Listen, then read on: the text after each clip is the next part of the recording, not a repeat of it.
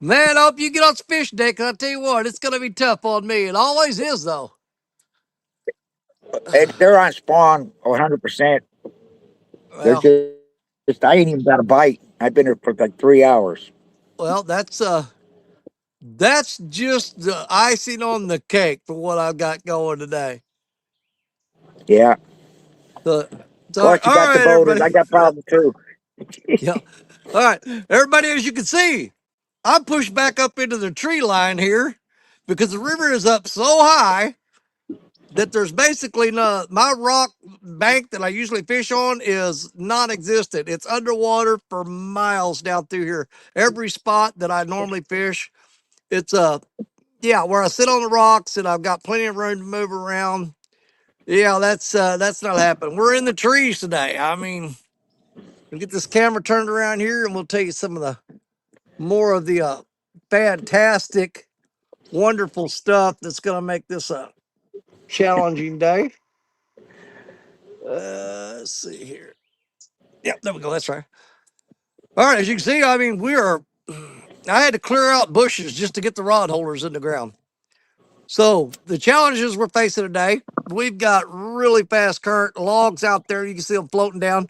There is grass bouncing along the bottom, piling up on your lines, and a possibility of getting snagged because the rocks that we normally fish on are right out there. So it is like just the worst gauntlet of snags that you could possibly imagine. If you do happen to manage to hook onto a fish, you've got to hope that he doesn't find a nice big rock to wrap that line around. Extra challenging. We are fishing what we refer to as a alternating current on an eddy. So at 1 minute the rods will be the current will be flowing that way. It may shift and go back the other way. I don't know how much that's going to be affecting us today because we do have a wing dam upstream that normally causes that, and it is pretty much underwater. So it may just stay straight line this way. But you'll see the rod's kind of bending real hard. That's a lot of times that's grass building up on it. But you don't want to reel in too much because all you're going to do is give away rigs. You just got to let that bait stay out there and hope that a fish will pull it, grab that bait and pull it off the rocks. We'll see. All right. And today I got with me Mr. Captain Dave Morgan with us. Gonna try to get on something. He's facing the difficulty of the spawn, which I am as well. I did fish yesterday, managed to catch five, lost a really nice one, but yeah, they're pretty beat up fish, so they are definitely spawning. So I we've was got trying to every. get. Yeah, I go was ahead, go trying to ahead. get out of Lisa's. They had me in the basement so long. I thought they locked me out, so I gave up. I hear you. Lisa kept talking instead of getting all. I even told her, bring me in. She didn't do it. She locked out her She. neighbor. Yeah, I mean, you could have just walked down the road and tapped on the door and said, "Hey, I'm running Yeah, I back." know. Well, I'm out here. I couldn't have done it. Oh, that's true. That's true. Oh, I would have if I'd been at home. Yeah, you can just call somebody at the house. Like, can you walk down the street and beat on Lisa's door until I'm in the basement?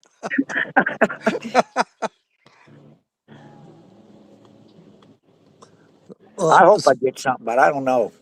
it's going to be tough, but that's okay. We're going to sit there and have a good time anyway. And speaking Yeah. of Lisa, Lisa was the first one in chat today. Look at her. She's going to keep you all day, but boy, she's in there first thing right off the bat. She's right in Oh there. boy. Miss Oh Lisa boy. Swain. I think she knew Angel. it. There's Angel Honeycutt from up St. Louis, Wade, about 3 hours upstream from me as the crow flies. Right up the river from me up in St. Louis, Missouri is Angel Honeycutt. Let's see what's up from the husband and wife team from St. Louis, Missouri. Yes, they are. Old boy outdoors out there, my buddy Larry. Larry and Fanny, we like fishing with them. He says, hello, Lisa, Angel, Danny, Captain Morgan.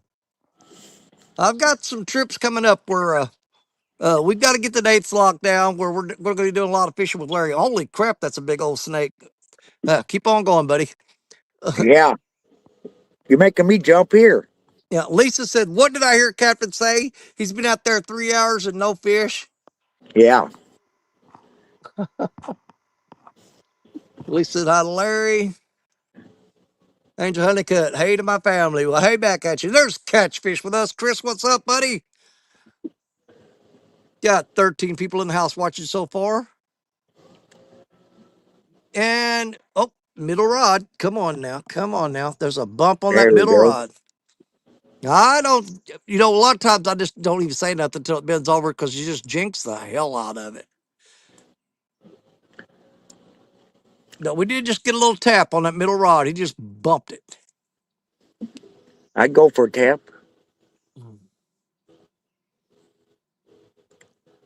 Yeah, I thought for sure what good luck was going to be all over today.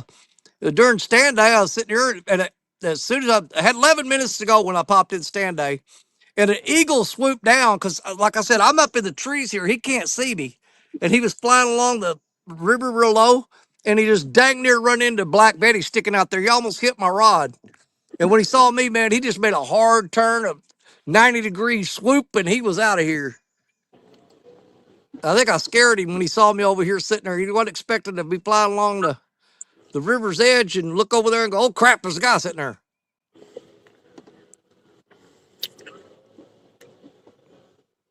Yeah, the river crested last night. It's been coming up steady for the past week and a half, and it finally crested last night. So we are slowly dropping now. Full moon last night, which may help us out. Talked to a couple guys that were fishing last night, and they said that as soon as the moon come up over the trees, they were giving it up because they just don't believe in fishing when the full moon's shining on the water. I'm like, well, I have caught fish during a full moon, but I've had a lot of people say they will not fish during a full moon. But if going by what they believe, the fish don't feed at night during a full moon, which I kind of, I'm on the fence about that. So that means they should be feeding during the day. Yeah, Randy told me to go to a different spot over here. It's called Ish Creek. And Okay. he said, well, there's a bunch of rocks in here. And he said, if there's anything spawning, they'll be up in those rocks. So I'm throwing up in the rocks. See what That happens is, there. yeah, that is something that may help me out a little bit because definitely there are rocks out there in front of me. There's a huge ledge that drops off. This is the big problem I got is it goes at a steady decline at about a 45-degree angle. The bank does, and then it drops straight down about 8 or 10 feet, a rock ledge, and then slowly goes dropping out to the main channel. So if I hook something big, I got to get it over a rocky ledge, which is going to be extra challenging. Yep. This whole bank's lined with big boulders and all out in the water here. We'll see what happens. That's what I fish in all the time. So I've donated so much gear to the Mississippi We don't River. have no current here. I got plenty of current. And right now, that's kind of a problem because it drags my line all across them rocks and just wraps it all up in there. Let me go back here. Chat picked up and I got behind. Okay. Catch Fish with us is howdy all. Howdy Angel. Lisa Swain. Lisa said, so blame Stan for that, Captain Morgan. Yeah. For what? Blame him for Hey, what? I guess for you being in the basement for so long. There's my sister, Miss. There's Yeah. my sister, Miss V, in the house. V, what's going on? Good to see you. She says hello, everyone. Let's see. Let's say hi. JTS Outdoors in the house. What's going on? Jason Terry, good to see you. Lisa says Terry and Jace, hey. And then there's Michael in the house this morning, Danny. Driving and listening. Well, welcome in, brother. Hopefully we can do something to kind of entertain you somewhat or whatever. I don't know if it's going to be with a fish or maybe just, hell, there's a patch of blackberries I'm sitting here. We may just stop and pick blackberries today. Who knows?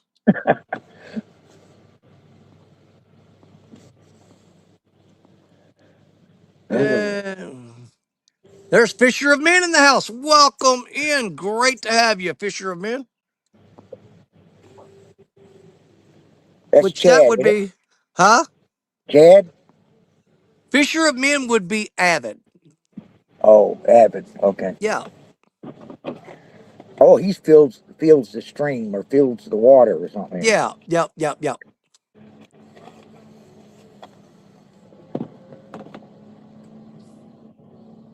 Hey, Abbott. The-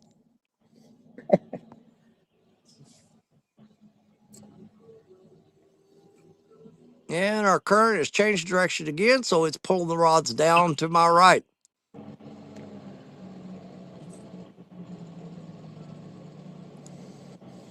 Well, we caught a few big gizzard shad, pretty decent ones. I mean, not real huge, but probably 10, 11-inch gizzard shads on stand day. And I've got one of those chopped in half, got the headpiece out there on Black Betty. And then I've got the other two rods have just got some small little 4-inch threadfin shad with the tail nipped off and holes punched in. There's Fanny Elizabeth. What's up, sis? Like I said, Yeah. we got some dates coming up. I got to get those scheduled where we're going to be fishing a lot with Larry and Fanny. Go ahead, Captain. I just said I'm just using skipjack on all of them. Yep. I don't use skipjack much anymore for some reason. They just do not want it here anymore. Huh. Uh, which I don't get because I can go to the spillway dam where I was at this morning on stand day catching shad, and I can throw a skipjack rod out there and catch skipjack like crazy in that spot. So it would be a natural bait for them here. They used to eat it like crazy, but Hmm. me and Richard Cluck, Jerry Parker, uh, we've had very little luck on skipjack for the past year and a half. They just got away from them. They strictly want shad. I mean, they absolutely tear the shad up. That's weird. That's the opposite here. They like that skipjack better than anything. Tennessee Yep. River. Well, they used to be like that here. Used to skipjack was your number one go-to bait. If you had that, you were solid gold, good to go. But dude, I throwed out 6 rods. 3 was skipjack, 3 was shad, and the skipjack rods would sit all day long without a bite, and those shad rods just be going off like crazy. Hmm. Probably what I need here. Seems like they're doing it here too. Not touching as much. Yep. Oh no, they just got the well, they don't have a taste for it for some reason.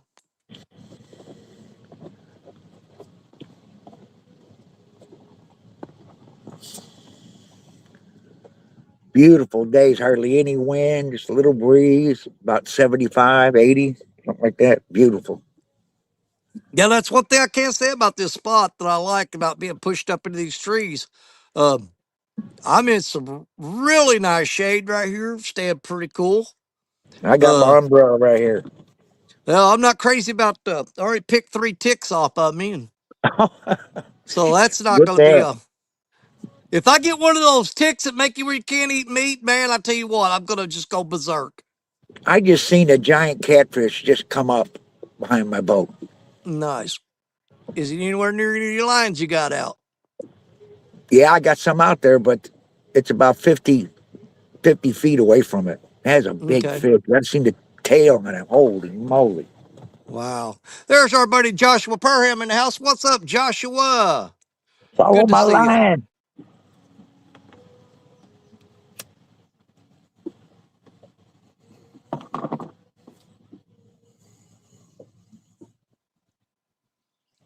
Whoa, that middle rod was bent over and it just stood straight up. I don't know what's up with that. It just stood up again. What's going on with that?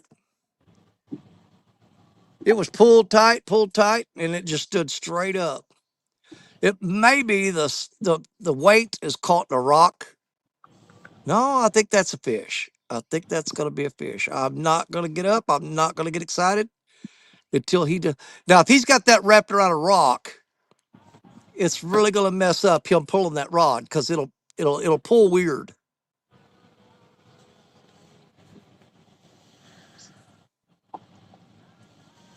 That's pulled back tight again.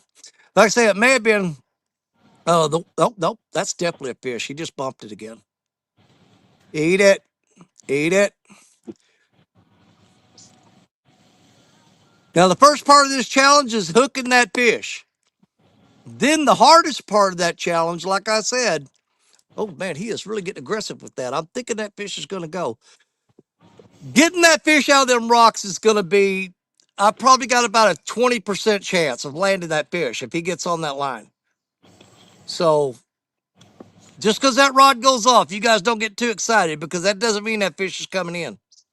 He is really, really working at that fish. May be on there. He may just be have that line wrapped around a rock, which is causing him to not be able to pull it as hard. I think we're going to Jerry Parker that fish. I think we're going to go down there and reel down on him and see if we can't hook him. Let's give it a try.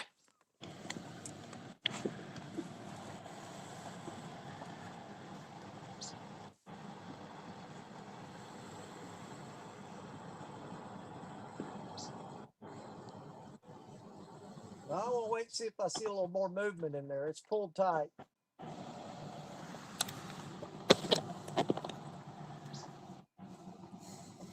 Ocean liners. Because there's a good chance if I reel this rod in, it's going to snag. It's pulled down, but it's not bouncing anymore. So either he's completely left it alone and the current's got it, or he's got it wrapped around a rock. One or the other.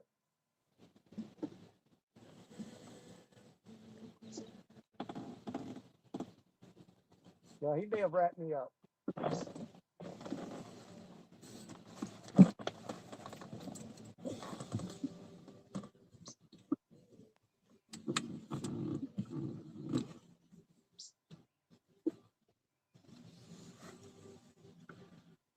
We'll give it a couple more minutes if well, he's still moving it. I don't think he's there. I think there's a bunch of grass on that line.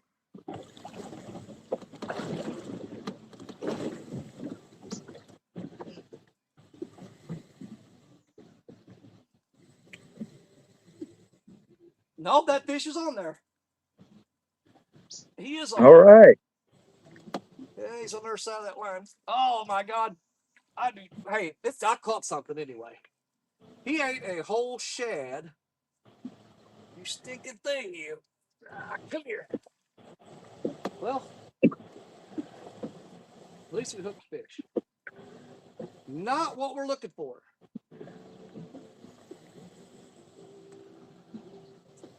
Not what we are looking for. And of course, he broke my weight off there.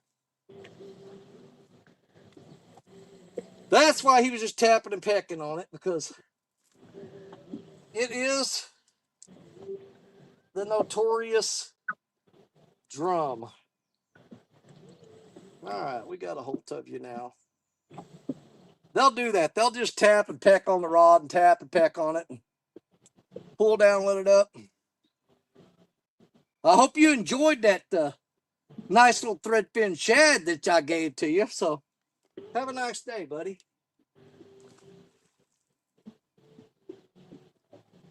And there he goes. He's swimming all crazy there. They usually will.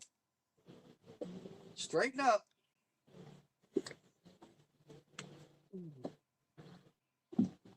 He's floating on his side, but he'll straighten up here in a minute. Just pull him up from real deep water. He'll burp that air out and he'll be good. Well, of course, I left my tackle bag in the truck. So I got to run up here and get that. There he goes. He's taking off now. I got to run up here and grab my tackle bag. And hope that my hearing aids don't start going all crazy because I get too far away from the phone. I'll be right back.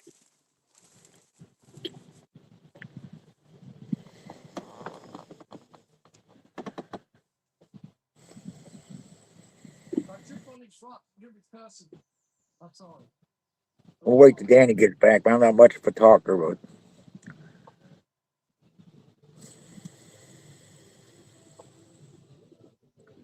there was a time I could catch fish. Well, about 3 weeks ago, I caught a 20 something pounder. Better than nothing.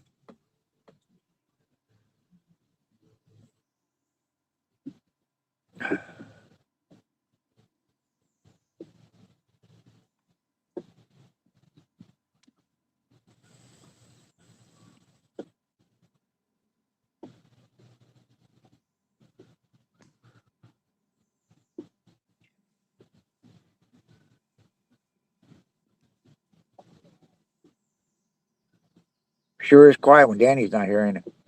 I can still hear you. I didn't know you could hear me. I should have said something good. Well, all the way up. I mean, my hearing aids are hooked up, so I was Oh, uh, I was 60 feet away up there on the road by the truck. Yeah, I could hear every word you're saying. But of all the days for me to leave the tackle bag in the truck on a day when I'm going to be snagged up more than any time other, I thought, yeah, that was smart. But if I can find my little scissors here, I gotta stand up and dig in my pocket. I gotta cut another drop line for my breakaway weight. There we go. I got some fingernail clippers. That'll work. All right. I'll be back in a second. All right, brother.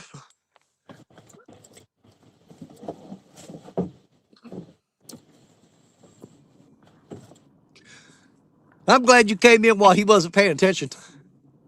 Well, I came in because I promised Avid I would announce something earlier and I forgot. But Okay. Avid, Well, Avid is taking donations to get rod and reel and tackle for a group of kids at the church he goes to so he could take them out and teach them how to fish. okay. Uh, Do you have some way of a link or any way of getting a hold of him with that that you could post? uh, Not at the moment that I get off, I'll post it.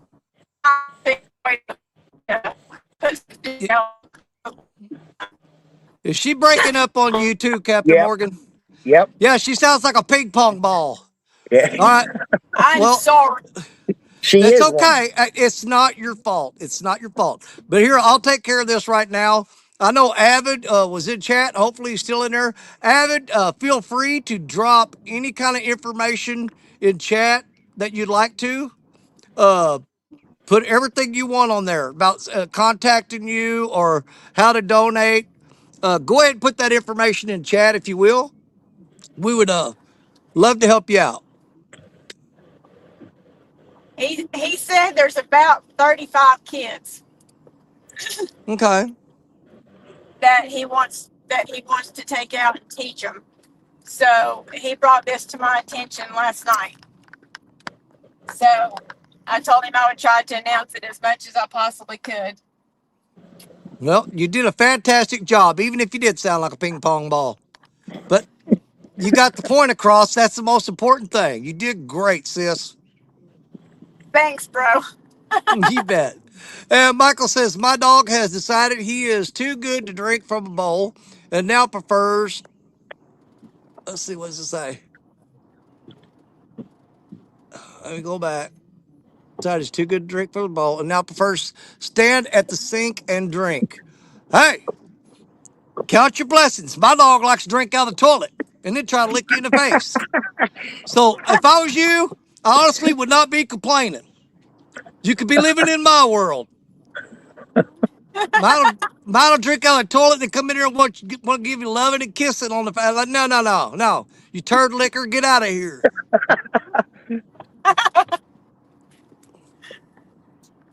That's And funny. Michael said, "See, Lisa, another year older, and already your memory goes." I know. I know. I'm supposed to be the one to remember everything, but I did apologize to Abbott. I told him I forgot. Hey, it comes with its blessings. You know, you start forgetting more and more, but it's a major excuse because there's stuff you don't want to do. You can say, "Oh, you know how I am about forgetting stuff." It can actually play in your favor if you play your cards right. All right, let me get a weight tied back on that rod. Let's get that back out there. 3 poles in the water is better than 2. Well, I'm going to hop off here because I'm stored lot now. So, Oh my God, there are See bees ya. all. I got bees all over this rod. Them little sweat bees, little tiny ones. Those things are vicious. Stand up there.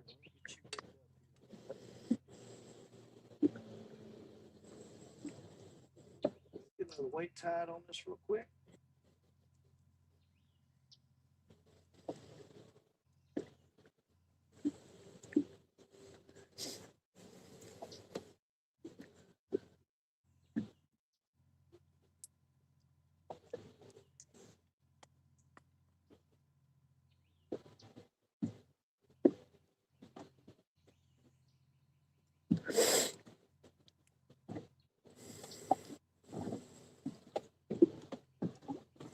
Well, on a positive note, we just caught that drum, and the way I see it, if we could catch a drum, we can catch catfish.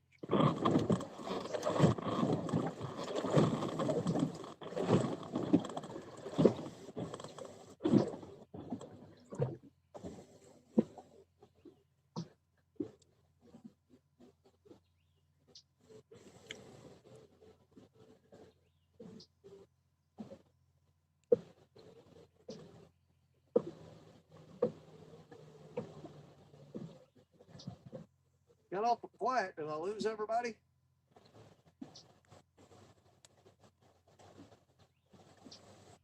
We could just rig it up, throw it out there. I'll see what's going on. It's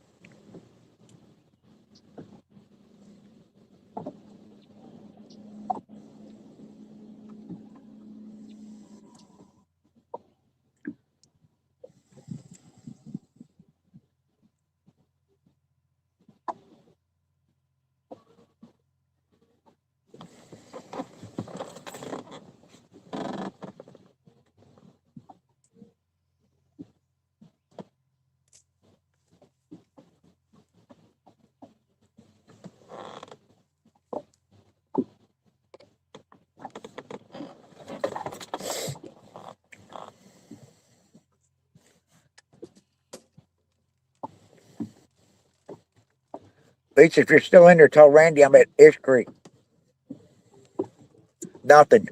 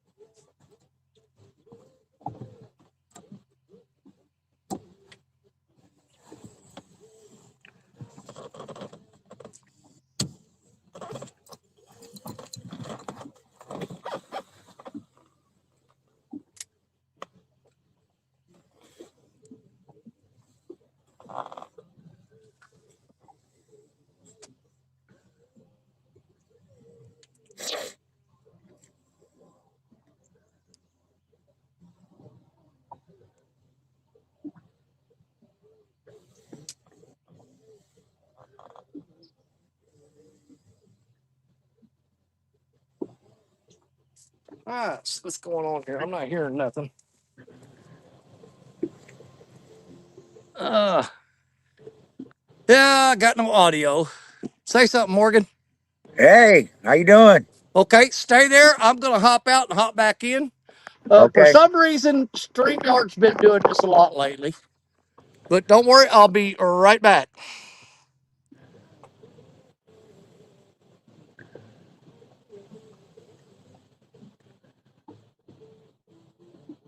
Just me now. I get stuck looking at me. I don't know if that's good or bad. I got to be better looking than Danny, I guess.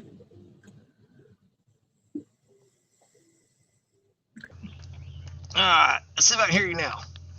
Hey, Much better, much better. I don't know what's going on with that. StreamYard's been doing that a lot lately where you have to hop out and hop back in because it loses that log right there is probably going to catch at least 2 of my lines. I hope it misses them. We'll see. Alright, what did I miss while I was dealing with that drum and then going to get a weight? I don't guess I missed nothing. Hold on. No, my chat's stuck. What's up with that? It's stuck on, see Lisa, another year older, blah, blah, blah, blah. It's stuck on that.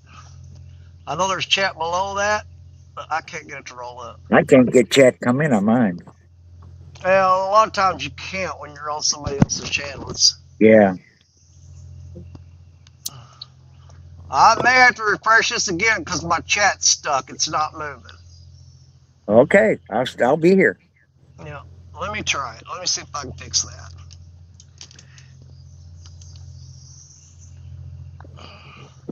Well, when I turn it up in TikTok mode, I can see it. Let's see.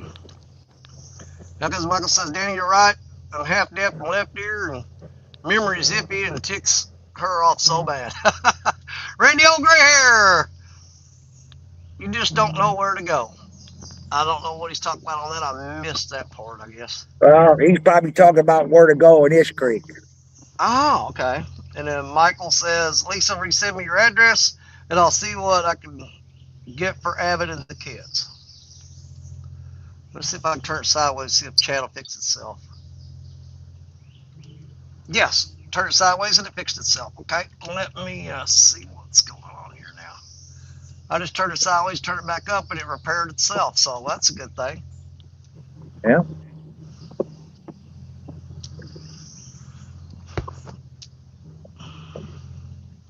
See, we got 18 people in the house today. It's a little slow today. But we appreciate the 18 that we got because those are the ones that always show up.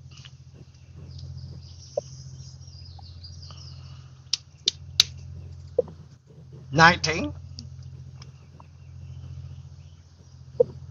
Yep, the way I see it, I mean, with the river being full of trash and the grass bouncing around the bottom stuff, but if we can hook a drum, then that means we can hook a catfish. Simple as that.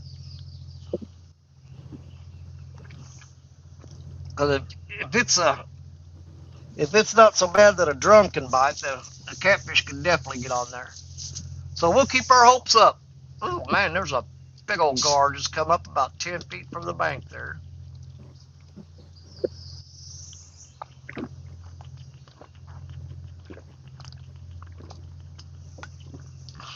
Uh-oh, Betty's getting hit. She just got a little tap, tap, tap. And now that bait there is the biggest bait I got out. It's about a 11 or 12 inch gizzard shad cut completely in half and the headpiece on. So that's a pretty good sized bait. And hopefully it's not a 2-pound channel cat just nipping at it.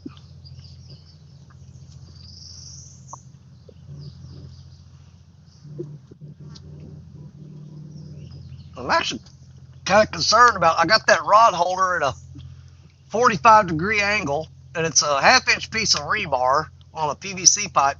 If I get a big enough fish and he pulls that down and it's straight in line with the river, he can actually pull that rod out of that rod holder. But I didn't want to stand it up straight because then the the tip of the rod would be way up there in the trees, and you guys wouldn't be able to see it.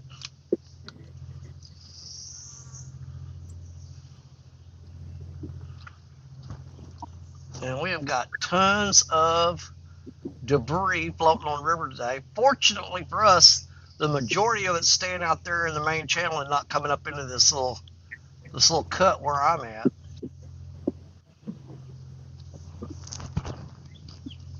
That being said, when a barge goes by upstream, it's going to blow all that trash over this way.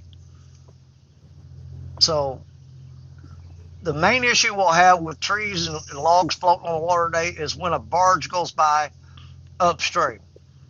If you see one, and I think I hear one coming, when they go upstream and they make that turn in the river right there, their prop wash is pointed right at us, and it blows those logs back toward this bank. There's Bureau Boys Outdoors says, good luck, fellas. Welcome in, Bureau. Good to see you. Yeah, I need that.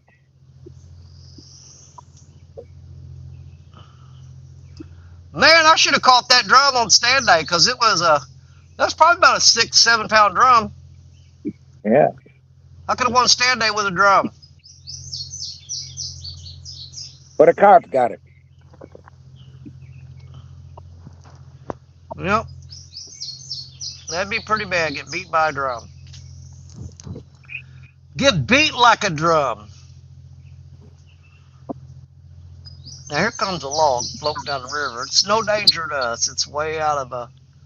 Oh, he jumped off there. There was a big old snapping turtle riding on it. He just jumped off there as soon as he saw me sitting on the bank.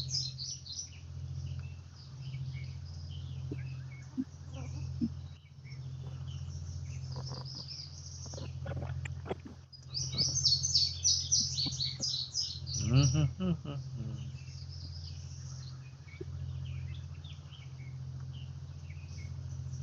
know, a lot of the catfishing guys, it's kind of hard to get them to come up and fish right now with fish being on spawn. Most people don't want to deal with it. Yeah. There's like, I got some yard work I can do that I don't want to do, but I've been stuck in the house for 2 weeks. I had to get out. oh God, I couldn't do that. I don't care if I even went to the river and didn't even take a fishing pole with me. I couldn't spend 2 weeks away from the water, man. I'd have to. Oh, it's been raining like you won't believe out here. Yesterday was flooded. I'd bring an umbrella. 2 weeks not being outside, no way, buddy. I couldn't do it. Oh, much if you was out with an umbrella in the rain, you'd be floating down the river. That's how much rain come down. What? I know, buddy. I mean, I'm sitting in the freaking trees. See, that's the thing. The rain, when it rains here, does not affect me at all. When it rains up north, yeah, it all comes to me. And that's the crazy thing about the Mississippi River. If you've ever looked at a map of the Mississippi River and every tributary attached to it, it covers an unbelievable portion of the whole United States.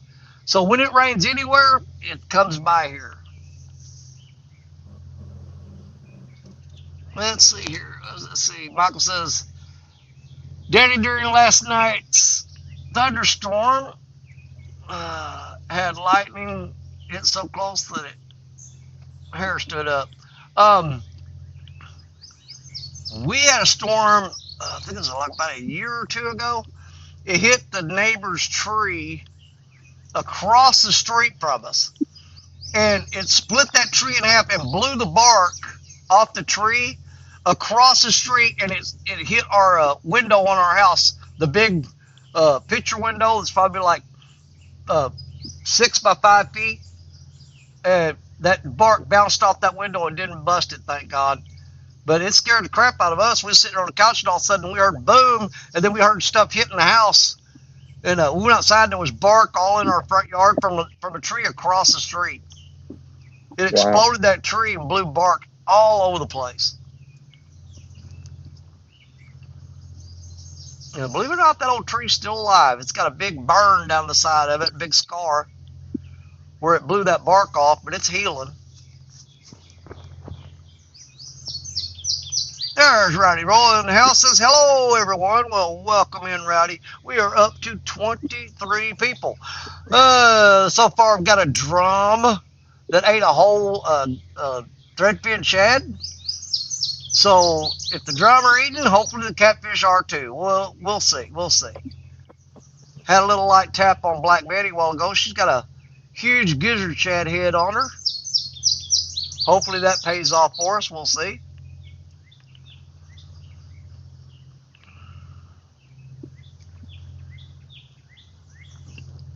Managed to reel that drum in through all those rocks out there. Of course, you know, you can almost bet every time you reel in you're going to lose your weight. That's why I use breakaway rigs with a float.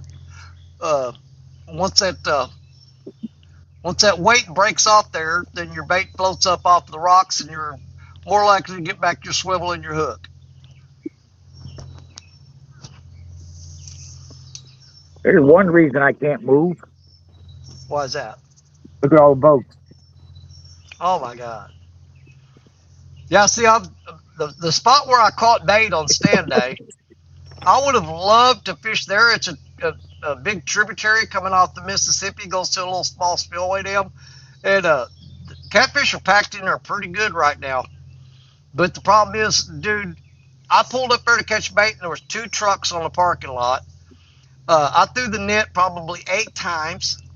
And by the time I packed up to leave out of there, 10, 15 minutes later, there were 12 trucks in the parking lot. They were all loading up catfish rods and heading toward the spot. And Yep. I just don't like fishing on the bank with that many people all around you. It's too crowded. So I'm going to let them have that spot today. And I'm sure they're getting on catfish pretty good over there. There's 14 boats in here right now. Yeah, that's tough.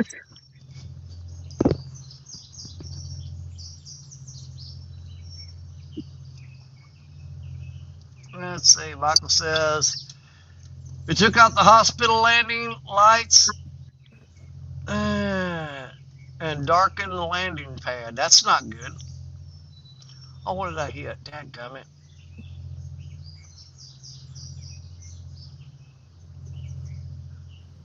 Well, I screwed this up. What did I do?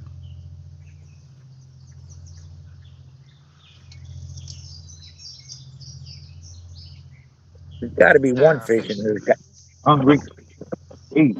Yeah. Well, see, that's the thing about the spawn. Everybody, the spawn basically, a lot of people won't fish the spawn because they say it's too challenging. But you got to keep in mind, you're only losing about half of your fish during the spawn. Actually, probably less than that. Because the only ones that are on the nest are the big males, or the males, breeder males. The females come in and lay the eggs. They go right back out and they go back to feeding. The smaller fish, the juveniles that aren't big enough to spawn or old enough to spawn, they're still out there. So you still got catfish you can catch. You got the females and you've got the younger fish that aren't old enough to spawn. So you still got probably, I'm going to say, to be conservatively estimated, I'm going to say you probably got about 60 to 65% of the fish are still out there that are feeding. You hear that fish? Where's the juvies at? That's it. A lot of times that's when you want to downsize your baits and go for those smaller fish because you know that they're not breeding. Yeah. But I always keep a big bait out there just in case there's a big giant female that's done laid her eggs and she's looking for something to eat. Yeah, I caught a 71-pounder in June at a tournament. So there was one out there.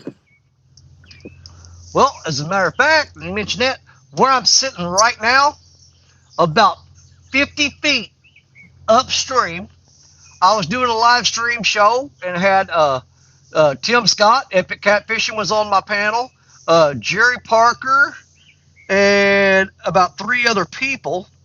And it was the middle of spawn. And Black Betty went down and I went down there, and that's when I caught. At that time, it was my PB. It was a 70-pound blue, and Tim Scott was on panel, and Jerry Parker, and then Creole hopped up there after I caught the fish, and they was telling him I just caught a 70-pounder on Black Betty, and he was like, "Oh my God, dude!" He said, "I just missed it." I said, "Yep." I said, I released that fish about a minute before he hopped up on panel. Yeah.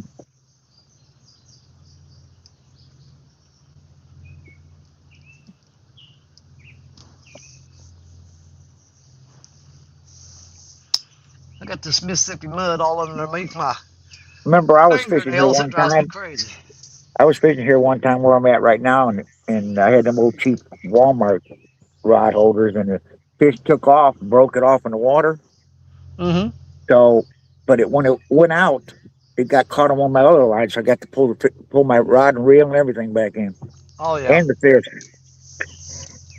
You'd be surprised how often that's happened with people. Yeah, I've done it twice. Where I actually, well, one time I actually, me and my wife Stacy were fishing downstream of here, and yeah. we went up to the campsite and was hanging out. Come back down, rod was gone, and I reeled up one of my rods, and it had that rod on it. Reeled it up and got the fish, and her PB is a 36-pound piebald that she caught. The same thing happened. We were up there that same night. We were up there at the camp and sitting by the fire because it was late fall. It was cold. And I went back down and her rod was gone. And so I started casting and casting and casting. And finally I hooked the line. And I started pulling up, and that rod was like 20 feet off the bank. And she started reeling it up, and she thought she was hung up in some brush and stuff because it wasn't fighting. And when she pulled it up, it was a 36-pound piebald. Eyeball, yeah. Yeah, but he didn't fight at all. It was just like dead weight. But as soon as his head broke the surface of the water, he took off like a rocket.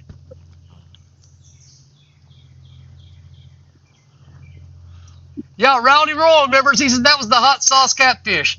I was actually drinking hot sauce out of the bottle, and we looked up, and the rock went over, and it was down, and I set my hot sauce down on a rock, and I went there and caught that fish, and it actually broke my pinky or dislocated it when I grabbed that fish. But come back there and it flopped out of my hands. It knocked my chair over. It knocked my tripod over. It knocked my camera in the river. And I had to grab it real quick. And the worst of all, it hit my bottle of hot sauce and shattered it on a rock. So, yeah, Rowdy Roll remembers that. The old hot sauce catfish. He busted my hot sauce bottle. Well, you need to catch him again there and slap him a couple times. Oh, that's right. Well, that fish beat the crap out of me. But yeah, if you go back and watch that, I cut that down to a short, and you hear Tim Scott and Jerry Parker and all them laughing because I'm sitting there holding the fish and it starts flopping, and you see stuff just like getting thrown everywhere, and all of a sudden the camera went dark, and they were like, Yeah. "What happened? What happened?" It goes, "The fish knocked the camera in the water," and they all started laughing. I'm like, "Man, you guys are cold-blooded, man." Well, the sheriff's out here probably going to come over. He's coming over here to check everything. Yeah, leave it live. Let's have fun with it. He's looking at me. Hey, act like you're doing something wrong, so he'll come and talk to you. Now, I don't want him over here to mess up my fishing. There's a whole bunch of people in here, but they ain't fishing. Yeah. Well, he's gonna go for the guy fishing first. I guarantee it. He's not gonna bypass you and give you time if you've got anything illegal going on to throw it overboard or something. You know what I'm saying? Yeah. He's gonna come to you first. We'll see. I hope not. I hope he goes and checks these people out. Yeah. Because Yeah. the thing that you throw out there's way up front and it's underneath the thing and it's probably soaking wet and everything else. Oh, I got a nibble. Uh-oh. He's gonna pull up there as soon as you get a fish on, or start getting it. Yeah, I got a hit there. Michael said, what did Michael say? Michael said, I was at a tournament and a guy slided a Berkeley rod, went skipping across the water. A little light show, skipping across the water there. Well, we know we got some good fresh bait out there, so I'm hoping a big catfish is cruising these rocks down here. Comes up and finds it sometime. I got all day. If them fish think they're gonna just not bite for a couple hours and I'll get bored and leave, they are seriously wrong. So if they're gonna eat it later, they might as well eat it now. No point putting it off. There's Mike Chavez announced what's going on. He said, howdy hi there, friends and neighbors. Welcome in, Michael.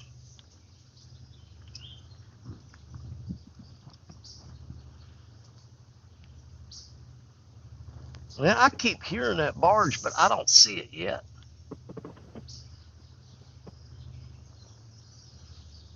So I don't know where he's at. He's around the bend of the river. I can hear him coming.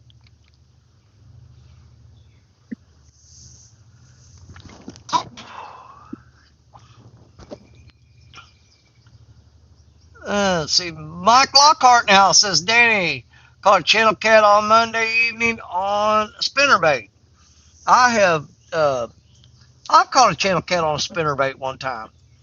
I was fishing under a bridge trying to catch bass, and threw a spinnerbait by a log pile. It was kind of just drifting it past it and reeling, and a rod folded over, and I thought, man, that's a good bass.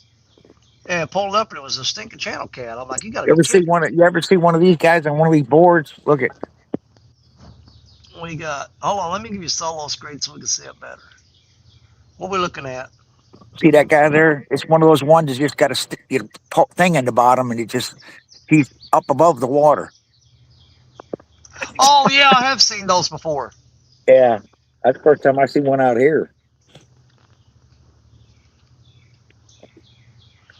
Yep, that's something I won't be doing. Yeah, I'd fall off as soon as I got on it. That's one thing about getting older too. Your balance is off. Oh, absolutely. Especially like, well, I got all kinds of ear problems with your ear. I mean, that's the center of your balance right there. Yeah.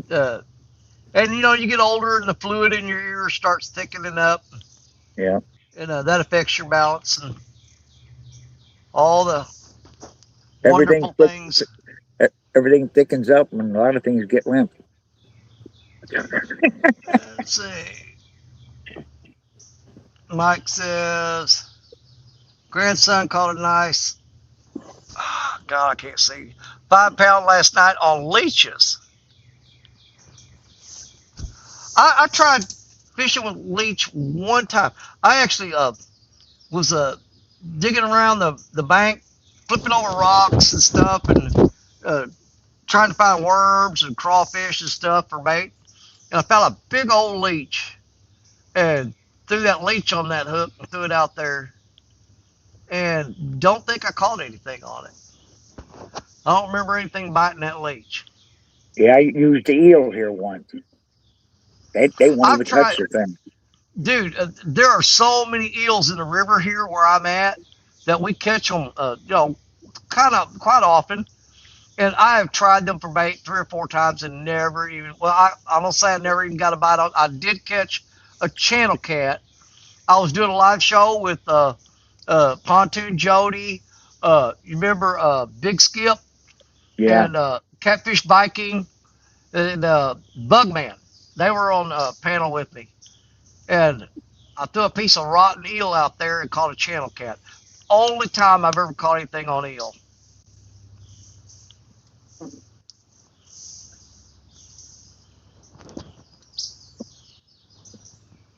And we're up to 26 people watching. Thank you very much. I appreciate it.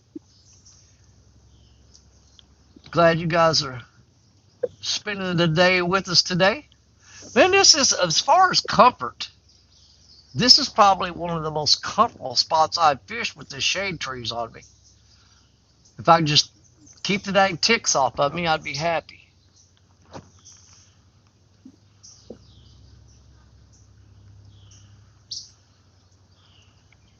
Yeah, I go home and tell my wife, I say, hey, I picked 3 or 4 ticks off my legs and arms today. I wanted you to check the spots I can't see.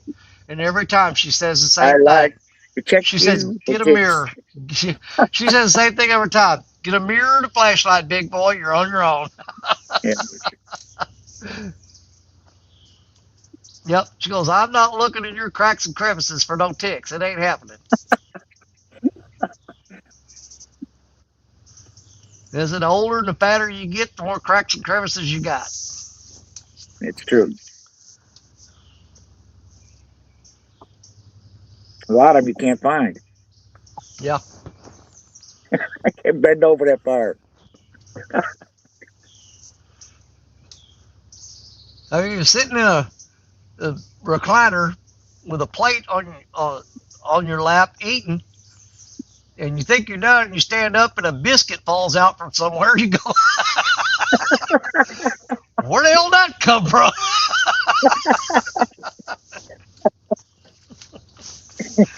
I stood up and I found hope the that biscuit. don't happen.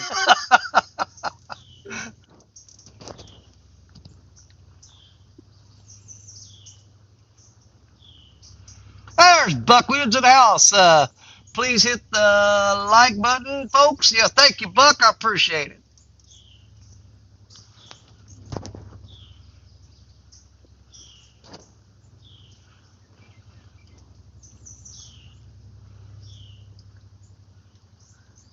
I hate to let them rods sit out there for a long time, but I'm scared if I reel in, I'm just going to get hung up and lose a rig. So I just let them soak. It's got Yeah, super fresh bait, so it'll stand up out there a little bit longer than frozen will. if they Eventually, were I hitting will have better to. this, I'd change my bait, but ain't no use. Yeah. Well, I say that they ain't gonna bite the first bait I throw out there. I'm not gonna reward them with fresh stuff. Yeah. If you wanted fresh, you should have ate it when I threw it out there.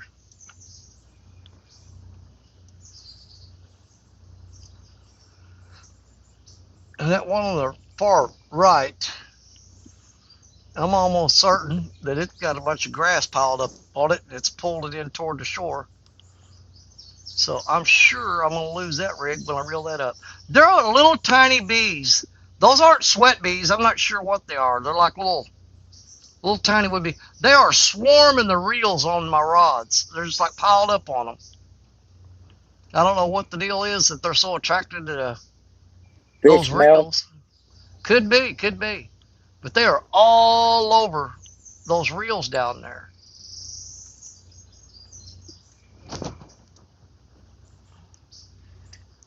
Let's see, my wife tells me you played in the woods. You find the.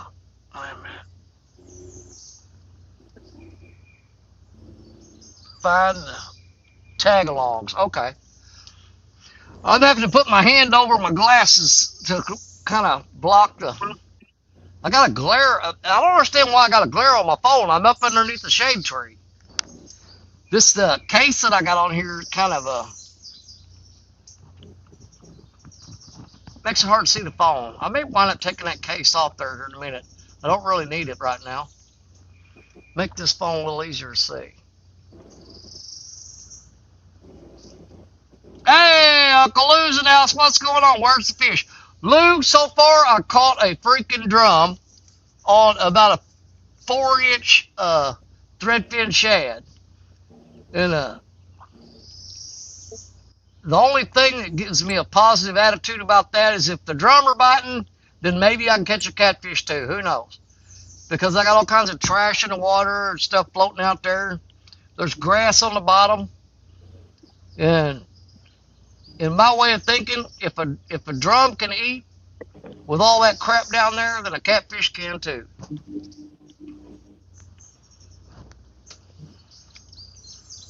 Oh, Yep. I really need to reel that right rod up and check it, but God, I don't want to. I do not want to reel that thing in. I'm almost certain I'll lose that rig if I do. Let me go ahead and try to pop this case off here. Last time I did this while I was live and tried to pop this phone case off, I shut the live down. So I'll try to be careful and see if I can do it without doing that. Let me find the edge of it here. Yeah, last time I tried to take this case off, I shut down the live. So I'm gonna try to be super, super careful.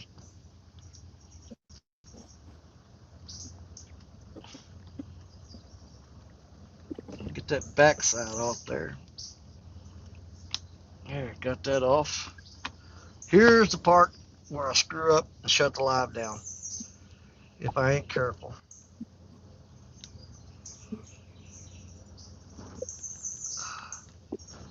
If I get this phone case off here, I'll be able to see that screen better. Alright, I'm gonna lay you guys on my knee and hope I don't mess this up.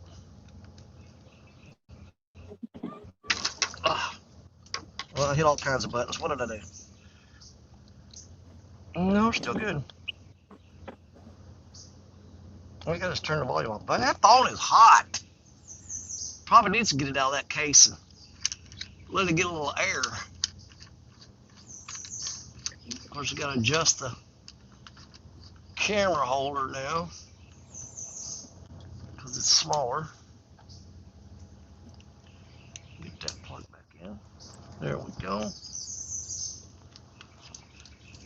Oh yeah, I can see that a little better now. Let's see, what did Uncle Lou say? Should have a ball of crawlers out there in the grass. That would be an absolutely excellent idea. If I'd thought about that, I'd stop and grab a box of night crawlers on the way here. I didn't even think about that. That is a good idea. Especially with the river coming up into the... And here's the thing, dude. I got like 150 crawdads at the house. With the river coming up into the woods like that, that'd be your ideal bait to be throwing. The stuff that would be washed out of the ground and stuff. Oh Because yeah, that's what they're going to be looking for. 100%. If you had night crawlers, if I brought those stinking crawfish with me, I could throw them out there. Man, there are fish rolling. I mean, 3 feet off the bank in front of my rods. One just boiled up there and rolled the whole water up. It's big, whatever it was. I'm sure it's probably a carp. More likely than not, is a carp. Swimming that close to the bank and flipping his tail and causing the water to boil up.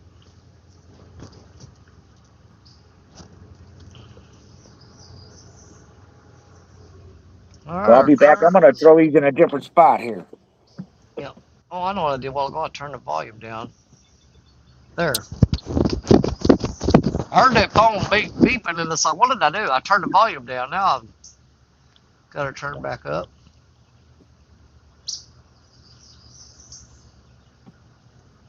Here goes 2 barges back to back, right behind each other.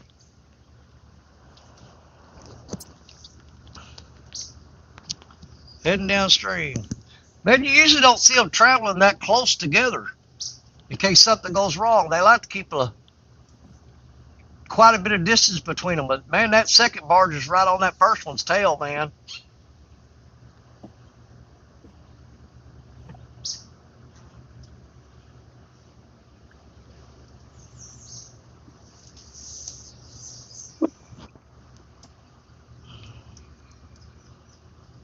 Yeah, Lucy, yep. Those as well. Sending some of that water back up the Mighty Mo. Yeah, you guys are dumping it all on me, man. Dadgum Missouri River and the Ohio both are hammering me right now. What is that swimming there? Oh, that is a baby soft-shell turtle swimming around out there right in front of my rods there. He's just a baby. Yeah, Missouri River and the Ohio both are just dumping all kinds of water and trees and all kinds of stuff on me right now. I'm literally getting hammered now.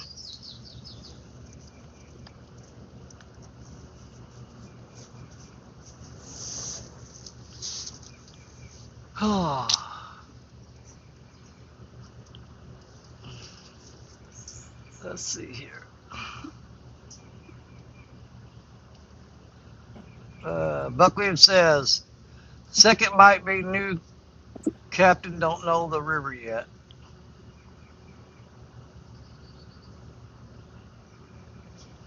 Mm.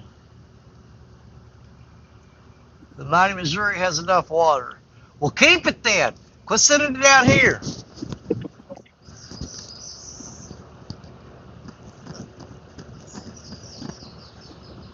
Now, Jerry Parker eats this crap up.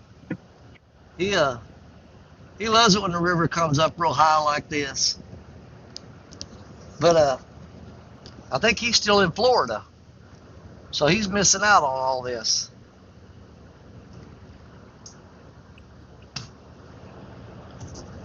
Yeah, his favorite time to fish the river, or should I say favorite conditions, it's not his favorite time,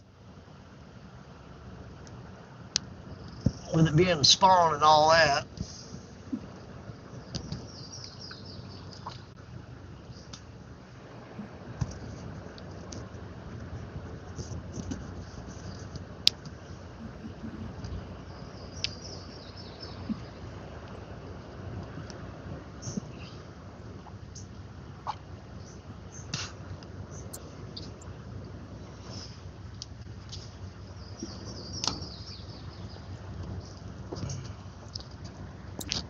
Get that hearing aid. There goes that turtle swimming right in front of me.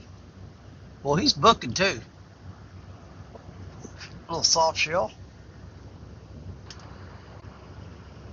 He's getting it. He's swimming like something's after him.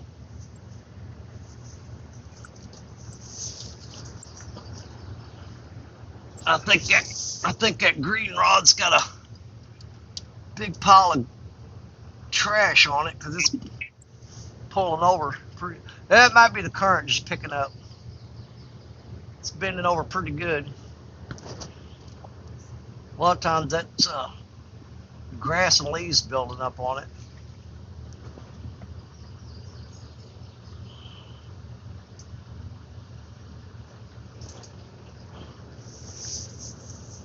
Man, I got to get a more comfortable chair. This thing just kills my back and my butt.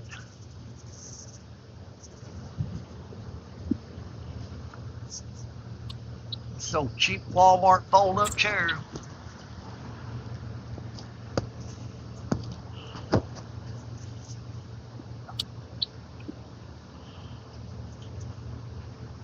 I just break so many of them.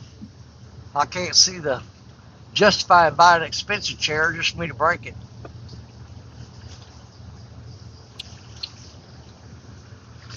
And I'll tell you what, if you ever go fishing with Jerry Parker, make sure he brings his own chair. Every time Jerry Parker has ever sat in one of my chairs, he broke it. Every time. Because when he stands up, he puts his hands on the arms of it and pushes up, and he breaks the arms off the chair. Every time. Yep, I've never fished with Jerry Parker where he used one of my chairs that he did not break it. Every freaking time.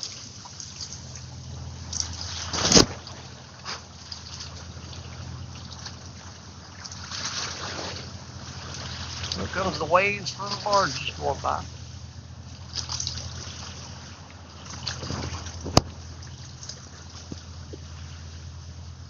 Little splashing action going on there, make it sound like the ocean.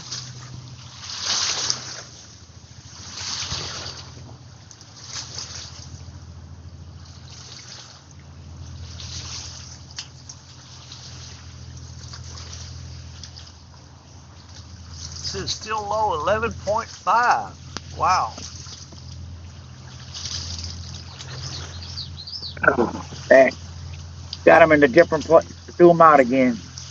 And I downsized, I cut it smaller. Yeah. What happened? Let's see. Daddy, I bought a $90 Ozark Trail 10 years ago. Still working fine. Ozark Trail chair? Well, I'll tell you what. I got a challenge for you. Go fishing with Jerry Parker. Let him sit in it. If you want to test your chair and see if it can be broken, let Jerry Parker sit in it. I don't know when he's coming home. I need to call him sometime today and see if he's still in Florida or if he's on his way back. I don't know when he's coming back.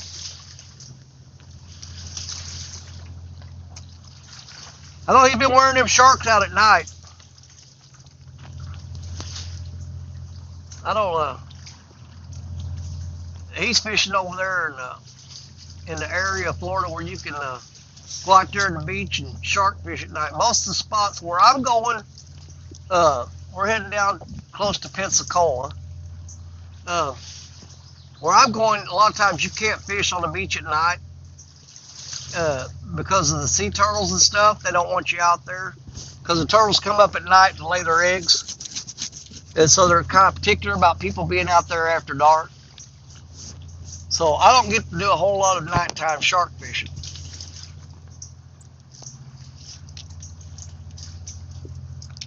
That's when you generally catch the bigger ones.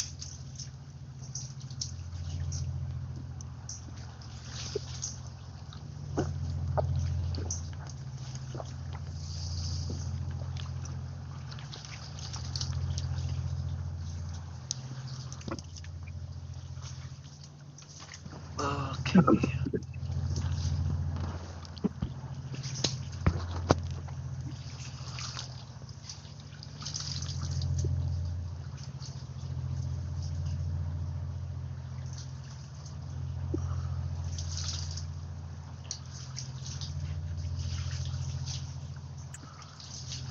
Seat doesn't sink down as far. Okay. You see that one that they got up at Walmart, got the shocks on it? Yeah, I've been thinking about getting one. Here's the thing, though. They're $80 though. I know, but I mean, this chair I'm sitting in now, it is hard to find a level spot on these rocks to set a chair. Yeah. I mean, they got all these giant riprap rocks on the bank, and yeah, it looks like there's weeds and stuff there, but there's rocks underneath there. And wherever you set your chair at, it's really hard to find a level spot. Yeah, probably work with those shocks. You probably put them on the rocks and it'll bend down. I Yeah. didn't think about that. That might work. Yeah. Yeah, if it puts more pressure on, pressure on one leg than it does the other, it'll kind of even itself out. Yeah, I was thinking that, if it's unlevel in the front and in the back, if it's on some rocks, it should level it out.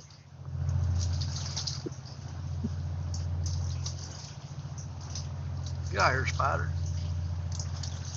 Michael said, stepson sat in it like a typical kid. He flops down in the chair. His backside drops from 3 feet above the chair. You ever get hooked by a hook? Do what? Well, first, got a hook stuck in you. Oh, a bunch of times. Where's the weirdest place? I don't think I've had it stuck in any weird places. It's I mostly did. been My nose. Oh, mine have been all in my feet and my hands. Mine was in my nose. I've had, yeah. My brother was casting with bass fishing. He was going to sling it way out there. And it was a trouble hook. Got caught up in my nose. Oh, my God. I had to go into the hospital with a hula popper on my face. There you go. Yeah, mine have all pretty much been That feet hurt, and hands. boy. The one that hurt the worst, caught a catfish and I grabbed him by the lower lip, and he flopped and he buried that hook up in me. And I had to grab him with my other hand to try to keep him from flopping because he was going to rip that hook through the meat of my hand.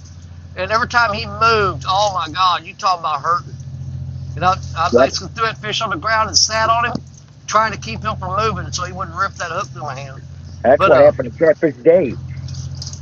I've stepped on hooks in the bottom of the boat and had them run through the bottom of my shoe and get in my foot. And then you gotta well, how are you gonna get the shoe off when it's going through the sole of the shoe and into your foot? You talk about that's tough.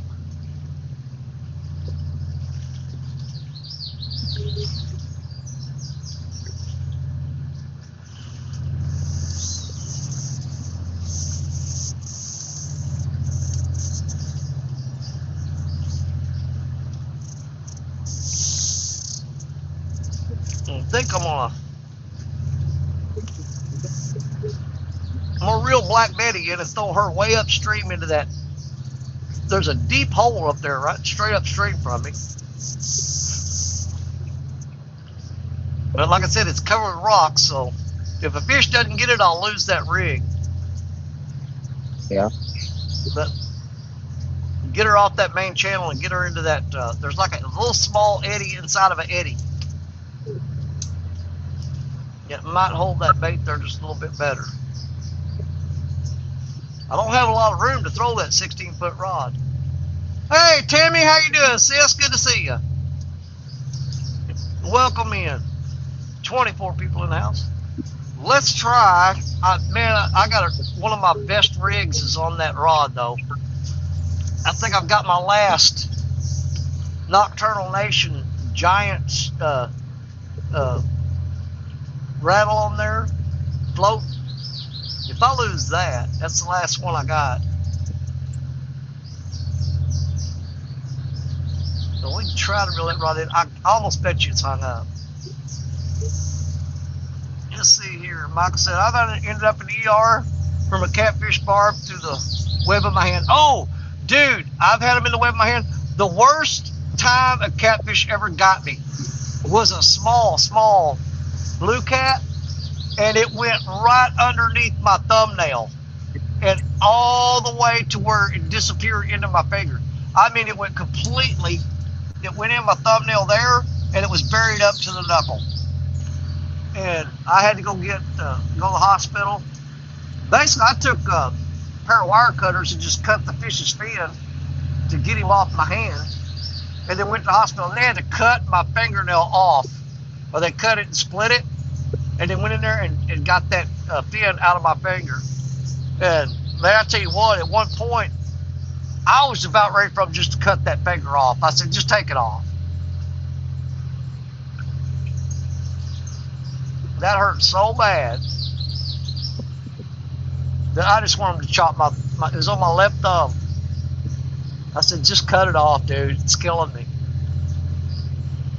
That's probably the longest ride to a hospital that I've ever taken, because every second felt like a minute. Well, mine, when I got it up my nose, they kept laughing. I didn't think it was funny. Yeah. That hurt. Yeah, Tammy said, Danny, I'm glad you're doing better. I'm doing better today. I have my good days. I have my bad days. I've missed a few Sundays here lately because it just wasn't. I have some days where it's just like I ain't doing nothing. I'm not getting out of the house.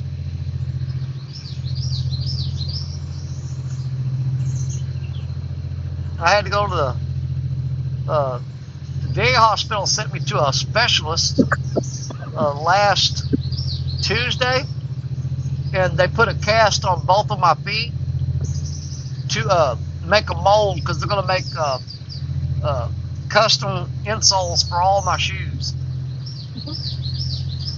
Because I got that in the right foot, I've got that, it's plantar fasciitis or something like that. I don't know what that crap is. I know my right heel hurts like hell. It's just one more thing added to the list, you know what I mean? Yeah. All right, I'm going to try to reel Black Betty up in holes. Hope we don't lose the rig. And I'm going to freshen that bait up and throw that as far upstream if I can get a clear shot here to throw that rod. Let me reel her up and see if she's hung up.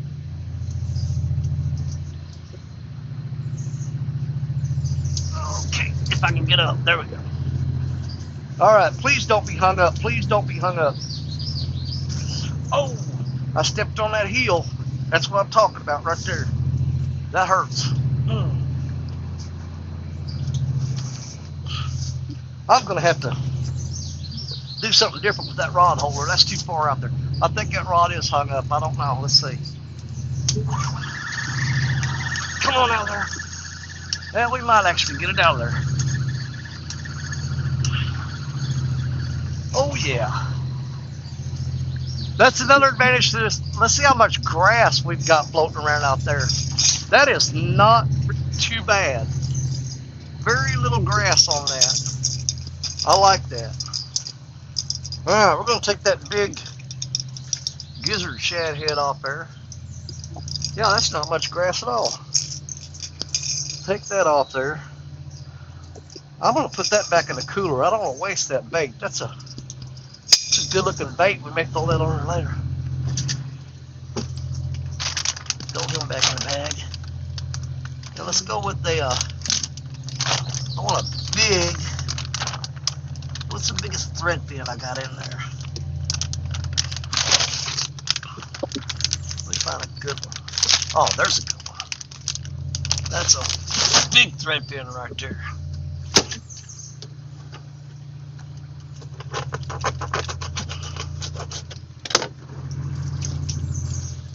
We're still gonna cut him to about that size right there.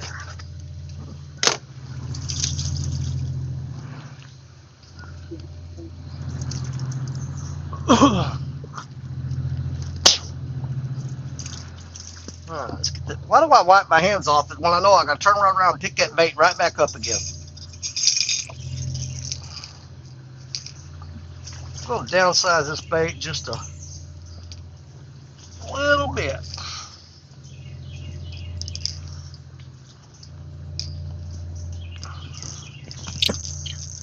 Alright, let's see if we can get this out there now. It is not easy throwing a 16-foot rod when you're standing under a tree.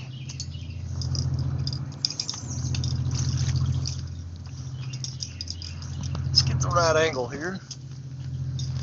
Make sure ain't no limbs above us gonna get us. I want to go for that spot. I know exactly where I want to go. Right there. Perfect. Perfect. I could have went a little bit more to the left, but I'm okay with that.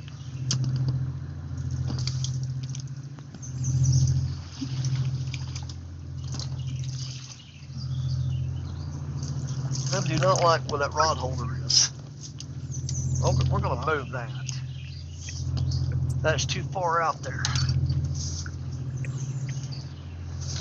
Back climb over that log to get to it, that's too far. We're going to move it right up in here.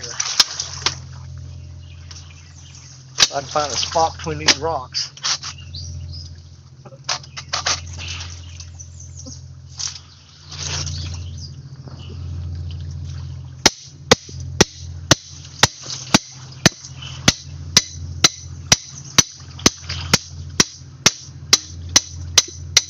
That's better.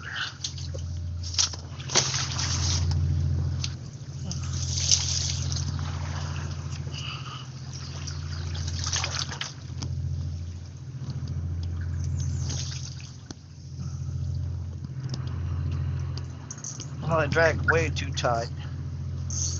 That's better. Yeah, we can live with that.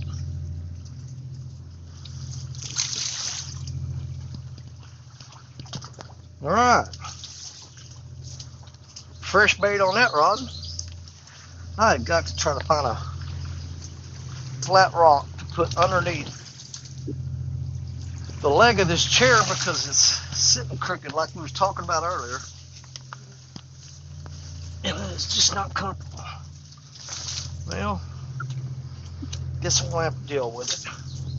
All right, well, scoot up into the bushes a little further here. Okay. Michael says, hey, Captain Morgan, as much rain as you've had, find creek outlets and post up at the mouth, cast them back out from there. Yeah. There's just so many boats out. I'll just stay here. Yeah. Yeah, sometimes you just gotta say, screw it, I'll just deal with it. And I got to pull anchors up and all that stuff. I don't have the money for a spot like I wish I had a spot like, but I got to pull anchors, and I'm going to be 70. Yeah. I can still do it though. I can too, I just don't want to. We were, I have to. I have no choice. me and Richard Cluck, Josh Dunnigan, and Jerry Parker, we're all fishing on Richard Cluck's pontoon last weekend, or it might have been a weekend before last. I can't remember. And we was having to double anchor, and we was taking turns. But man, I'll tell you what, when it came my turn to pull that anchor and throw it, I was like, oh my God, I did not want to do it. See, there was a barge upstream. Now, he'll probably wind up pushing a crap ton of logs over here on us. That's the first one we've had to go upstream since we've been here. And I almost bet you he's going to push a bunch of logs over here, and it's going to mess our rods up. And we'll have to pull them up and wait 15 minutes for them all to pass by. Then we can throw back out.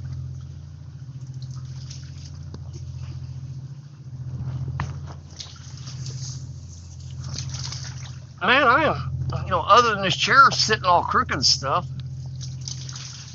this is probably about the most comfortable spot I've fished in a while, is being up in this shade and stuff. Not sitting out there in the direct sunlight. I hate that.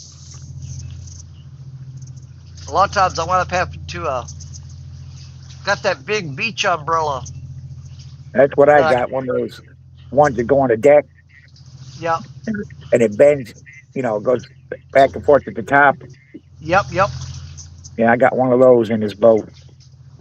Well, I got one that belongs to my wife. I'm not supposed to have it. But a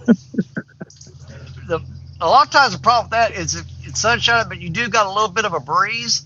9 times out of 10, you put that umbrella up to keep the sun off of you, but it also blocks the breeze where you don't get the breeze. So, you're getting the sun off of you, but you're killing the breeze that was cooling you off.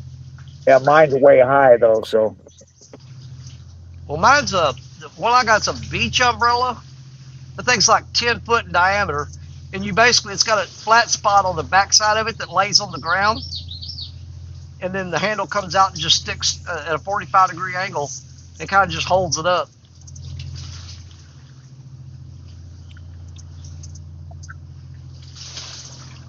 What keeps running through them bushes right here by me? Good God. There's something in these dadgum weeds I'm sitting in. I can hear it running through the leaves. Probably a big old rat trying to get into my lunchbox. Water temperature's 84 here. I don't know what it is here. I'm sure it ain't far off of that. For sure, what do you hear?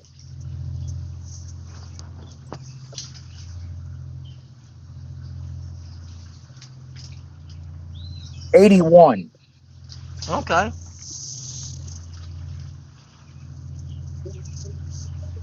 It cracks me up though. I look on the sonar and I see fish.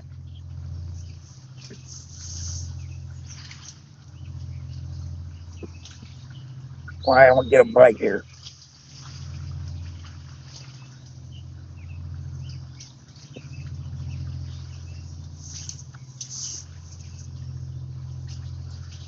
There's a breeze.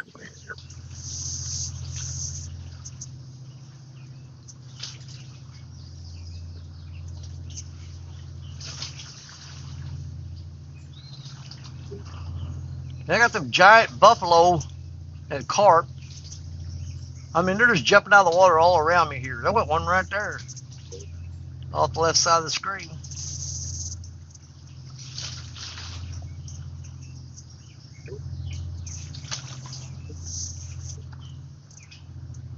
Yeah, I reeled that last rod in. That bait still looked good. I mean, it's a big headpiece off a gizzard shad.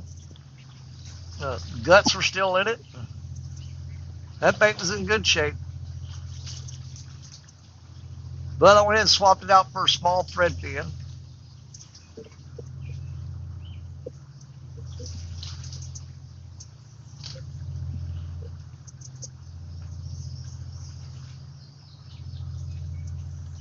Now I got much better spots I can fish right now.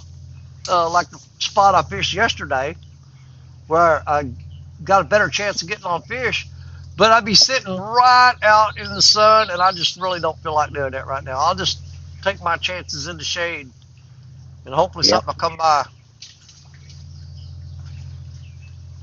I know I can move and probably catch something, but I don't feel like pulling anchors up and moving. And go sit there too and not get a bite.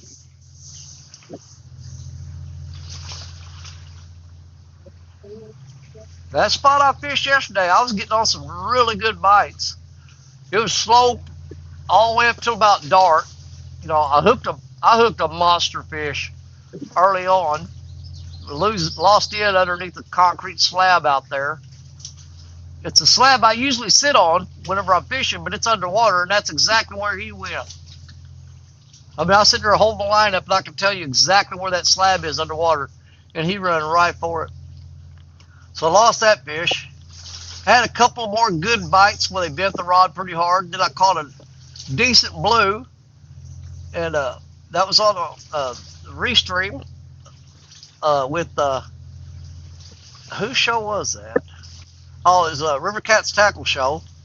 I caught that blue cat, and then they ended the live, and I hung around there for another hour after it got dark, and I caught 4 more blues. But they were all like 5-6 pounds. They wasn't nothing really, big deal.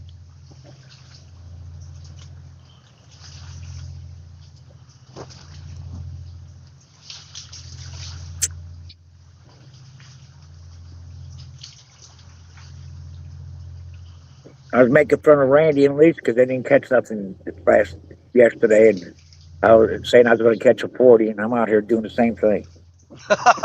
Well, she just popped back up in chat, so that was really not a good time for you to say that. Yeah. Because I guarantee I think she telling me. Dude, I think she carries a little notepad in her pocket with a pencil. Anytime somebody says something, she pulls that notepad out and writes that crap down, puts the time, the date, everything. Hey, there's my buddy Jose 803 Pan Fisherman. What's up, Jose?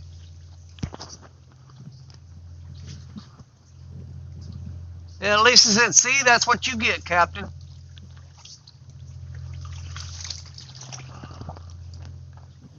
Boy, I'd like to catch one right on when she said that rod take off. That'd have been nice. Oh, God, yeah. It would bend over double. Nice 40-pounder.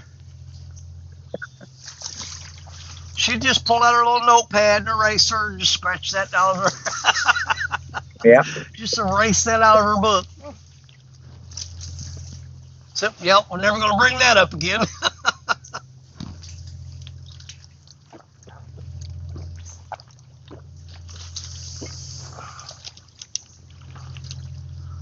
Oh, don't get me wrong. I have no doubt because I've done it before. This time of year, fish on spawn, river all trashy and stuff. If I sat here for as long as I could, eventually I'd hook up on a really good fish. But I mean, you might sit here for almost 24 hours and finally a rod will go down real hard. Just putting the time in.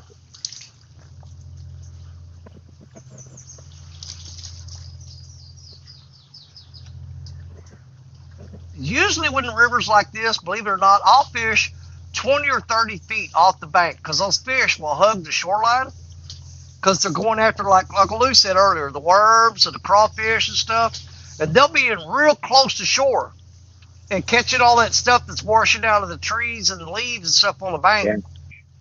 And normally I would throw these rods out, I'm seriously 30, 20, 30, maybe 40 feet off the bank, almost fishing straight down from the rod holder. And man, you will tear them fish up. But there are right there out in front of me, there are so many huge rocks. At least when I throw way out there, I'm getting into a little bit more of the mud that's on the bottom. It's got them rocks buried up and covered up.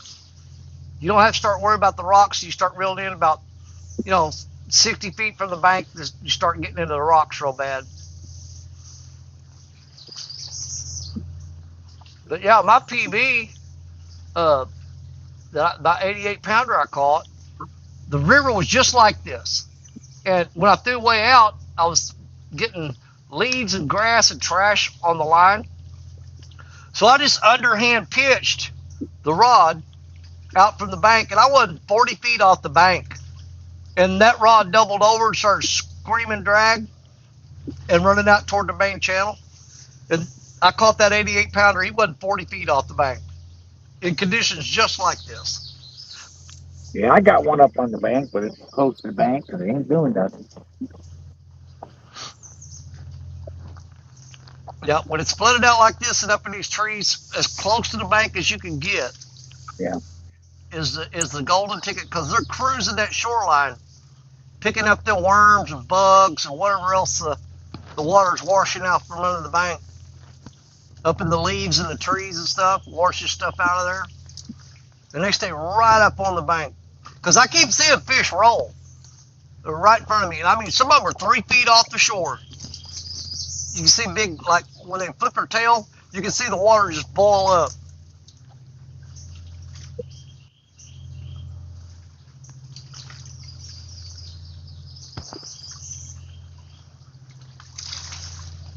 There's XM Vibes in the house. What's up? Welcome in.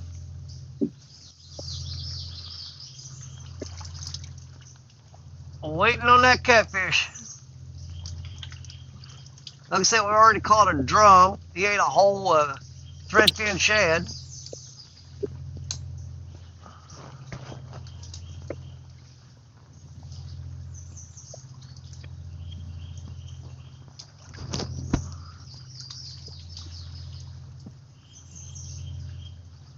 Yeah, as much as I don't want to catch a bunch of drum, catching one kind of makes me feel better about there might be something else out there eating.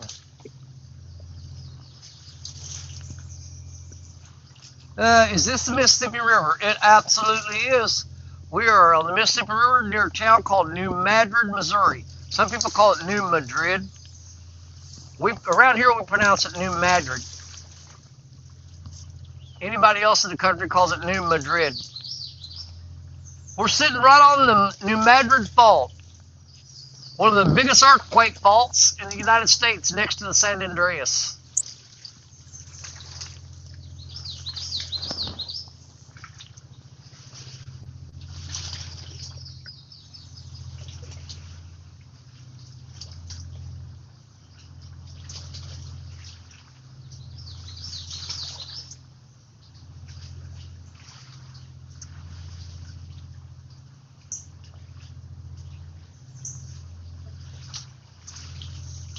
I may have that leader a little too long.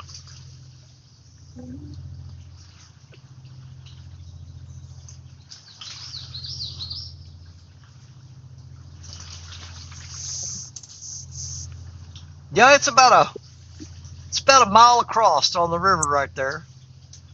Pretty wide.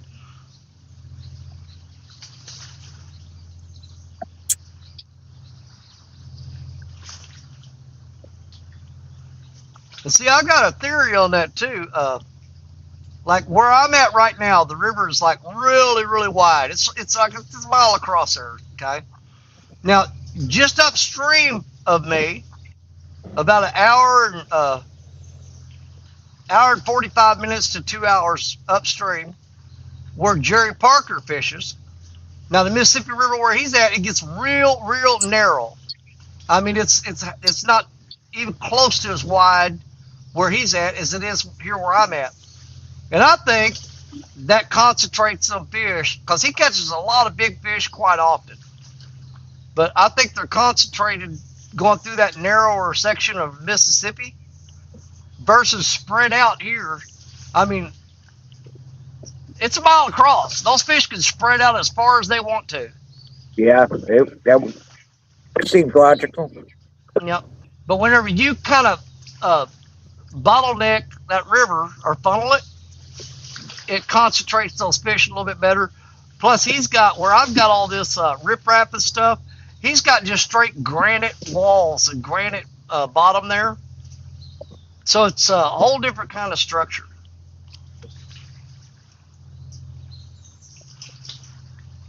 Yeah, I've caught a lot of good fish up there where Jerry Parker fishes.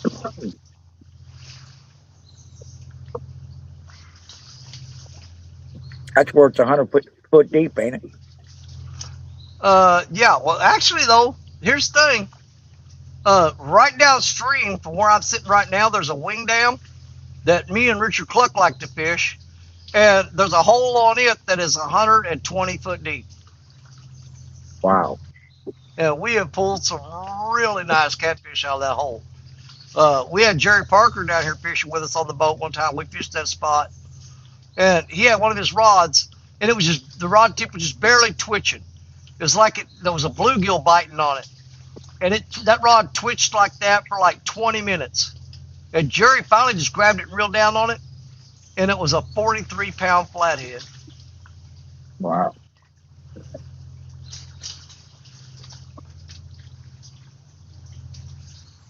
He was just barely moving that rod for forever. And he said, you know what? I'm going to reel down on that fish and see what's going on. And when he reeled down on it, that rod bent in half, and they go, oh, man, that's a good one. There's Crappie Day Fish on in the house. Welcome in. Good to see you. Welcome in, welcome in.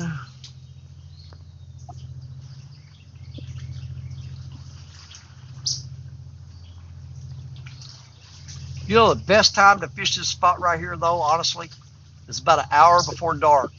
They start biting good.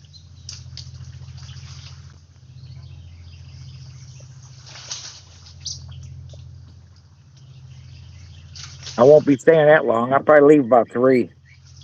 Oh, yeah. There ain't nothing going on here. I put my time in. Yep. I may eventually pack up and move to that spot that I was fishing yesterday if nobody's down there. Because I know I can at least get on a couple fish there. But I think I can get on a bigger fish here if they'd ever bite. The spot here is where the bigger fish hang out. Down there you got numbers. A lot of, like I said, I wound up catching 1 on the live stream and 4 after yesterday. But they were all like 5-pound fish, around 5 pounds. So, yeah. It's a little spot where the smaller ones will congregate. But most of my bigger fish that I've caught from 30 to 60 to 70 pounds have been in this area right here. Like I said, that's where I caught my 70 at. I've caught 3 or 4 60s here. And God, I couldn't count the number of 30-pounders I've caught in this spot. That stick just caught my line. Is it going to get off there? Yep, it popped off there.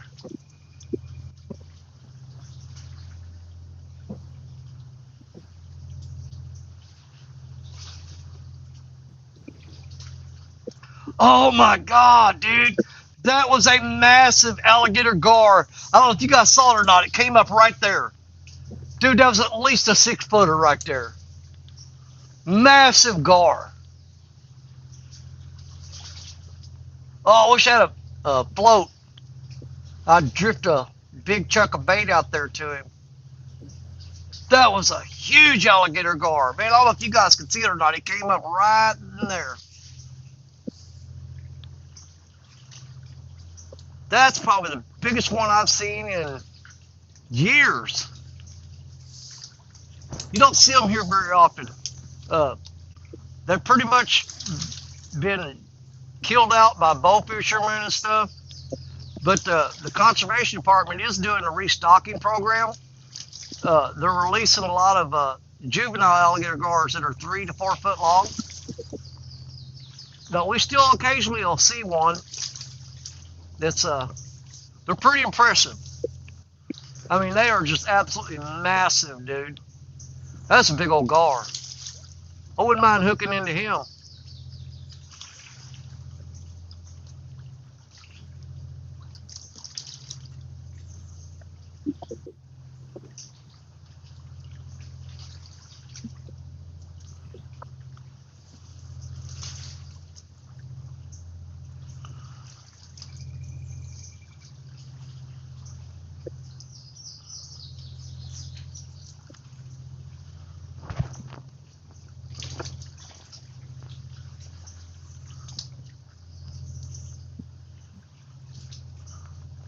John Boy's catfishing. What's up, John Boy? We're just sitting out here being as patient as we can. If I had any more patience, I'd be dead. Yeah. Well, like I said, this is one of my big fish spots here. So they're spread out and they're pretty thin. They're not a lot of them out there, but there's. I mean, if you throw a line out and you wait long enough, you got a good shot at catching one of them.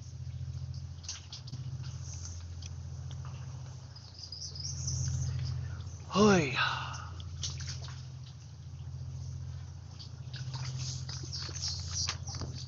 It's one of these days when the air is just kind of got so much humidity in it that you take a deep breath and you're just like, ugh.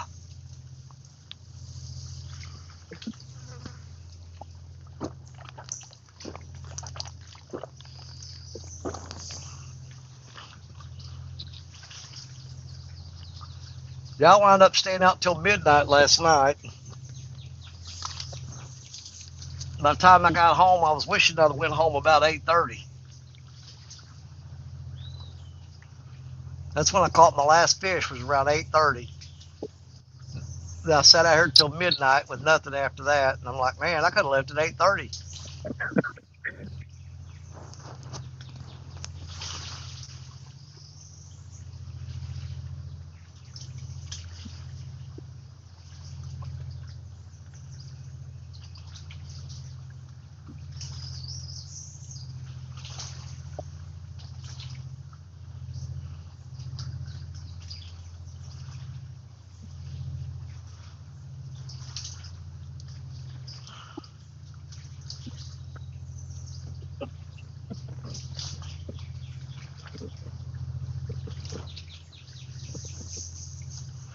Let's see there. Danny Stone, you have a message from Smackdown Rod Holders. What are they messaging me for?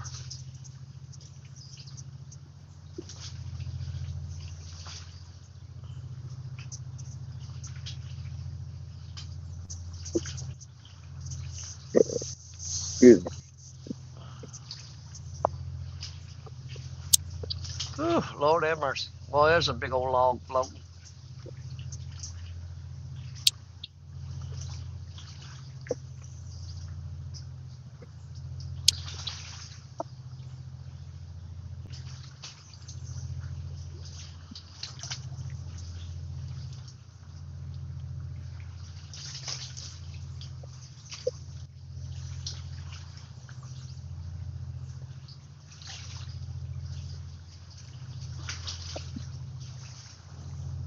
Yeah, I'll probably sit here as long as this sun's behind them trees. Once the sun gets over the top of the trees and starts shining on me, at that point, I might as well move on down to that spot that's in the sun and see if I can't catch something out of that hole yesterday. But like I said, more than likely, there's probably somebody already there.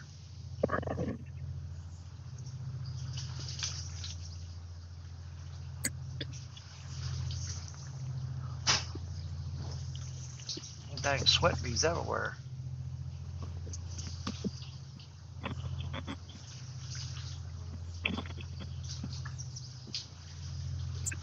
I usually take me a rag and wet it and stick it on my ice. Yeah. Whew. Oh, that feels good.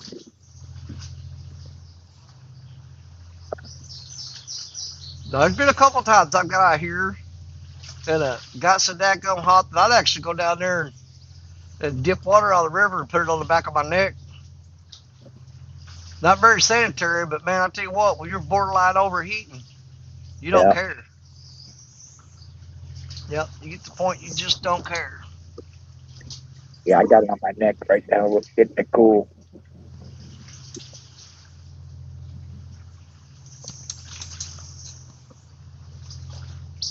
Come on, fish. Just one.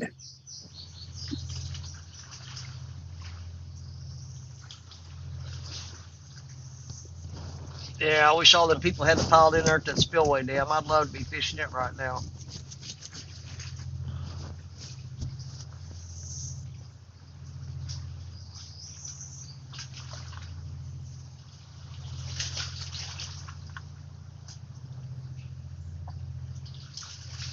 Was that like a overflow place where water comes in there?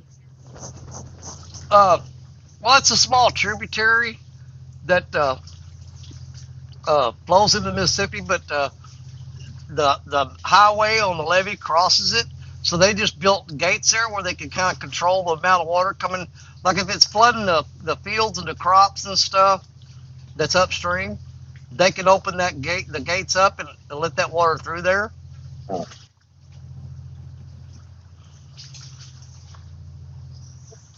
But it's just so many people fish there because it's so easy to get to. Tons of bait. I mean, you go there, don't even worry about bringing bait, just bring a net or else a skipjack pole. And you can catch shad, skipjack, all that right there, and just throw your rods in right up against the wall of the dam. It's a small dam, there's only 6 gates on it. I mean, if you watch Stand Day this morning, I walked across it in about 30 steps.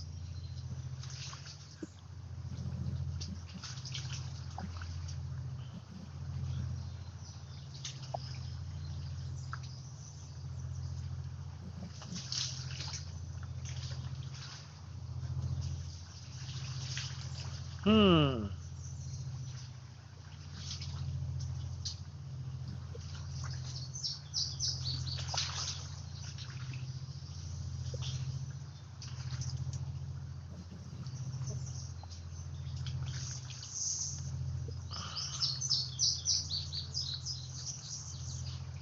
Yeah, if I go downstream, I'm going to be fighting the current's going to be a lot stronger. Because I'm in kind of like a little cutback right here. And it kind of gives you a little bit of, takes a little bit of that real strong current off of you. You know, downstream, it's straight line bank. And it's just that 6 mile current, boy, it just hammers them rods.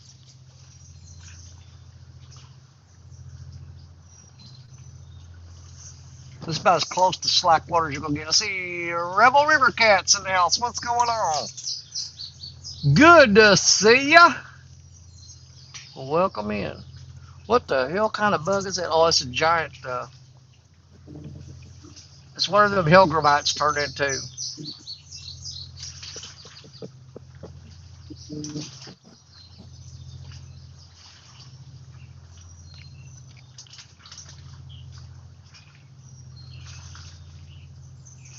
Now, before YouTube, I used to come down here and I'd throw out 3 or 4 rods like that, and I'd have me a cot set up there underneath the shade tree.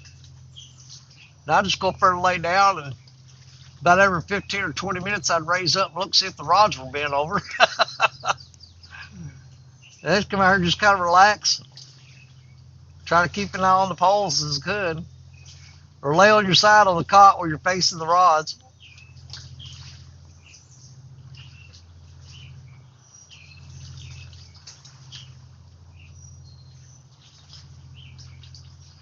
Man. Oh, there went Morgan. I'll keep an eye out, see if he comes back. He may just say forget it and go on out of here. Ooh, sweat me got me. Wrong arm.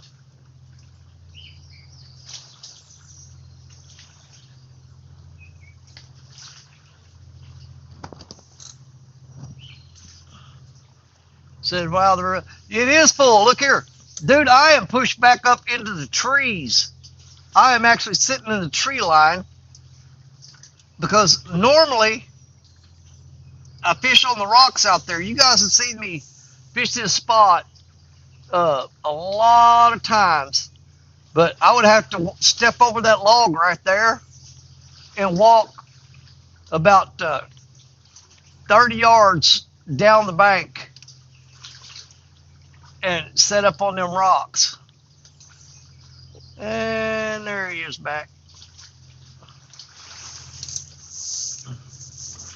Did you finger punch a button? Hey.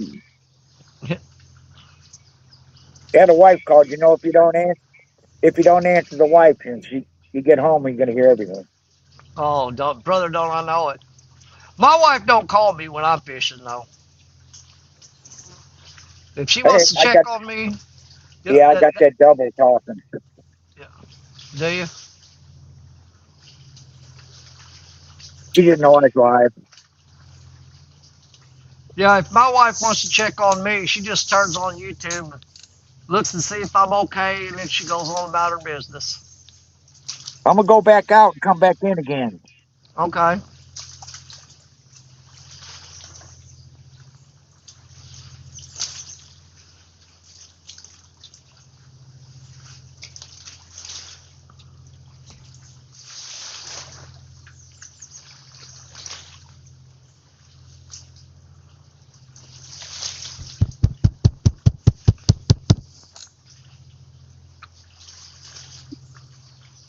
Is that any better? Yeah, I don't hear no double talk now. Okay.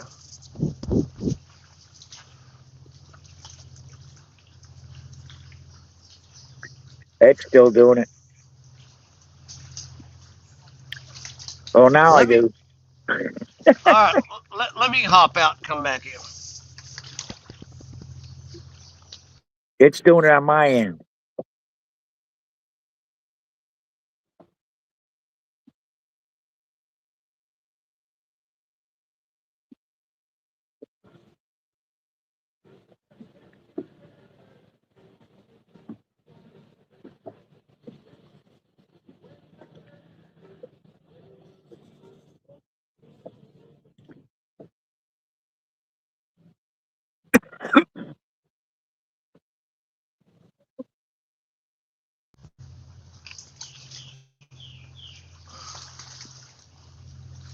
I close my other one out now. I'm on there twice.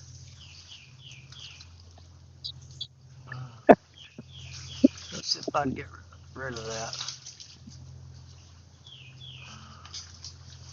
There you go. That got rid of it.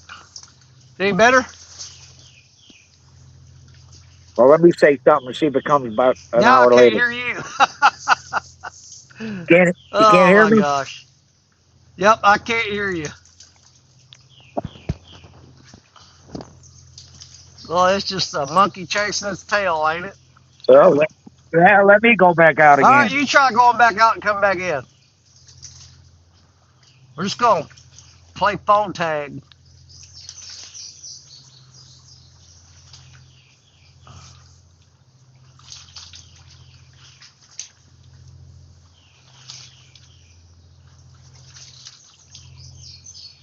All right, say something. Hey, That's better. okay, we'll All see what right. happens then.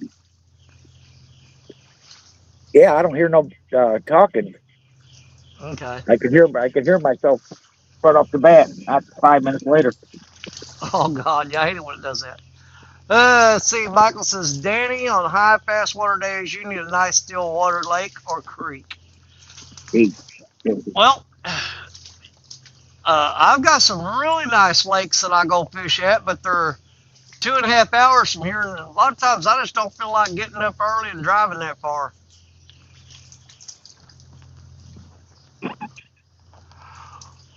Oh,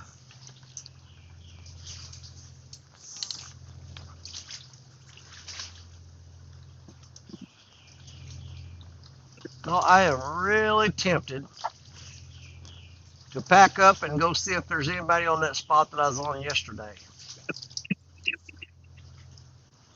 But good God, I don't want to pick all this crap up. And plus, I'll be sitting in the sun. Oh my God, the thought of that just makes me sick.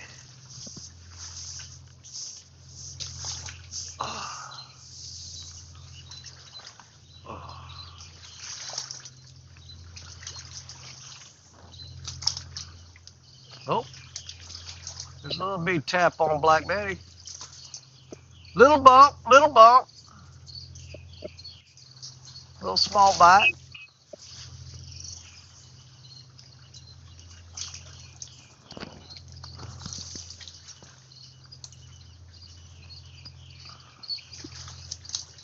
I probably just need to sit here and wait it out.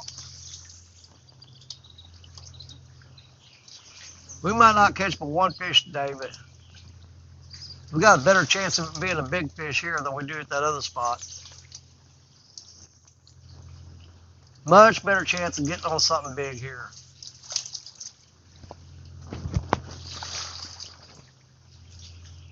Let's see.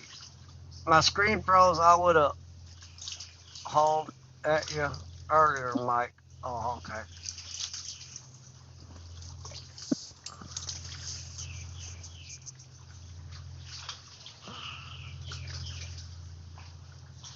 Yep, I think we're just going to play the patience game today.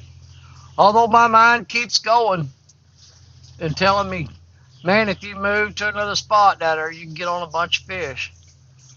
My mind keeps telling me that. But my body's saying, sit here, don't move. Wait it out. And hopefully something big's out there. Just wait it out. There's that soft-shell turtle back again. Swimming out there right in front of our lines.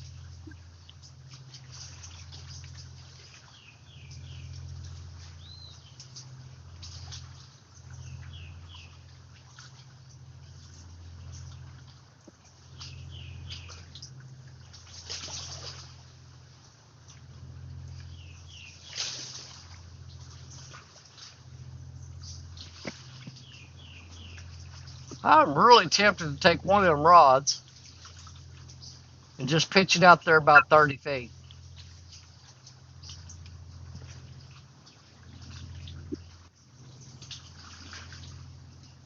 Just for the heck of it.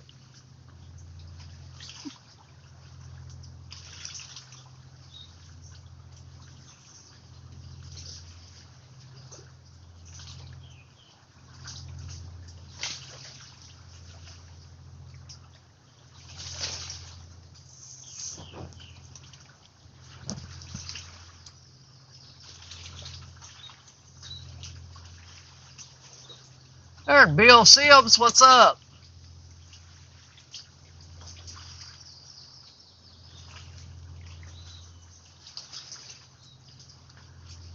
Let's see here. Michael says, right now I'm limited on where I can fish because of my vehicle, short drives, and close proximity.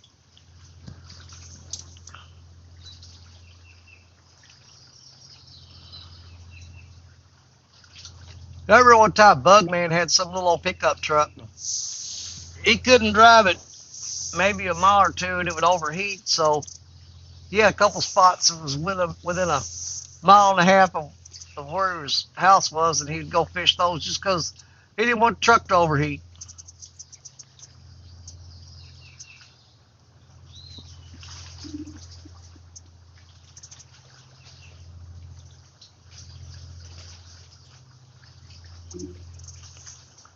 I know dang good and well. Let's go get this.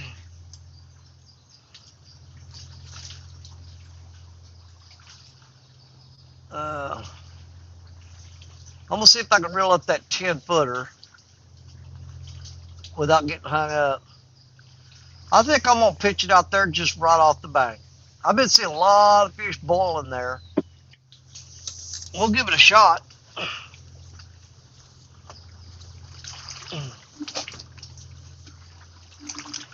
If I can get it reeled up without hanging it up. Nope, I think it's hung up already. Yep, it's hung up.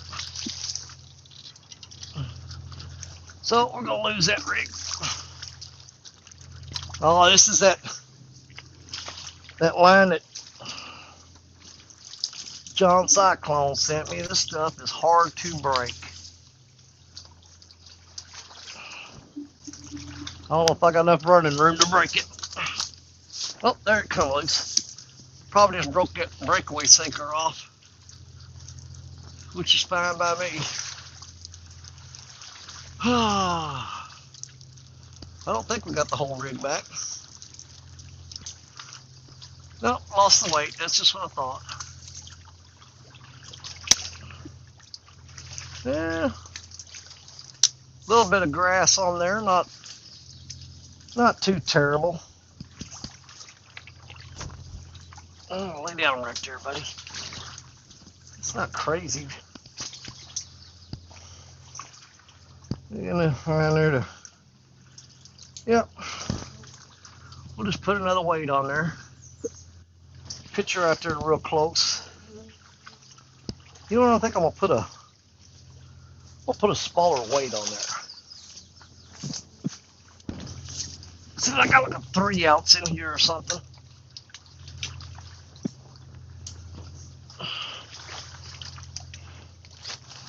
That's too small.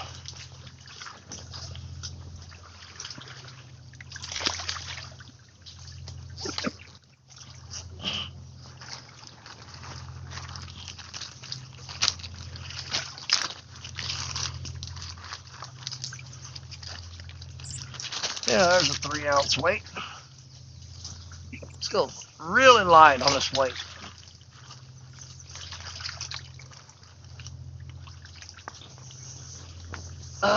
Get up, Danny.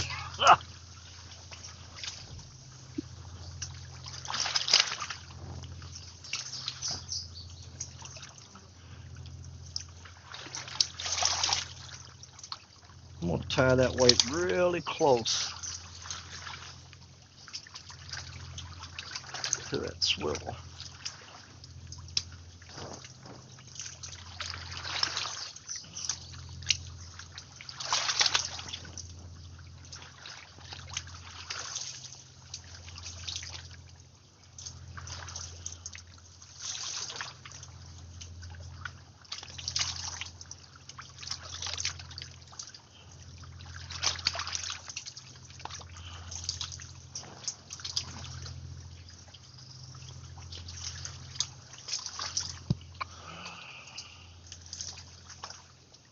That trimmed off there. Let's see what that bait looks like. Yeah, we'll go ahead and change that out.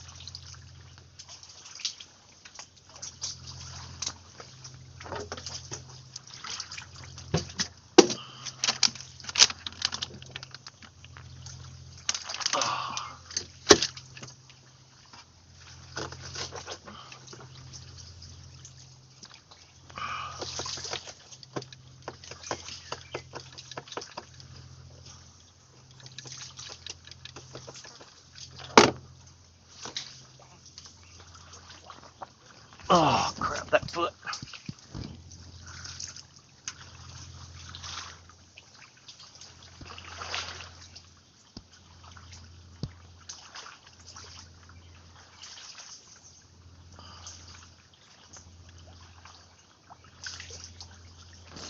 All right, let's pitch this down here really close.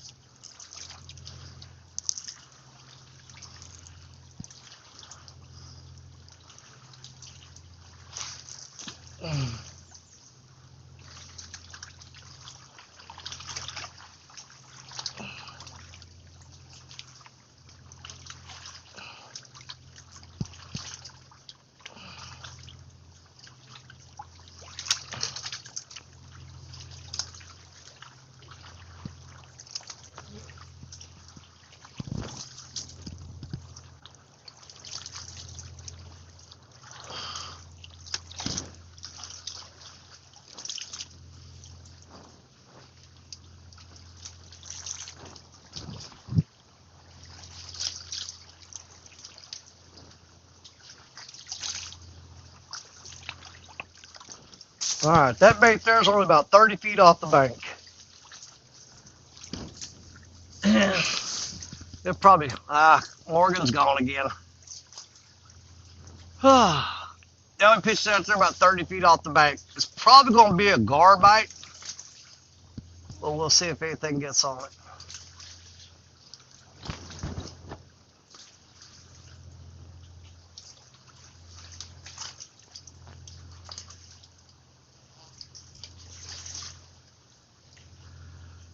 Leslie Michael says, like I said, Daddy, I made you some 8.6 to 5 ounce drift weights. They not pretty very functional. Okay.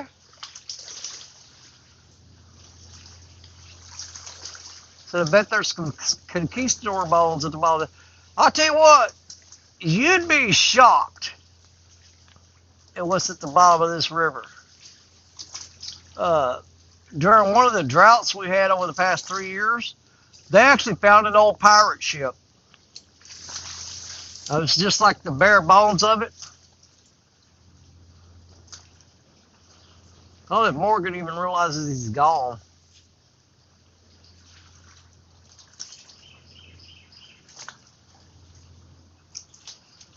Oh, he said his phone is dead. Okay.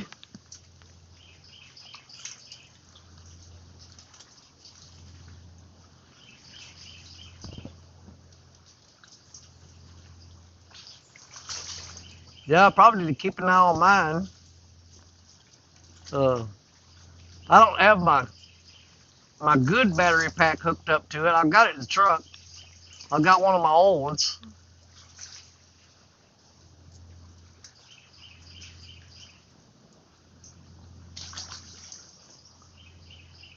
Yeah, the first year that we had the big drought 3 years ago, we had about a 3-year drought. But the first part of the year, dude, they found 6, count them, 1, 2, 3, 4, 5, 6. They found 6 cars in the river that they'd been looking for like some of them up to 15 years, 10 years. And people had been missing, and they found the cars of the people that are missing.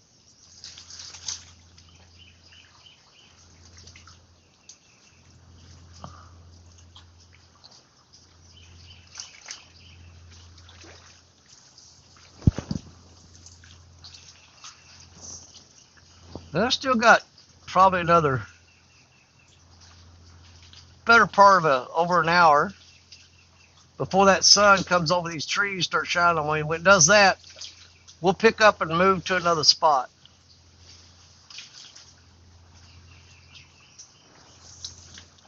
I don't want to move further up this bank.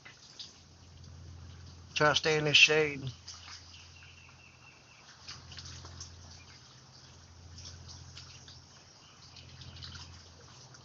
I'm really hoping there's something cruising along that bank right there, just off the shore, that'll smash that middle rod. If it does, it's going to pull it straight down, because it's basically like suspended.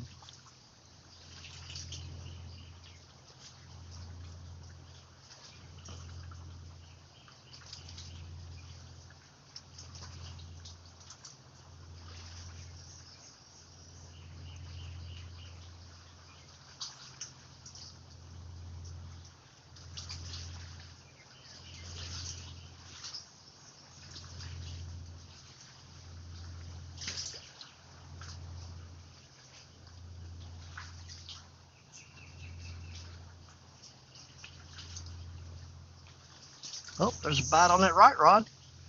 That's first tap it's had today. I was just fixing to reel that nut and rethrow it too. And something just tapped it.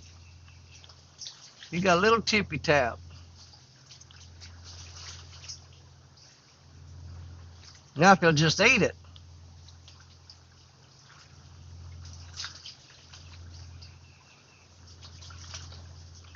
At least I know there's still bait on there.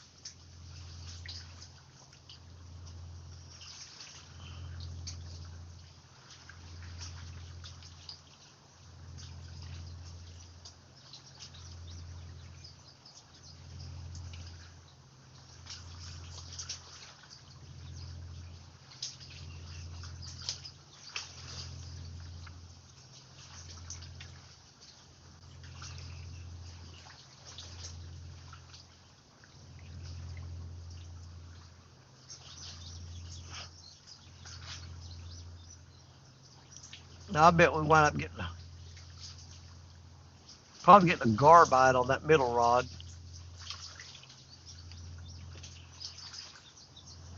Would not surprise me.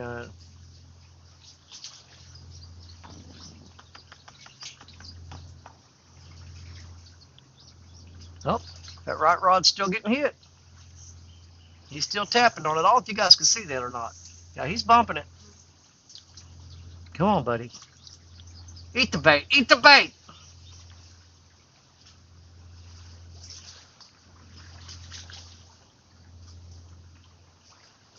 Yep, he's still there. Not very aggressive. That may be another drum. That's acting like a drum. That is acting like a drum.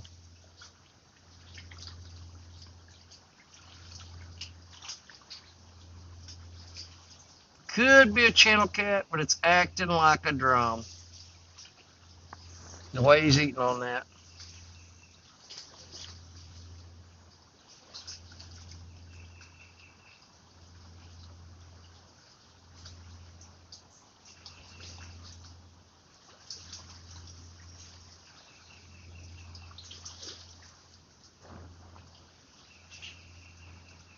No, if he's still there or not.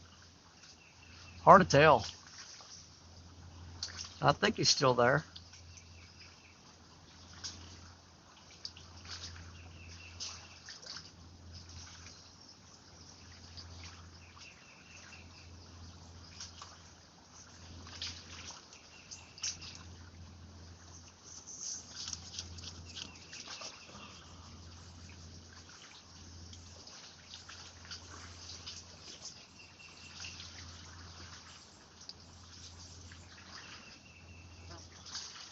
Nope, he's still there. He's pecking on it.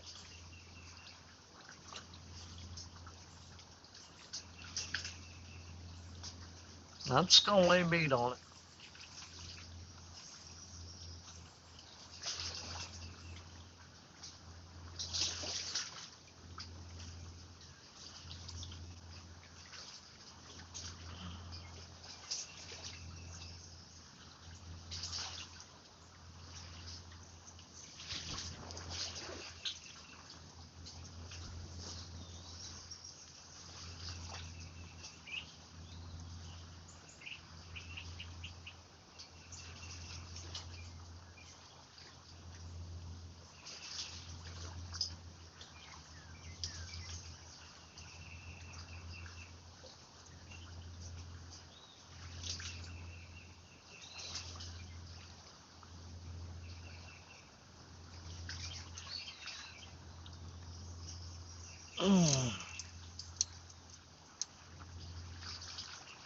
So Danny, I seen that bike clear up here in Iowa. Yeah, but he's just pecking on it though.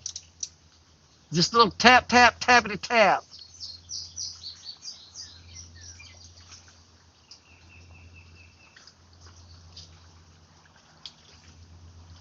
That's exactly what that drum was doing a while ago. That drum we caught. He was just tapping on it, tapping on it. Now we were reeled down on him and got him. Now he's dropping slack.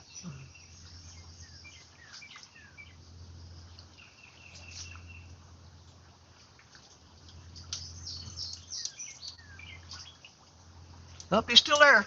Yep, there with a little tap. He's still eating on it.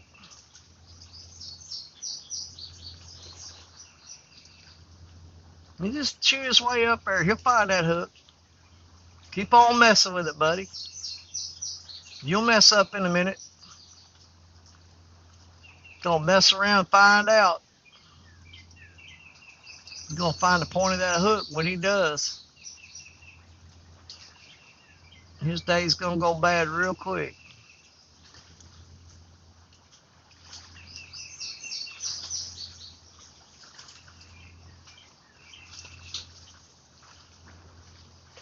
Me, sweat bees are all over me. Dadgummit, man. They keep landing on my arms. Whew. Why my screen get dark all of a sudden? Let me check what power is looking like. Yeah, they're still pretty good.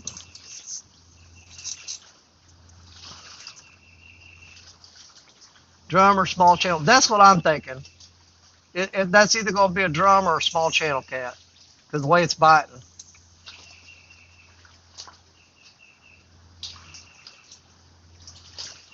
But he keeps hitting it and leaving and coming back. And he might have pecked on enough he got that bait off there. We'll give that one about another 5 or 10 minutes. If he don't come back and hit it again, we'll reel it up and rebait it.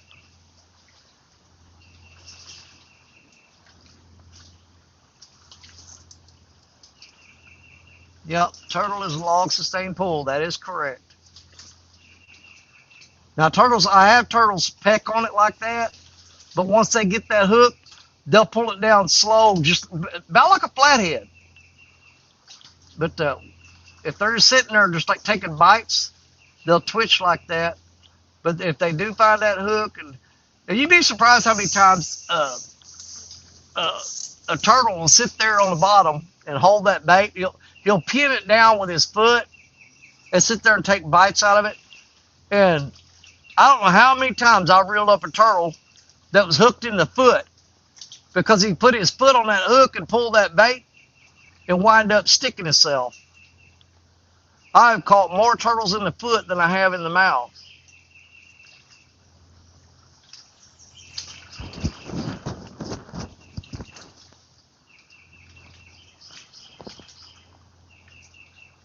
He might have got that bait off there. We'll give him a little longer. If he don't tap it again, we're gonna reel that up and check it.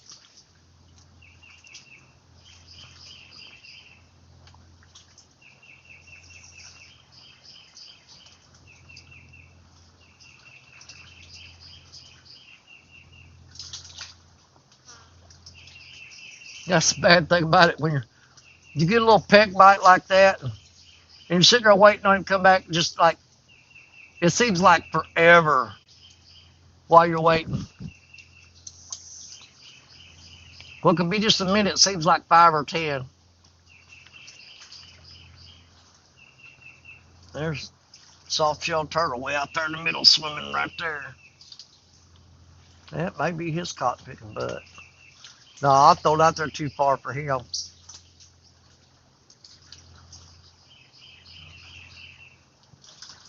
Just gonna play the old patience game. We'll see.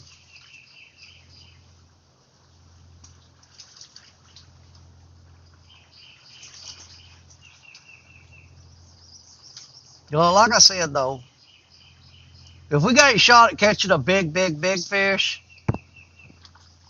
it's gonna be in this spot here. That's why I hate to move. I'd rather just wait them out.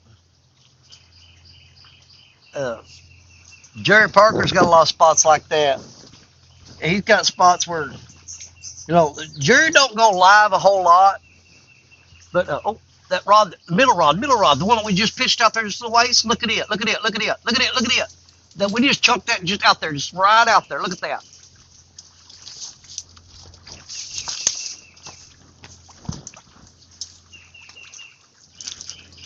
Oh, that's a gar. That's a gar. Yeah, that's a gar.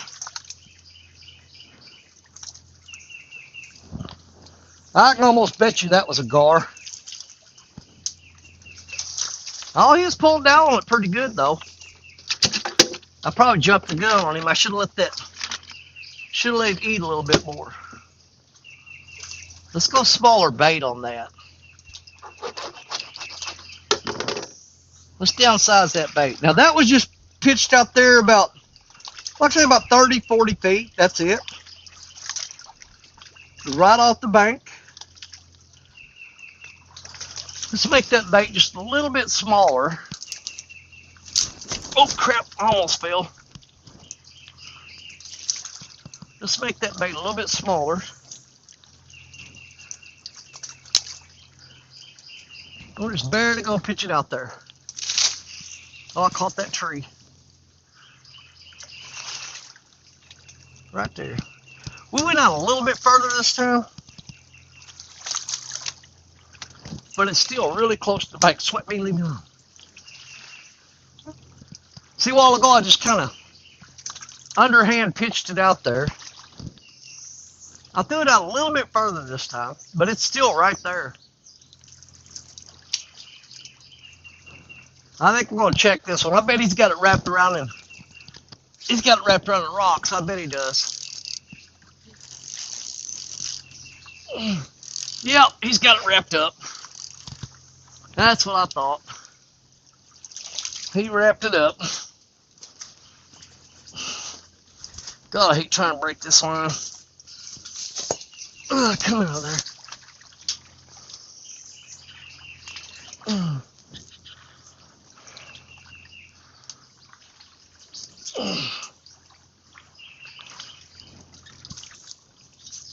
Oh, God, I can't break that crap. I think that middle rod's getting hit again.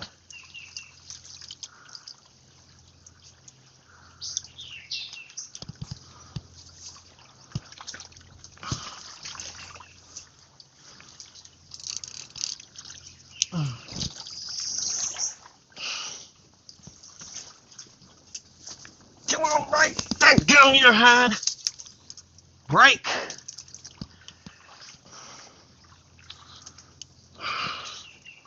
Boy, that's some tough stuff.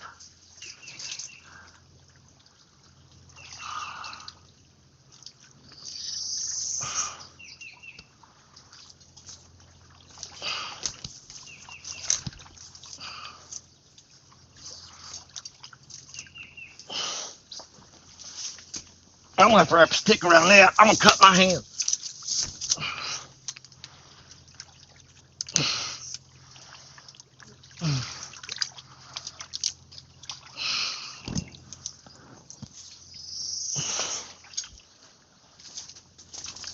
Come on. Man, that's some tough line. There it went. Whew. Man. That is some serious line.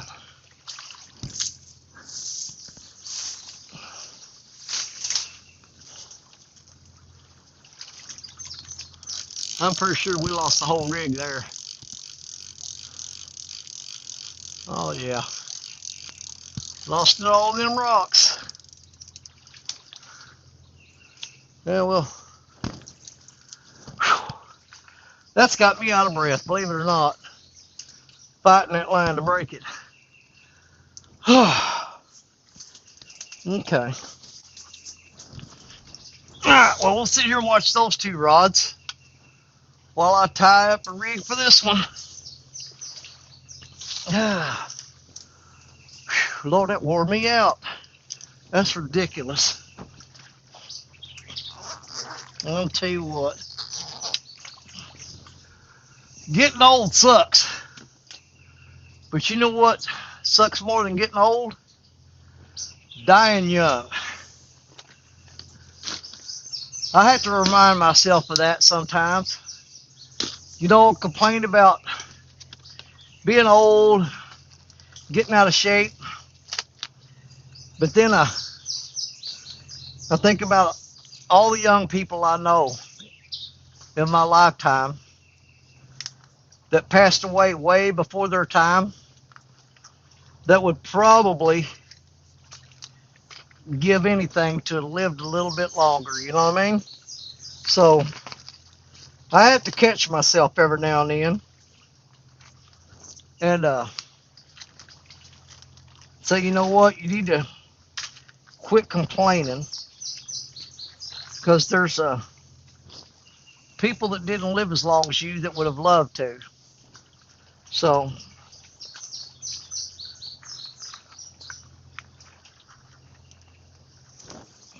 you got to get up every morning, and no matter how bad you feel, you thank God for another day.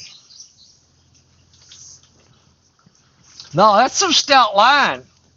I'm telling you, I tied a stick around it and pulled on it and still couldn't break that crap.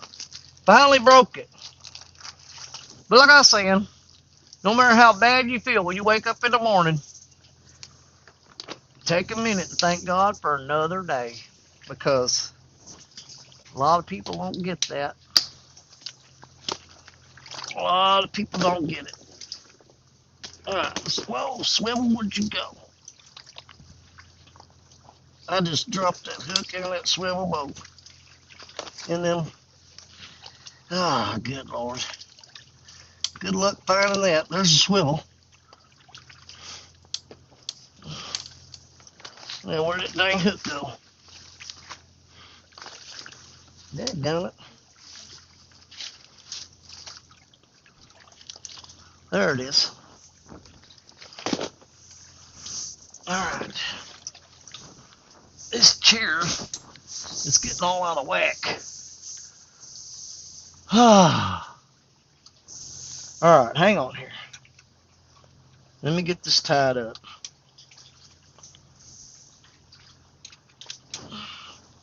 I need some leader line. Where's that at? That's not it. There it is.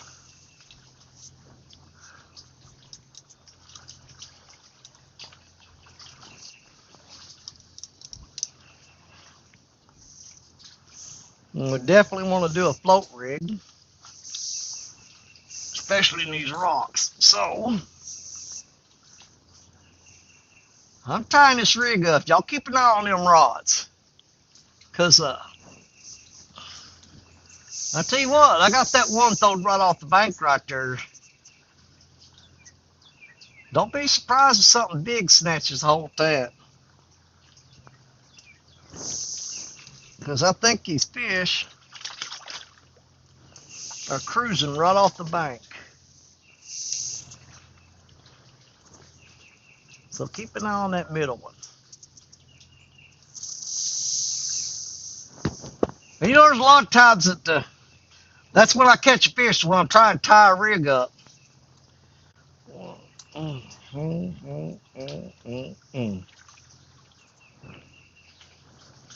We'll go a little bit shorter later on this one. Yeah, usually when I'm busy doing something, that's when they'll try to steal that bait. I don't know how they know that you're busy doing something. But by George, they do. All right, where are my floats at? Where'd I put them float rigs at? Damn it. I got it. I need 2 more hands.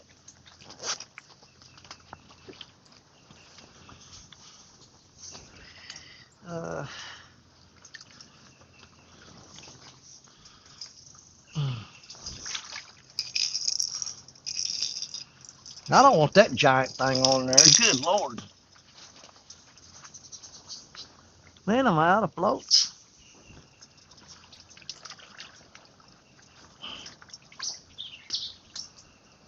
What the hell is that? That ain't no good. Yeah. That'll have to do.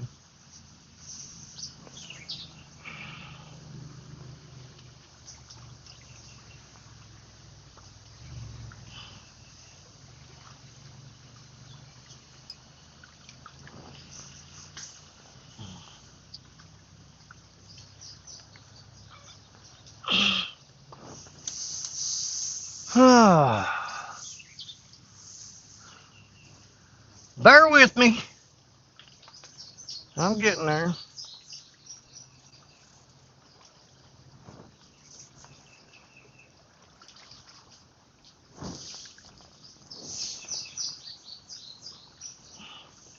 It's a little bit smaller float, but it'll work.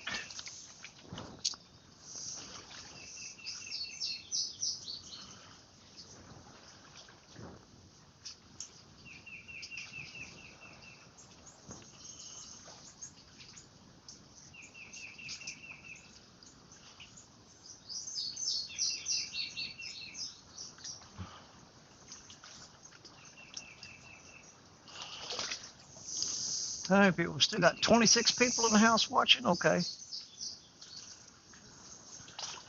As long as we got somebody watching, I'll keep sitting out here doing the best I can do.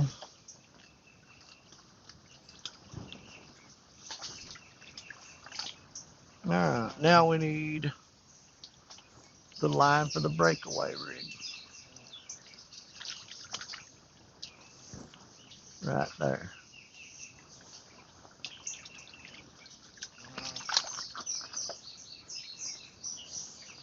Tie this on. We're almost there. Just hang on, y'all.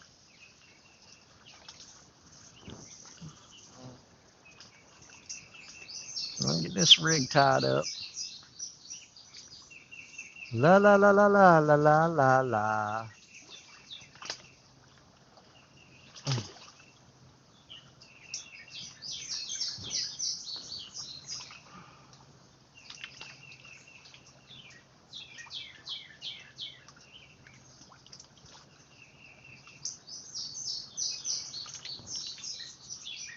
Okay, now let's find a weight. I'm gonna leave my fingernail clippers right there. Hope I don't lose them.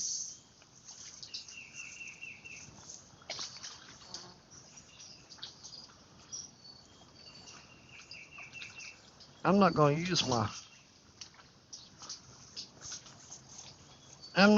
my expensive three-way swivels on that. I'm just gonna use a swivel like that. Rig that up with a breakaway rig. Because I don't want to lose my expensive three-way swivels in these freaking rocks. Alright, I know we had a 4-ounce weight we put back in this bag while ago. There it is.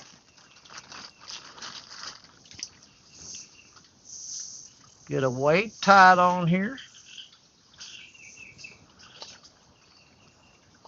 And then we'll put a piece of bait on here. We'll get it to throw back out there.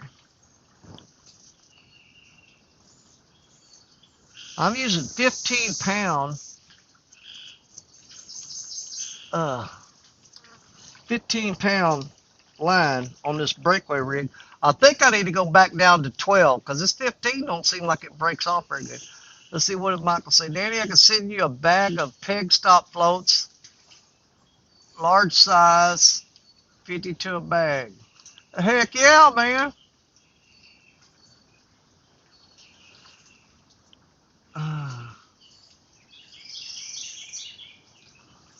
Like I said, I lost a guy in Afghanistan that was only 18 years old. Yeah, going back to what I was talking about a while ago.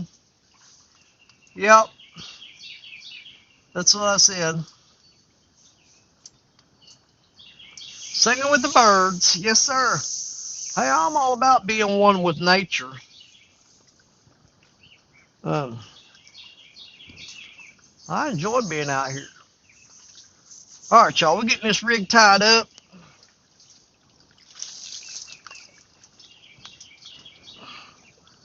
Get a new hook, new weight, new float, new everything on here. And it's gonna make a world of difference. We're gonna get this bait up, throw out there, we're gonna catch fish on it.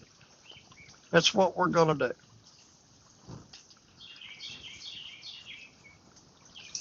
Almost done. Y'all hear them birds a chirping?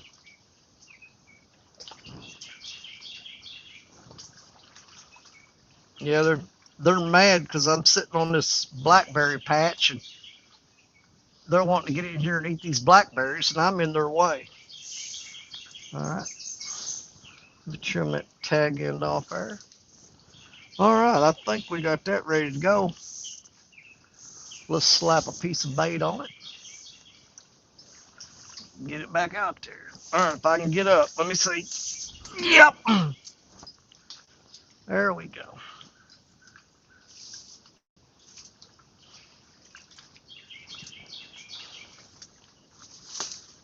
We just got to keep baits in the water, y'all. Hoping something will show up. Boy, look at the ants on my bait cooler. Good Lord. Heck gum, boy. Ants everywhere. Now they're on my hand. Sacrifice that one to the fish gods.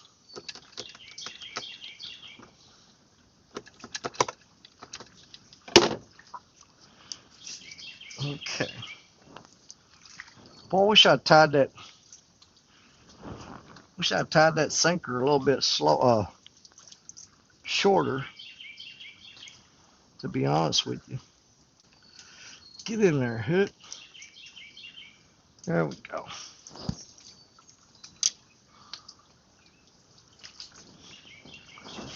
All right.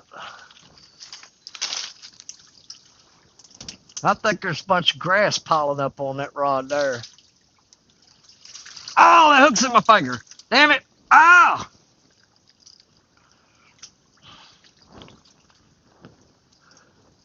Don't need no coffee. That'll wake you up.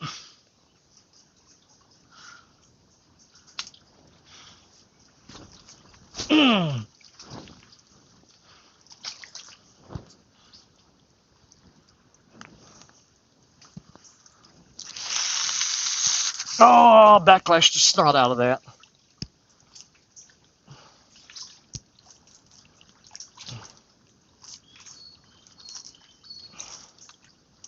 I'm going to hurry up and reel that in. Throw it out again.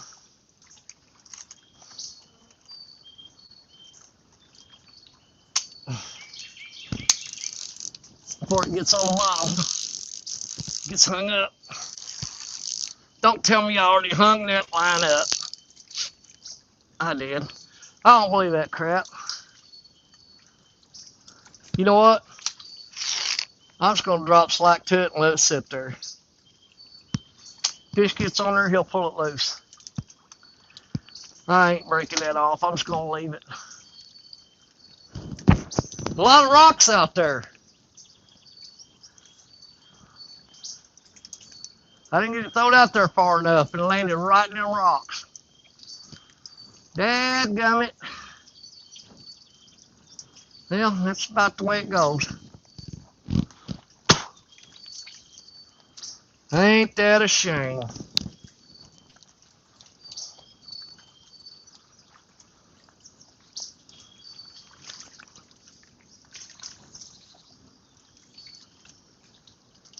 I'm gonna let it sit there.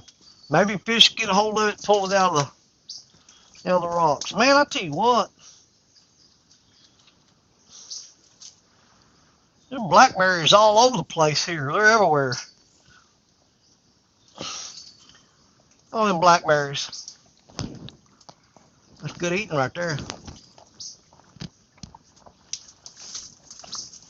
Man, those are sweet. They want a baby gar right there. Huh. You know what? I got them rods sitting out there. I threw that right in them daggone rocks. Greg Burgess, how you doing, buddy?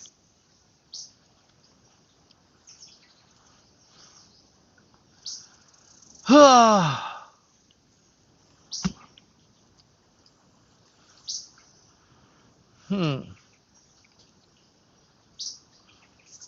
don't know what that rod's doing.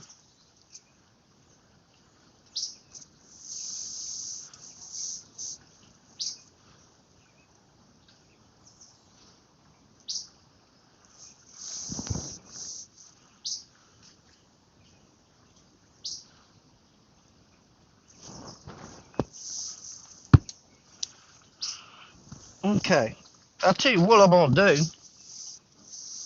Just so that I got it ready to go. While we're sitting here waiting, I'm gonna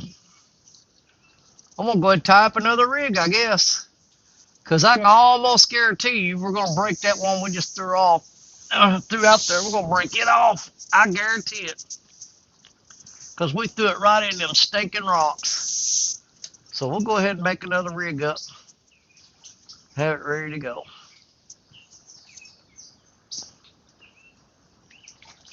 Okay. There's my line for my weight.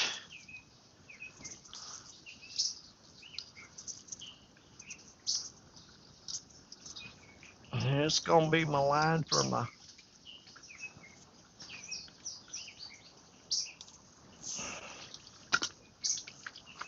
hook.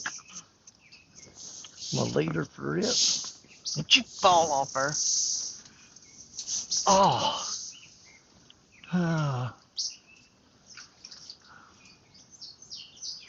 Let's see, Danny, it's got the other 2 rods. Yeah.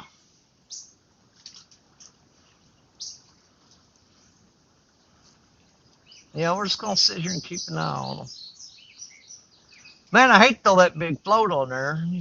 You know what? I think we've been putting floats on all day long to try to keep them getting hung up. But we're going to get like really, we're going to get brave. We're going to throw a line out there with no float on it on the bottom, which is probably for sure going to get hung up. But maybe, just maybe,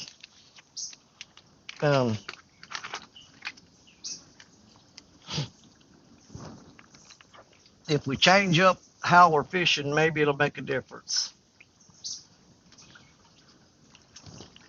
And I am going to go with a smaller. Let's go with an 8/0.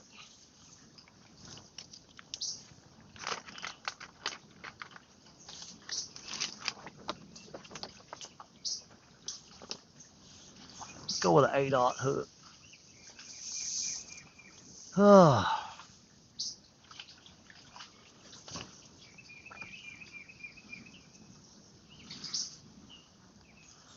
You know, even if I ended the live right now, I'm still going to sit out here for several more hours.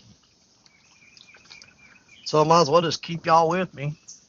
I mean, that's the cool thing about it. Y'all can leave anytime you want and hang around as long as you want. I love to have you here. But I'm not staying on the river fishing because I'm live. I'm staying on the river fishing because I want to.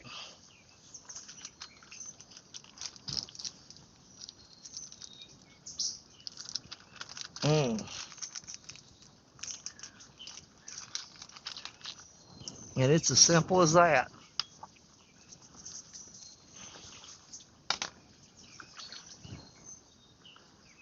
I stay out here and hope that something eventually bites.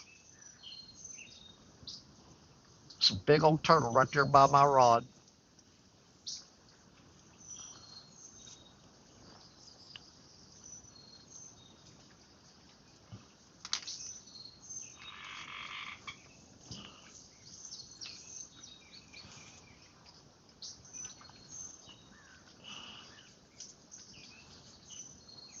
Okay. Well, look at them clippers. There they are. Let's trim this line up.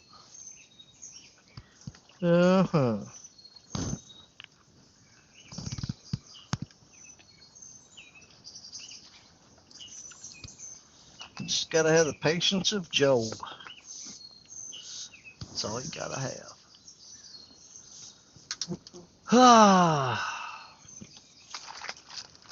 Let's see, I'm pretty sure I got my. Are you kidding me? I already have a hook rigged up. I think I did. No, that's a dadgum 5/0. I don't want that.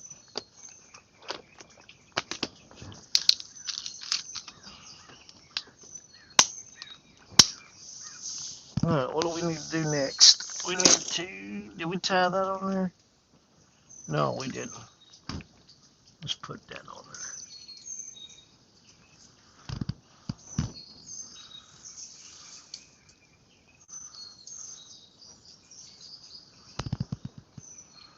You know, cool thing about it, you know, you sit out here, got the rods in the water.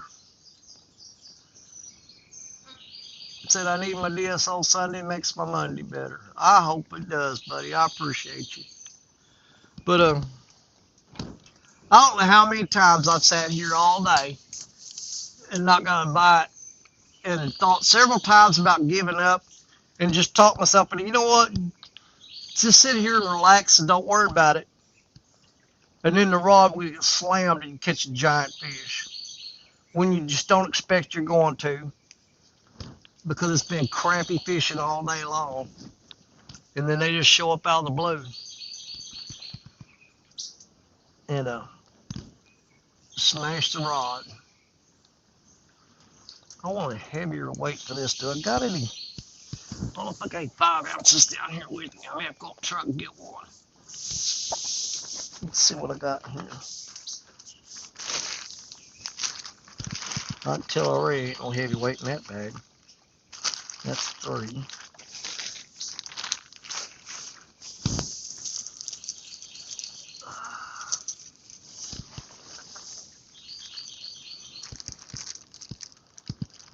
Where the hell them? I've been looking everywhere for them hooks. They're in the bottom of that bag. I looked all over the house for those the other day, and there they are. It's amazing what you find digging down in your tackle bag that you ain't dug into in a long time. There's another bag of weights. What we got there? There's a 5 ounce. Now, we're probably going to go ahead and that last rod that we threw out and got hung up immediately, I'm probably going to try to pull it in and try to break it off. Then we're going to throw it back out there again. And hopefully I don't backlash this time. Let me get this tied up. 1, 2, 5.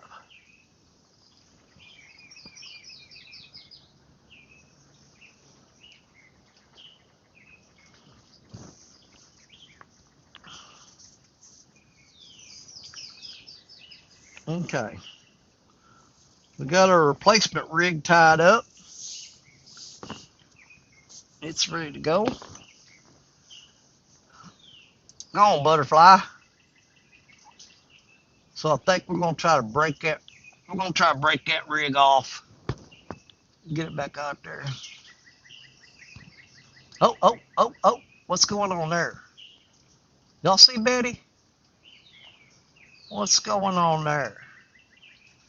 What's going on there? Come on, girl. Come on, big girl. What do you got going on there?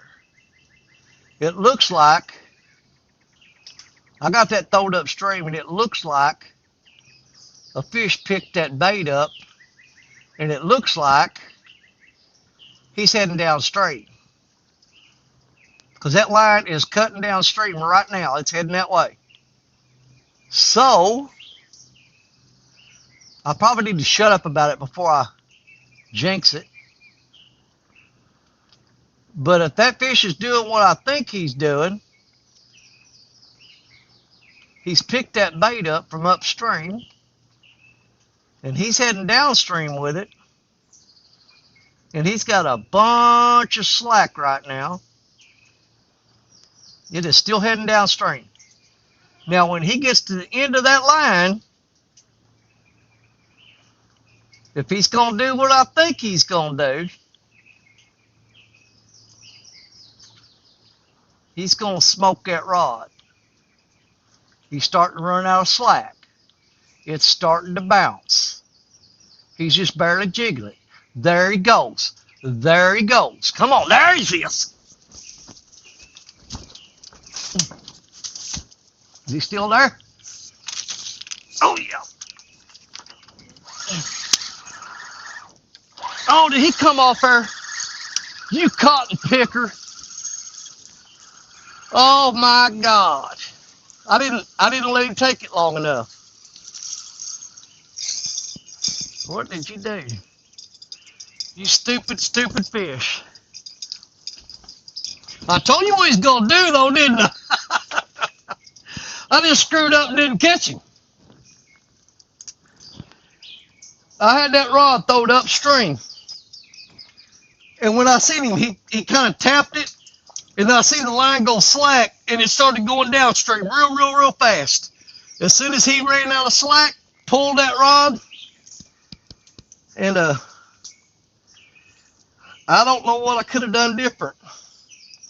Other than maybe just let him eat it a little bit longer, I don't know. But I told you what he's going to do. I said, as soon as he gets the... Oh, he smashed the crap out of that shed head. He smashed the crap out of it. Well,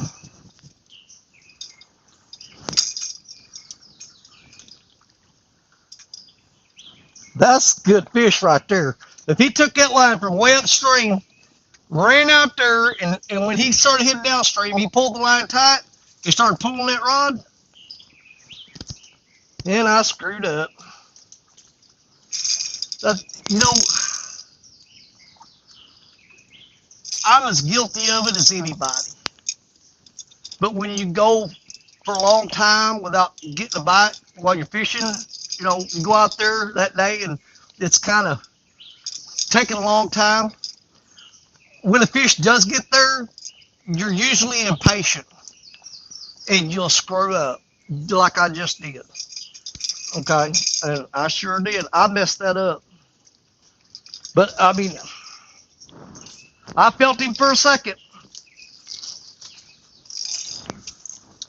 But you can't say I didn't tell you word for word what was fixing to happen. I seen him bounce that rod. I had it way upstream up there. He bounced that rod, and then I saw the line dropping and going that way and going that way. And as soon as he got downstream and ran out of line, he bent that rod. I don't know if I should just have let him eat on it a little bit more or pull that rod harder. I mean, he pulled the rod pretty dang hard. But he apparently he just had to hold the bait because that bait smashed. I mean, he smashed the snot out of it. I don't know what I could have done different there. But now I know that fish is downstream. And he ain't nowhere near where I threw that rod a while ago. Dadgummit, man. Oh, boy, that'll... You know, a lot of people pack up and go home right now. But I'm going to stay after his butt. Yeah. I knew exactly what that fish was going to do. And I still didn't catch him. Boy, you talk about making yourself look bad. Right there will do it. I've seen that 1,000 times. And 1,000 times, they take that rod. Once they go downstream with it from upstream, look at this bull crap. That rod that we got hung up a while ago was getting bit. But, oh yeah, look at that crap. That run that we threw out there and backlashed and got hung up, it's getting hit. How we may hit that time of day where they start biting, I don't know.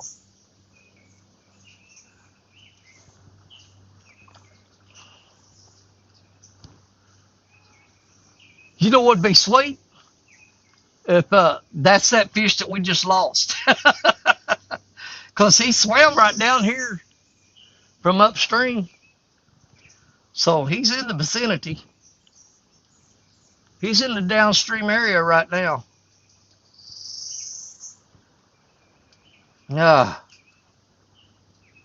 Well,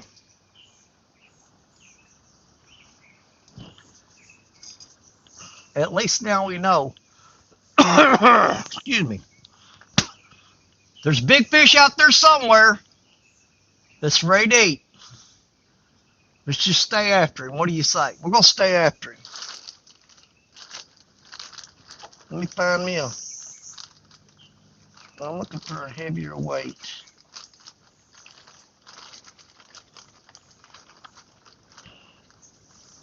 Well, there's what I'm looking for right there. That's the one I'm looking for. Let's just stay after him, y'all. He pulled that rod sideways, though. He had it pulling downstream. Yep, that was definitely a blue cat, 100%.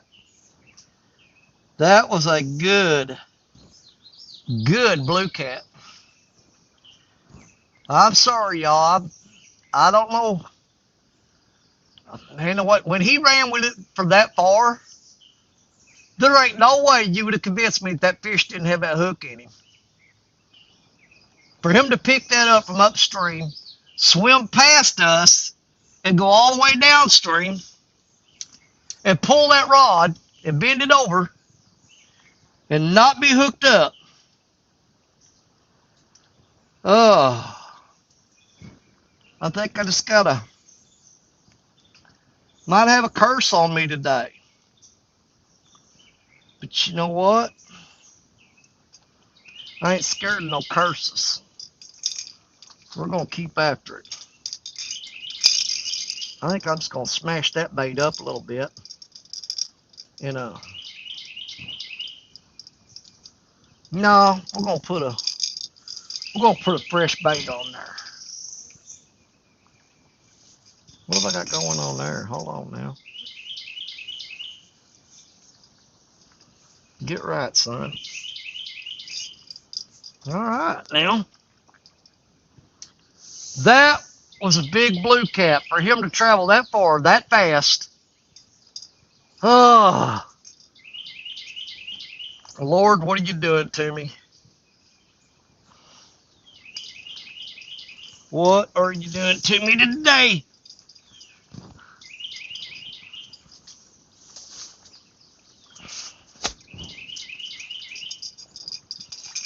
I cannot believe that. That fish, 100%. Dadgummit. I'm talking about aggravating. All right, if I got another big, I'm looking for a big shad.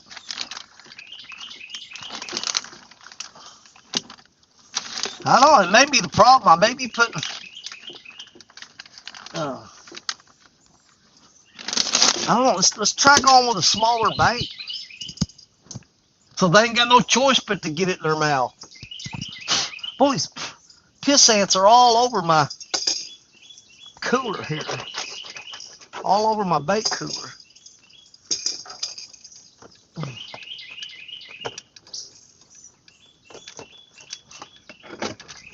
Piss ants everywhere. Bunch of piss ants. Jeez, look at that tree coming there.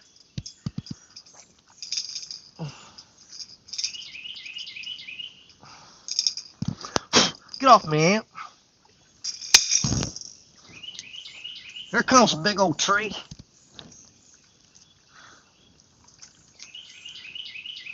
Oh my God. I refuse to believe that that's going to be our only shot at a big fish. So that's what I was telling y'all. This spot here, this is where you go to catch the big ones. You're just not going to catch a lot. And you may wait. You may wait for a long time to get a bite like we just got.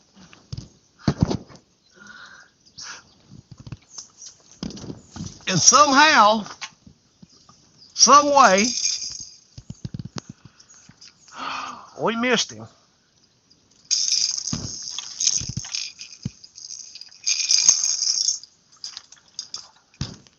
So, you know what to do. First off, get this crap off this line.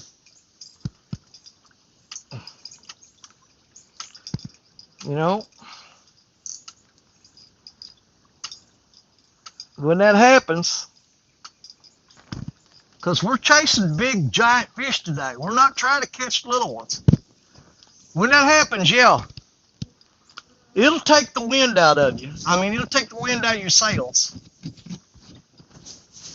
But the last thing you want to do is quit. You know what? We're going to have to wait for a minute to throw this rod out, because a barge went by and he broke a bunch of logs loose. And I don't want to throw in the middle of them and waste a rig and waste a bait. But yeah, you see here, we got a bunch of crap coming. It won't take long. It'll float by. It don't last long. We just lost a freaking nice fish, man. We missed him. I can't believe he had to hold that bait and swam all that way and did not have that hook in his mouth. He just had to hold the bait. I'm like, what the crap, dude? Seriously? Why in the world didn't you have to hold the hook? All right, that crap there's floating by. Let's let it get on out of here. It's almost gone. We'll get old Big Black Betty back out there. I think we can throw right up in there and we should be fine. Because the big logs are right there. They're pretty much all past us now.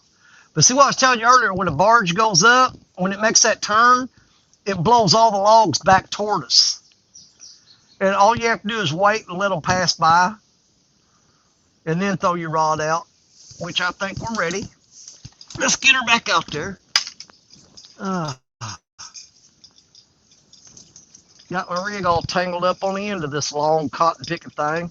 I got to walk all the way down here to the end of this rod. Oh. Lord, if you're trying to teach me humility, okay,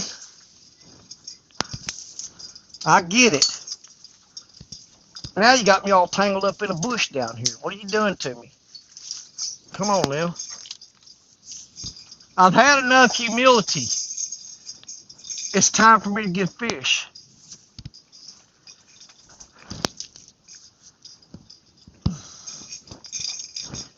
See, but when you're hanging out with me on days like today,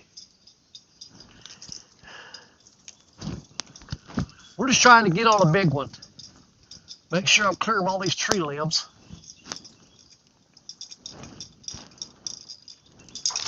Ugh.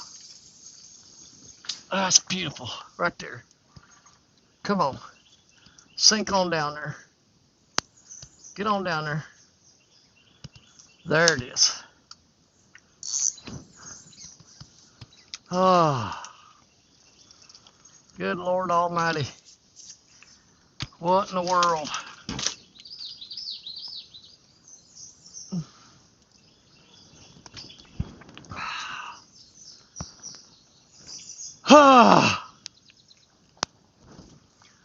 Okay. Let's see if this one's still hung up. If it is, we're gonna break it off. I got another rig tied up, ready to go for it. And of course, it's still hung up. Where's my stick at? Because I ain't even trying to fight this thing again.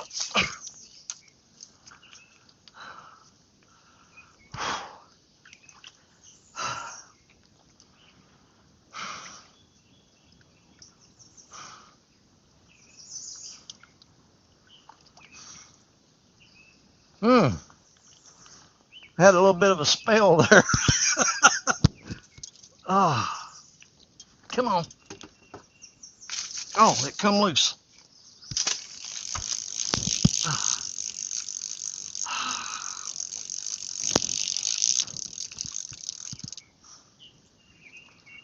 All right, then. All we got to do is tie a weight back on this. You know what? I want to sit down for a minute. Oh.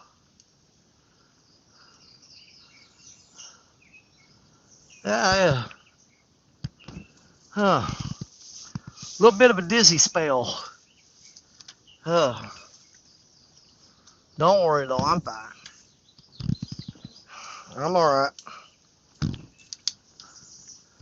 Look at that crap. I thought all them logs was past. Here they come. Hopefully, those don't catch our line.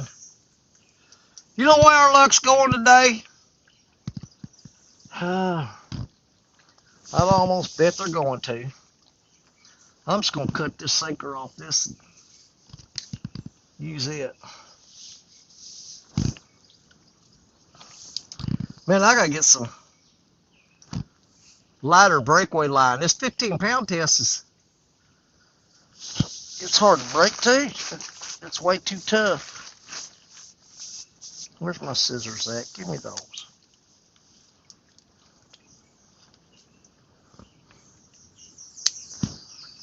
Now, what we're gonna do now,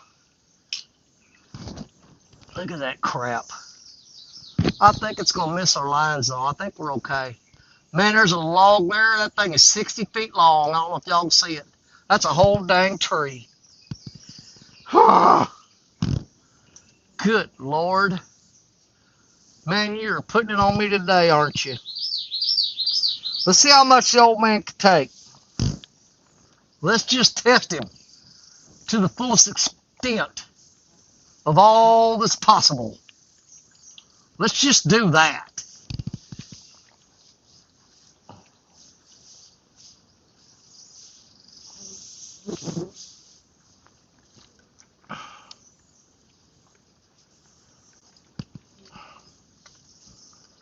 Ugh.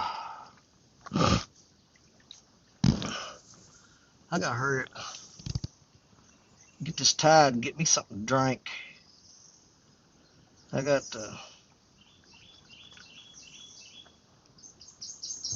a big jug of water in that cooler.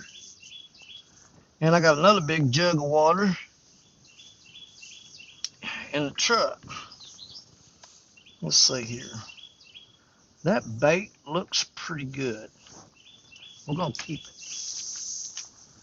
All right, let's wait and let this crap float by. And what we're gonna do, we're gonna throw this rod out there where that fish was just at, where he ran off.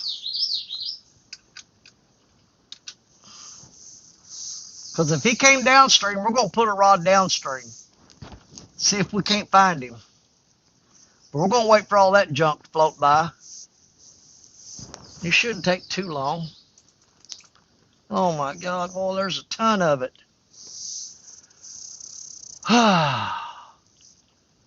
Like I said, it's just testing me today. See how much I can take. I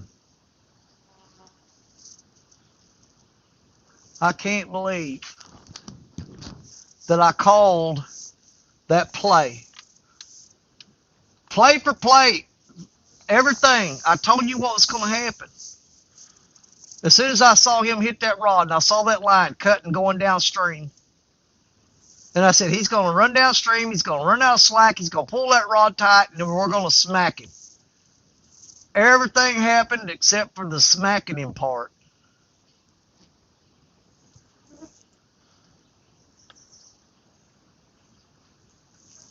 Because that just makes it look like you know what you're talking about, but you don't know what you're doing. That's what it does. He knows exactly what he's talking about. He just don't know what he's doing.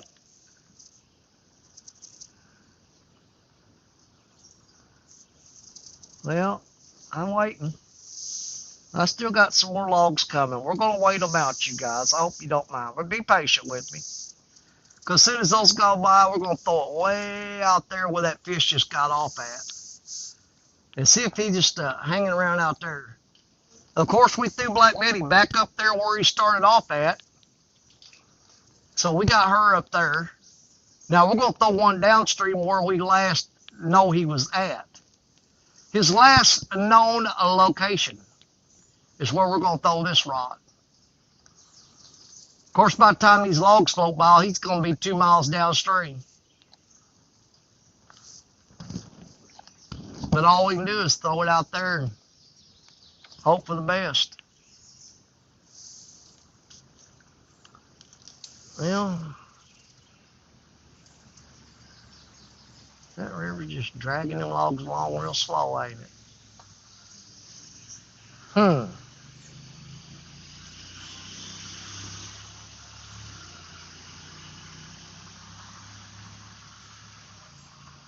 right, let me get a drink of water while we're waiting. At least make this time a little productive, you know what I mean? Well, I got a few nicks in that main line right there, but it ain't super bad. All right, there's an eagle flying over. That's our good luck sign right there, hopefully. Where's my water bottle at? There it is. Oh, Lord. Okay. I ain't been paying no attention, y'all. I'm sorry.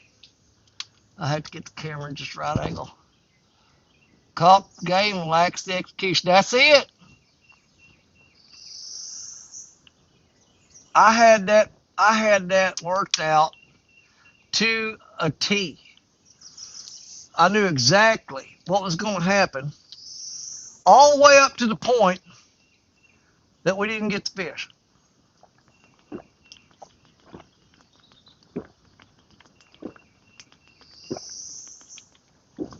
Oh man, that water's good.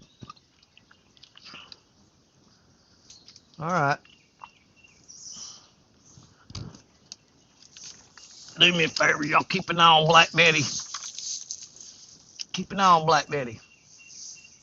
Keep an eye on that rod. Just keep an eye on that rod right there. There's the bounce. There's the bounce. We got one working it. We got one working that rod. Let me get this hook off of me so I don't take off running and wind up with it in my leg. Keep an eye on Black Betty. He's working it.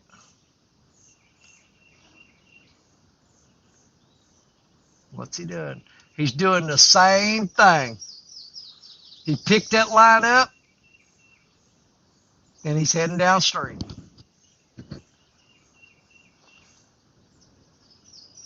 Let's see what he's going to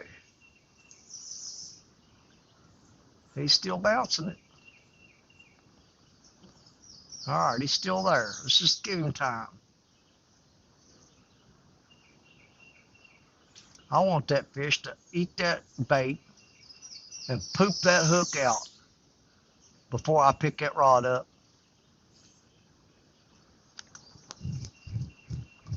Let's see what he's going to do. All right, he's picked it up. He's heading downstream.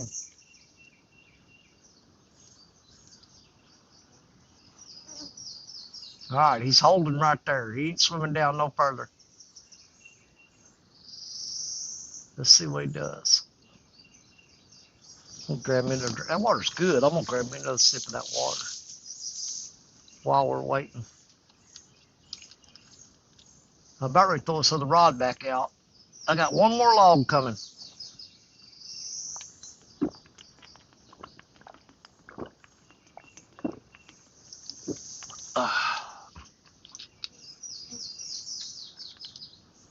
That's a little bitty log there. I don't think it's going to be too much of a problem. I ain't going to risk it, though. The way our luck's been going, I'm going to let that thing get past before I cast out there. I ain't going to risk it.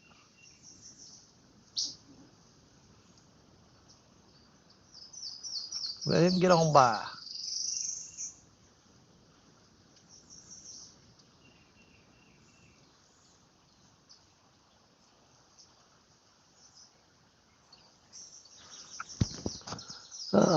It's that time of day where I can't see the screen unless I, you know what, maybe if I raise it up a little bit, maybe that'll help. Get you up a little higher. Come on now. Quit messing. Why is nothing working today? What the crap? There. Now I'll see if I can see it. Yeah, I can see it now. There we go. All right, I think we're ready to throw this other rod back out. Make sure I got it adjusted right. Because, let's see which way's that wrapped around that. There we go.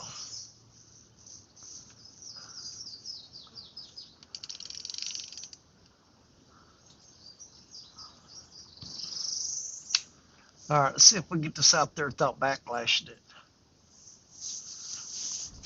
Oh,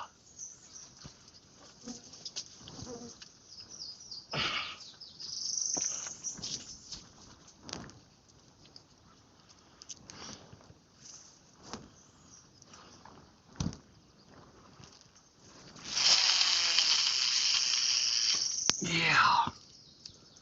Ain't too bad.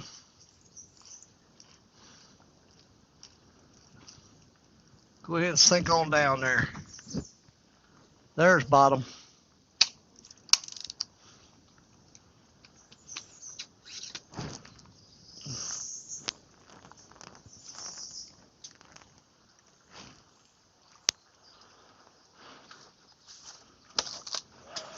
Oh, we may have to scoot up the bank a little bit.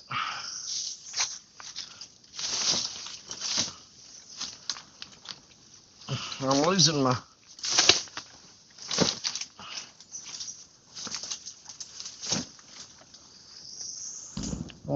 shade.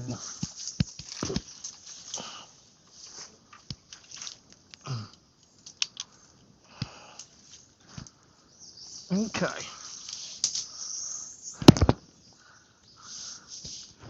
Let's scoot back up there in this tree line. I'm gonna have to move that or I'm gonna trip on it. There we go. All right.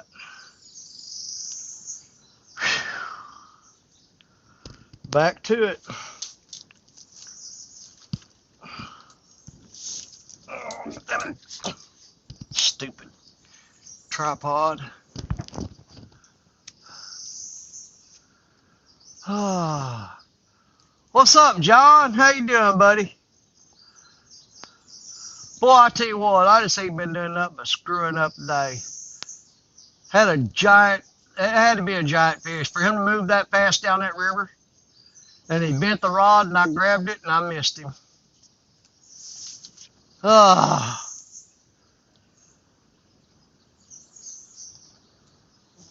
Well, we'll just keep on trying. See what happens. Who's texting me? Lance McCoo guy. I ain't got time for you, Lance McCoo guy. Be texting me while I'm fishing.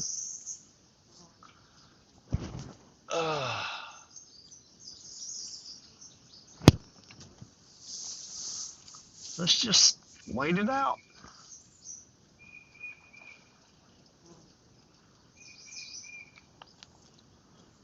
See, now I see why people love having a boat. Because you get out there, you run your graph, you find them fish, you throw on them. Man, when you're on the bank, it's potluck dinner, buddy. You just go to a spot that you know holds fish. Normally, you throw out there with a hope and a prayer. That's all you can do.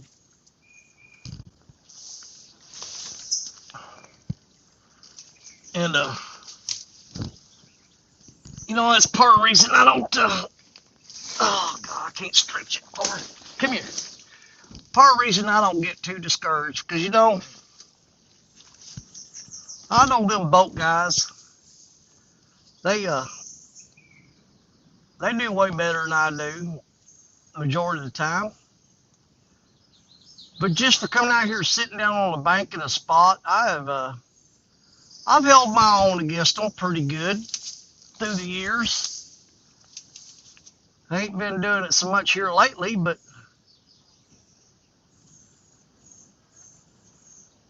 I've managed to hold on and do good enough that it keeps me going. You know what I mean?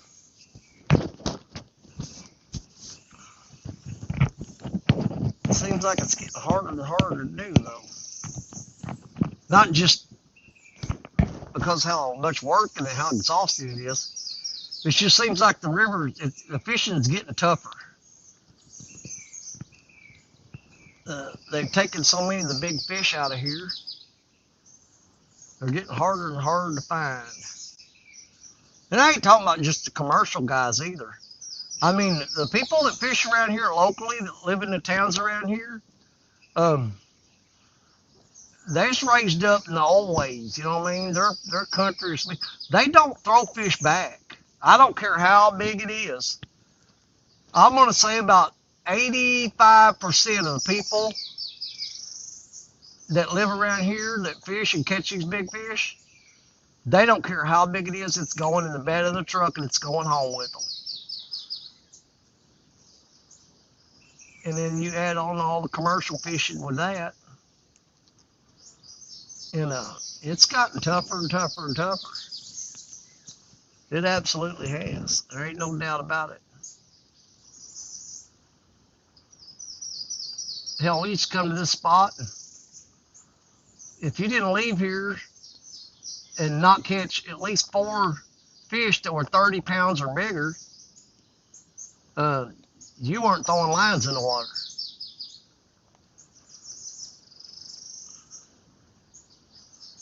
Now you're struggling to get one of them. And I'm talking about, you used to be able to come out here for like maybe 3 or 4 hours and do that. Now you can spend all day for one good fish.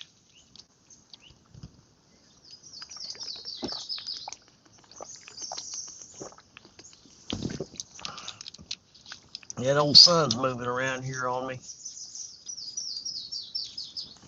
Fixing to get hot.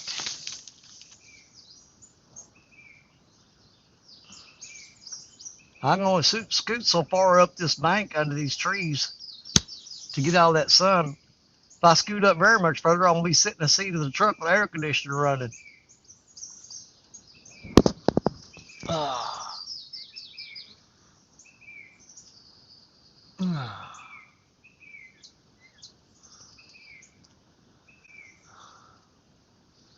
Global warming. Think that's what it is? Uh-oh, there goes Betty. There goes Betty. There's a good hit. Good hit. Come on, baby. Come on, baby. Stick that fish. Stick him. Stick him. Come on. Come on, baby. Stick that fish. Stick that fish. Come on. Come on. Come on. Come on.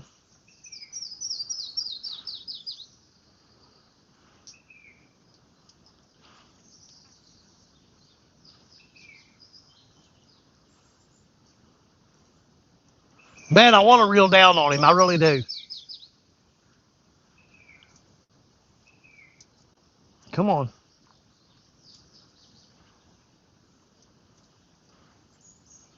God, he's got a hold of it. I want him to smack it. Come on. Come on. Come on.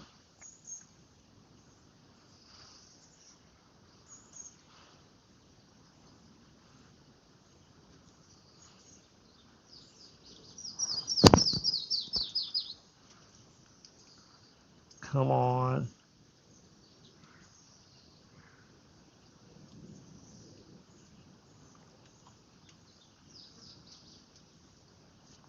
I'm not going to make that same mistake again. He's barely pulling down on it.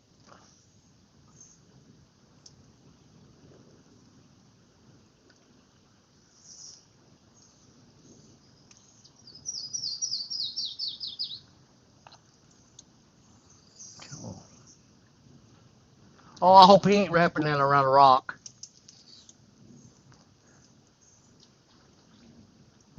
Crap, he may have took it around a rock.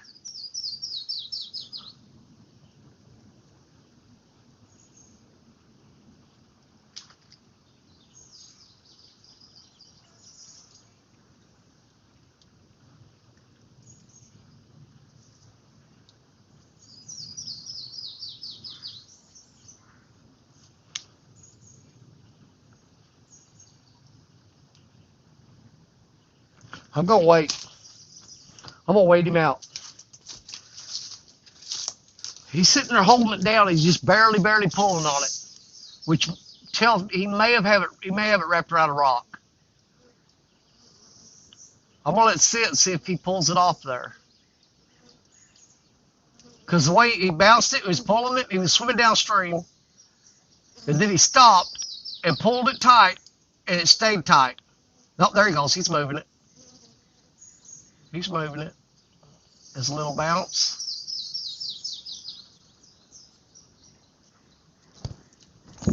He's got to swim off and feel the resistance of that rod.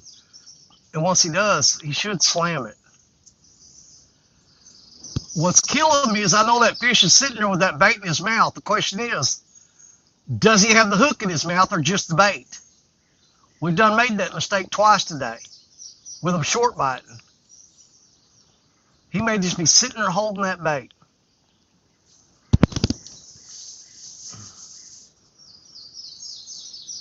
I can't take it much longer. I'm gonna give him another minute or two, and I'm gonna go down and reel down there. I'm either gonna hook him or I'm gonna pull that bait away from him. But man, they're just not slamming the rod like they usually do. Oh, you cotton picker driving me crazy. Just torture me. This is ridiculous, man. These fish are acting like just totally weird today.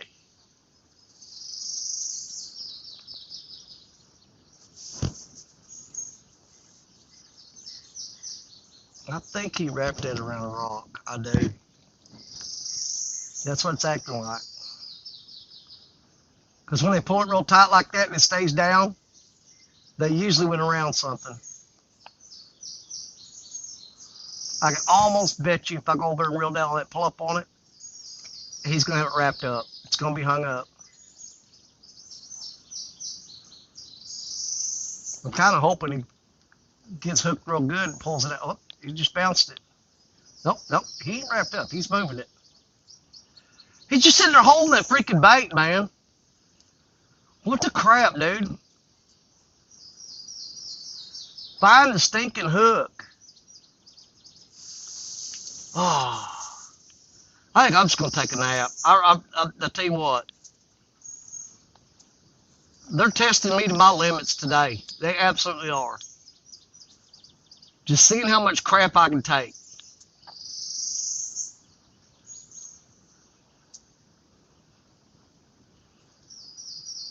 Now he's let up a bunch of slack now. Nope, he's still there. Oh, he dropped a bunch of slack.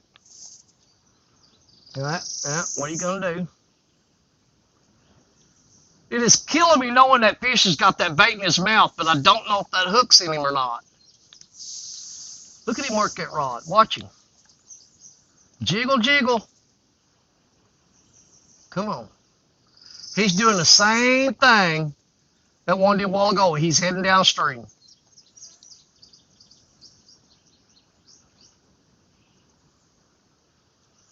Cotton picking, slimy son of a gun. Slow pulling. There he goes. Piss on this. I'm reeling down on him. I ain't dealing with this crap.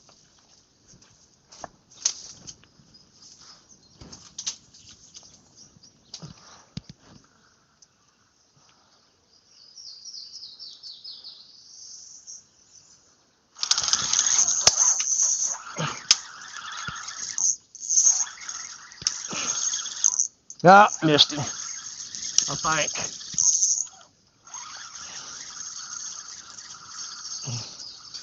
Yep, missed him. Ah.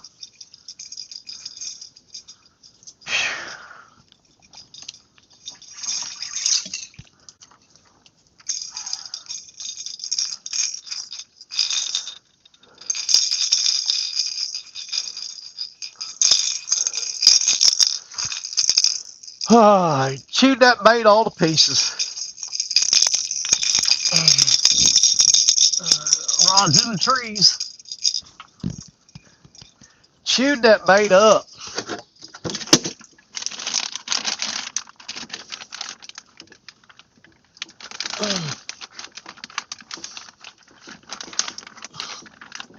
Let me find the shed that I'm looking for.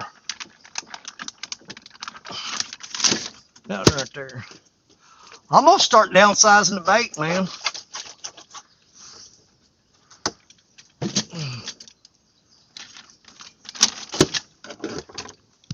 Let's make that bait smaller.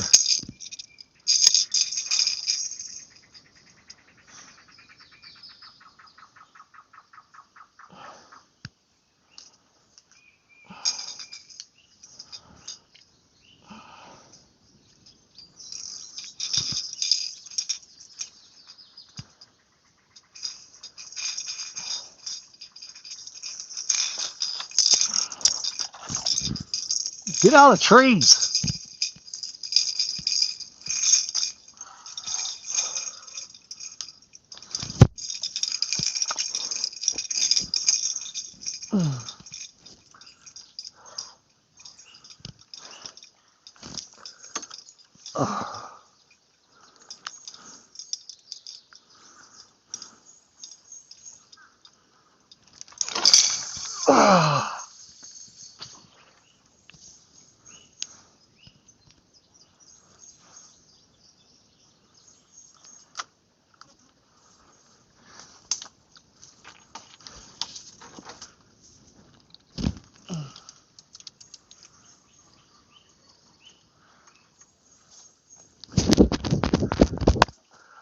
I can't remember ever having to work this hard for a dang fish.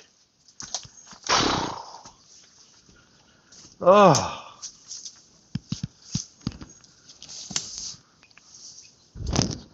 Oh my God. See, I did the same thing. Losing my patience.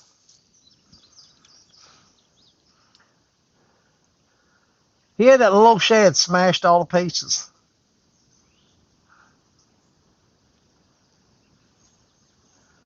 I don't even want to look at chat. I am sitting here and basically single-handedly ruining my reputation.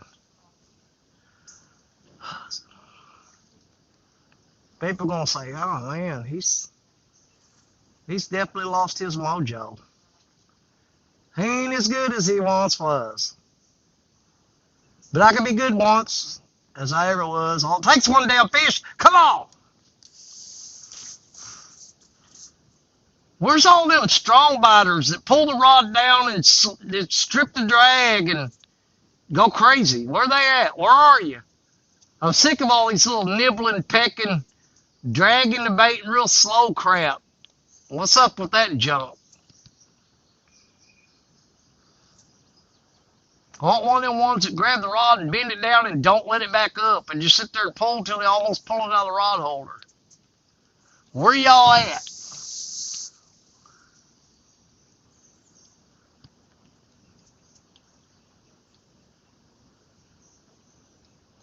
I'll tell you what, I may not stay live much longer, but I ain't leaving here till I catch fish. I don't care if I miss work tomorrow. I ain't leaving. Fine, by me. Whatever.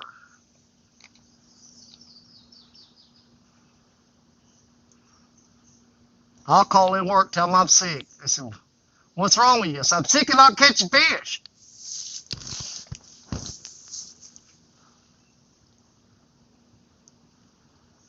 Sitting there staring at these rods all day long, having them tease you, playing with your emotions. Ain't nobody can just grab a rod and bend it in half and do it the old school way. Can't find an old school fish. There's all these little peckerheads.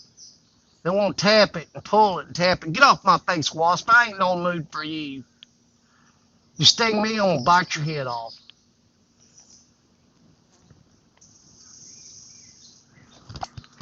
All right, well, we've ignored chat long enough. Let me see if I can get this thing here. Adjust. I got to pull it closer to me because I can't see y'all no way.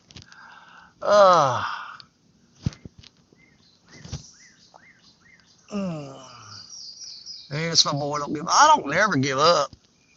I might get tired and quit, but I don't ever give up. I might get to the point that I've had enough.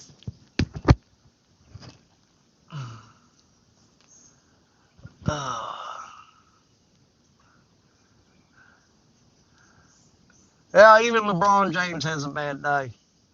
Well, I've had enough bad days in a row. Well, you know, here's the thing, though. I can't gripe too. I lost a big fish yesterday, but then I wound up catching 5. You know, decent fish.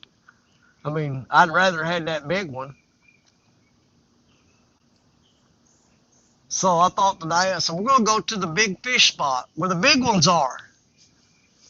And all these fish are getting smarter. I mean, that may be 130-pound catfish out there that just lives so long. He goes, I know what to do. I didn't get this big for being stupid. He said, you see a little bait like that? He said, you grab it, just barely grab it, and you play with it for about an hour to make sure there ain't no hook in it before you eat it. Oh, look at that crap. There you go. Oh, that's the one I was talking about. You finally showed up, didn't you? You finally showed up.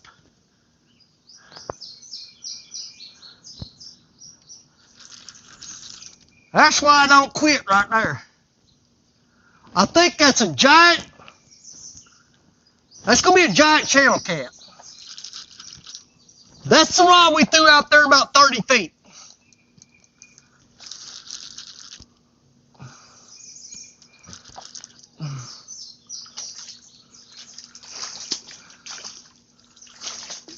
Come here.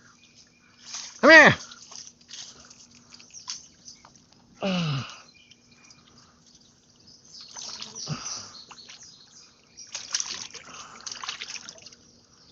Oh, Lord.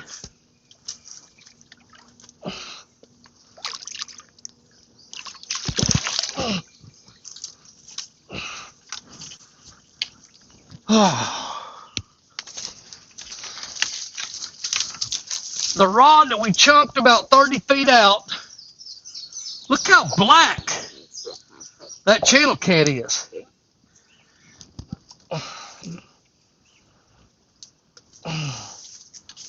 Oh, God. Man, he is black.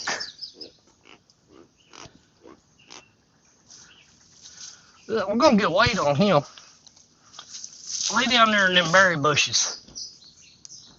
That's the rod we had 30 feet out, right off the bank.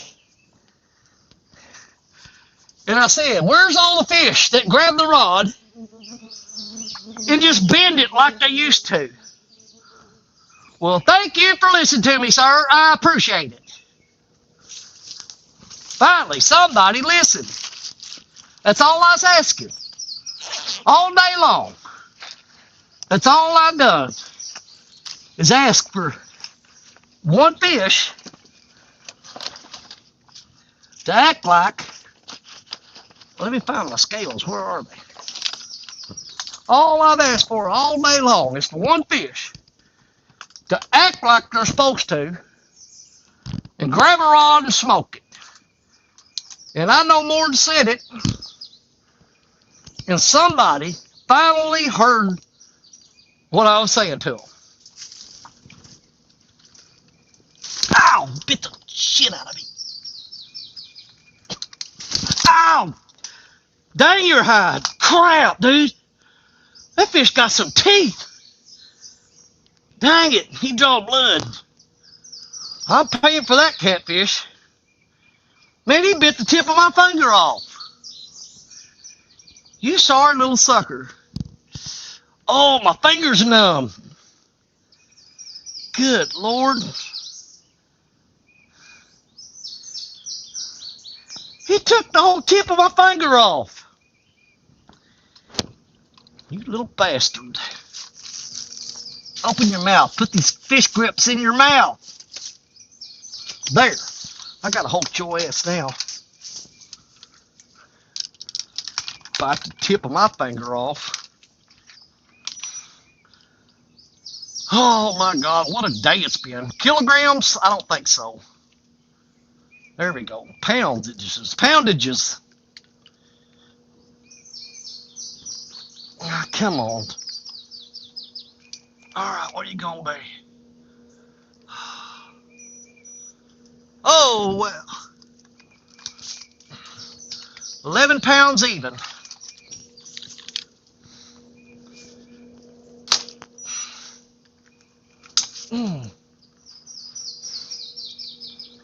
Big old black channel cat. 11 pounder. We're going to throw that rod back out there just right off the shore again. Buddy, that camera wasn't on, I'd bash you in your head for biting my finger. But you know what? I did stick a hook in your mouth. So we're going to call it even, and I'm going to let you go. We're going to call it even. Still bleeding. Yeah, put bandage on. Dadgum your hide.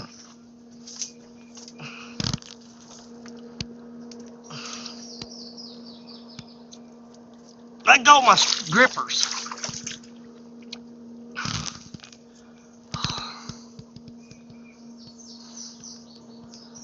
Get out of there. Get off that rock. Oh my God. I'm gonna poke you, dude. I ain't sticking my hand back down there by you again. Get off that rock. Go that way. Go that way. Go that way, stupid. Oh my God, you're a dumbass. Go.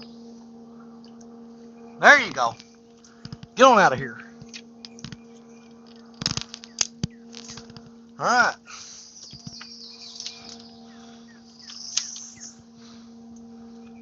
You little bastard.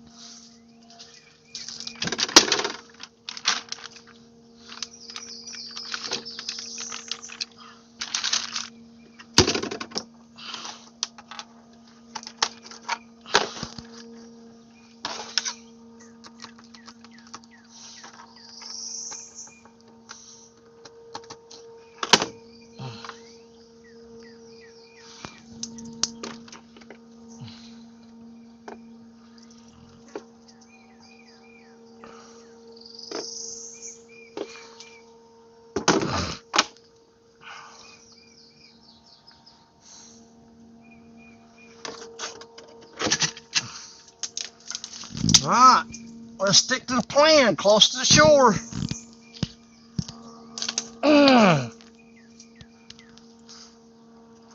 Now I hear that boat, but I don't see it.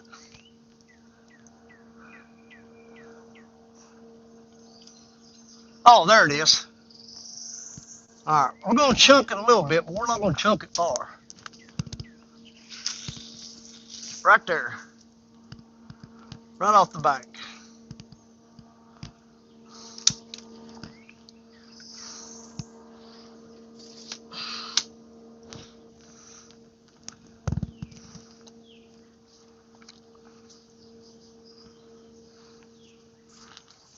Well, said I wasn't leaving until I catch a fish. Bye, y'all.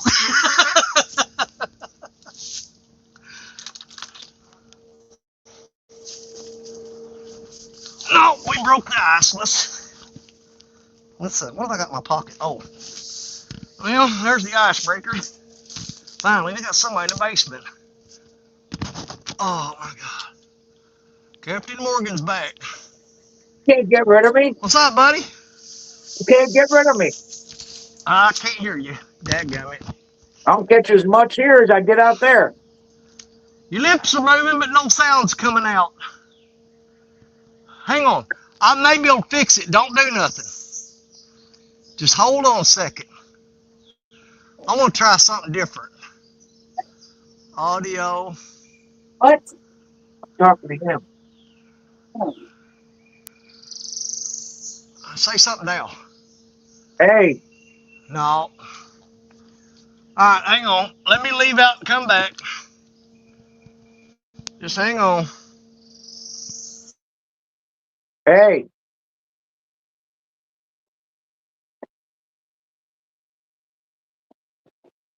What will I do?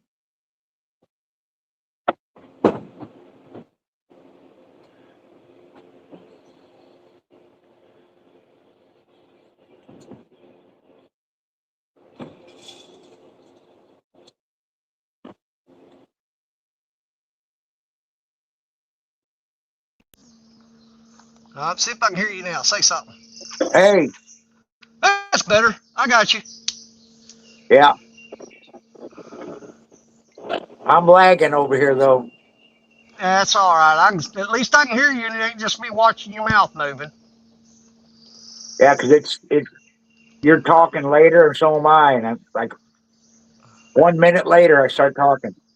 Nah, it was doing that to me on stand day on the way over here. Now I sit here talking about why can't I get a fish to just smack the rod, pull it down, and keep pulling? And no more than I said it, one of them did it. I'm like, I guess I should have said it earlier. I don't know.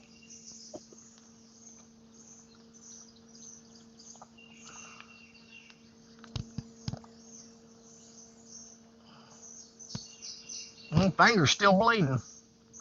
He bit the crap out of me. How many did you catch? I caught just now. I mean, just a few, like less than a minute and a half, 2 minutes ago. Yeah, I got I just turned on and I see you got a fish. yeah, it was an 11-pound channel cat. Did you see how black he was? Man, that thing was black as coal. But dude, I was sitting there telling everybody, I said, I wish a fish would just do like they used to and grab the rod, bend it, and try to pull it out of the rod holder. And I said it, and like 20 seconds later, he did it. I'm like, what, are you kidding me? Are you kidding me? I mean, he smoked that rod. And hey, that's the rod that I just got chunked right out there about 30 feet off the shore. The other two rods I got thrown way, way, way out there. But that rod that was 30 feet off the shore, he grabbed it and he smoked it. He never even nibbled on it. He just grabbed it and bent the rod.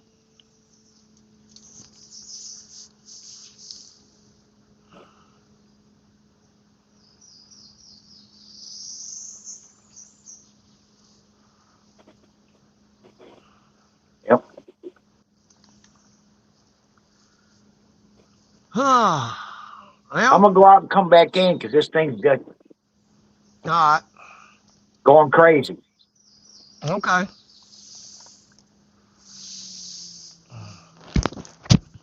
All right. Let's see where we at here.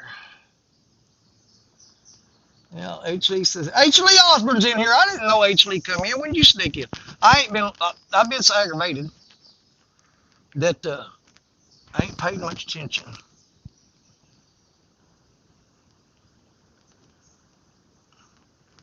All my chats froze up again. Dadgummit. I'm gonna have to go out and come back in. No, wait a minute. How did I fix that while ago? I did this. I turned it up like this, and then I turned it back. So I heard, oh, Danny Stone, I'm going to get on camera. Yep, 10 pound. Suck it up, Buttercup.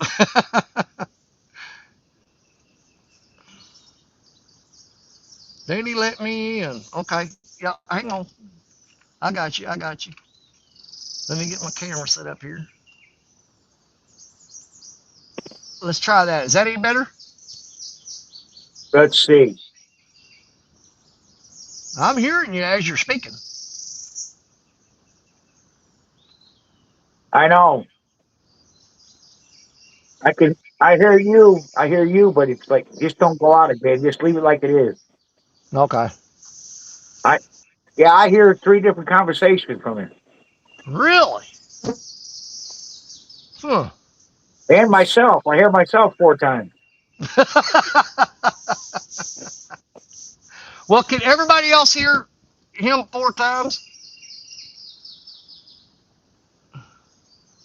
Is anybody else hearing anything odd in the audio? Well, this phone's hotter than a firecracker, and the sun ain't even directly on it. I'm inside now, so it's still doing it. Yeah.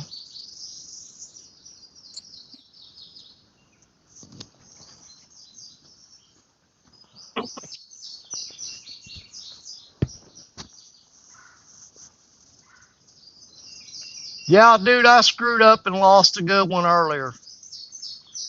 I had the rod thrown upstream, and it jerked the rod, and I saw the line. It was going downstream. I mean, he was hauling butt.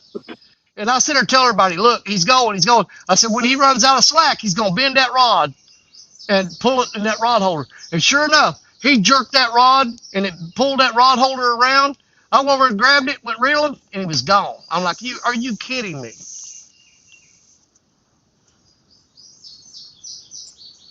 You know what? I didn't think about it. dude, I saw a giant, about a 6-footer alligator gar that swam by me a while ago going upstream. That might have been that freaking gar. Because he was acting like a gar. He swam downstream real slow, but you know, big blue cats do that too. He pick up the bait and start swimming downstream. And then when you hook them, big blue cats will take off and go upstream. But once they pick that bait up, they'll swim downstream trying to get away from any other fish so they can eat it in peace. But then when they get hooked, they take off and go back upstream. That there, as soon as that, I pulled that line tied on me, he was jerking the rod, but when I started reeling on him, he just spit it out or let it go or whatever.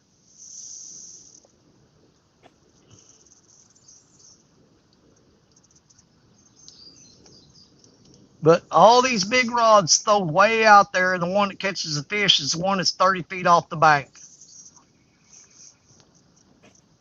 But I think a lot of these fish are swimming, like I said earlier, they're swimming along the shoreline, eating the worms and the bugs and all the stuff that the floodwater's washing out of these woods.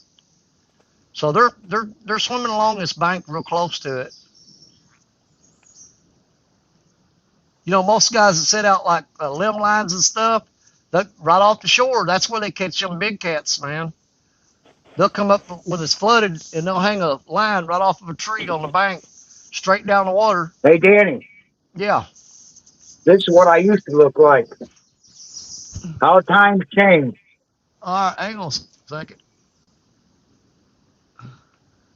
I can't see much. It's blurry, buddy. Okay, now I got you. Yeah, I sent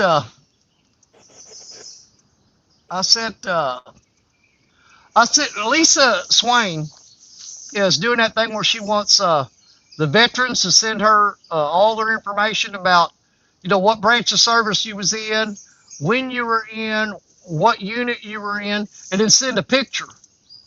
And I sent her all that, and I sent her a picture of me when I was in service when I first went in at 17. And she was like, oh my God. She said, they don't even look like you. I said, well, I was 17 now, then I'm 60 now. So yeah, I'm not going to look the same. Absolutely look totally different. We caught a fish now. I can chill out. Anything else goes on, it's just gravy. You had the long hair like me. I know it. Oh, I did it one time. I'm an old hippie now. Well, when me and Stacia first got married, I had hair down to my shoulder blades. And I look back at them pictures now, and for me personally, Boy, we looked good, didn't we? I didn't. I look back now and go, what was I thinking? I mean, you can pull it off. I couldn't. My hair, the way it grows, it just don't look good long.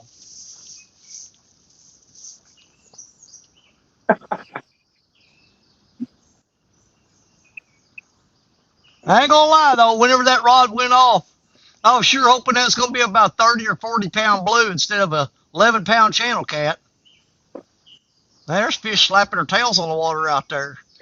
That ain't no carp, because they don't do that. No buffalo.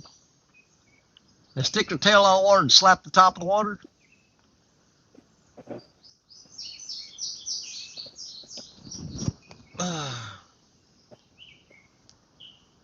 It's hot and humid. Yep, let me see here.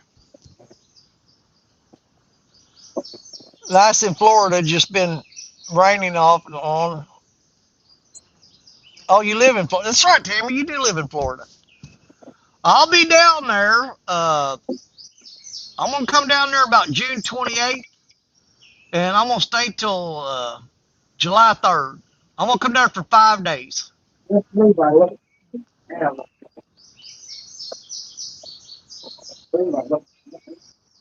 But I'm going to be on the Florida-Alabama line, state line,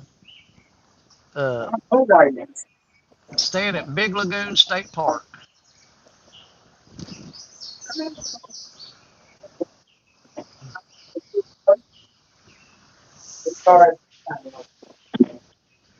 See, where I work at, they make us take vacation a week off around July 4th.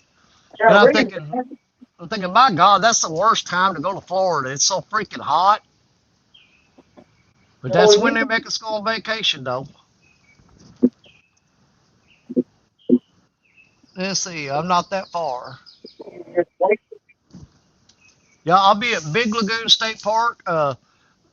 Usually when I go there, I go to what they call Johnson's Beach. That's where I fish at when I'm in that area. I do a lot of fishing at Johnson's Beach.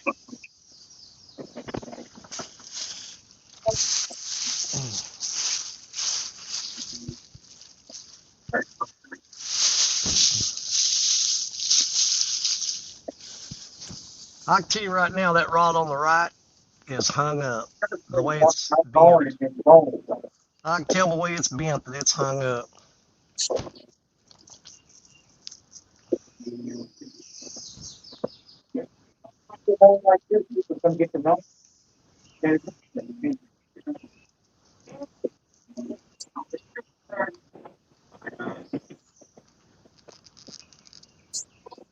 I'm hitting the captain right now. Are you? Yeah. Yeah, I hear sitting in this heat, that'd be too hot for me to do that. Well, that's why I'm not there. I'm at home. I hear you. I think the only thing I got at home is a fifth of a whistle pig.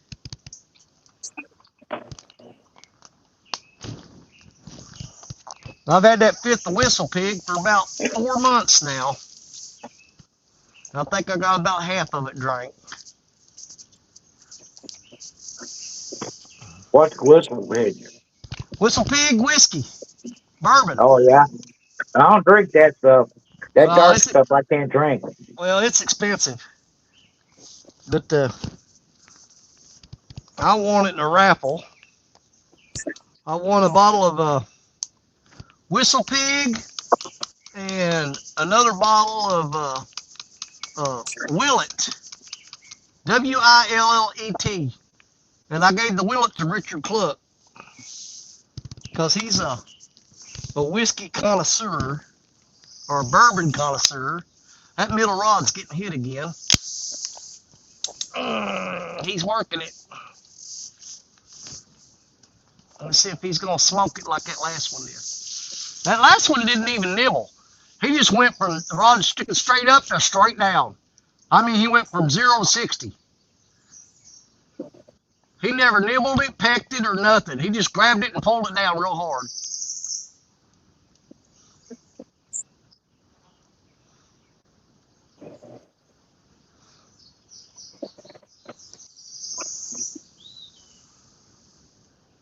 And that there just bit a couple times and quit. Man, I'm gonna scoot way up in these woods and get out of this sun. I won't get too far from these rods, though.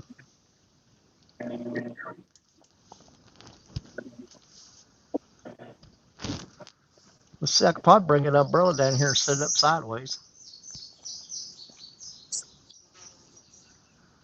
Or I could just say, hey, I caught a fish, I'm going home.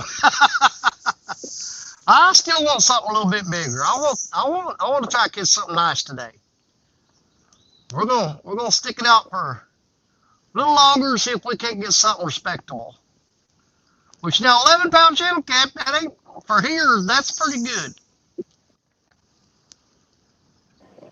Most of them we catch on the river here is, run from 2 to 7 pounds, 2 to 8 pounds maybe. So 11-pounder is pretty good for this area.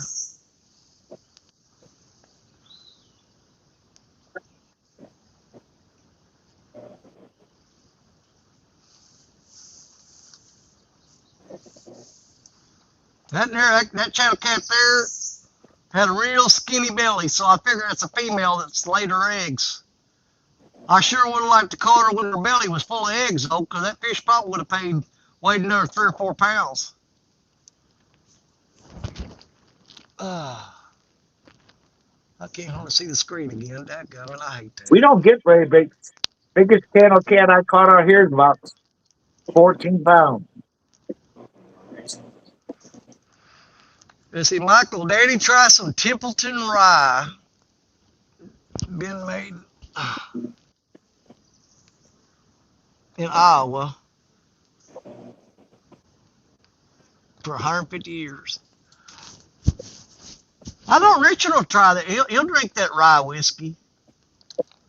Of course, my biggest fish was 55 inches by 42 around. And there was Yeah. nobody there.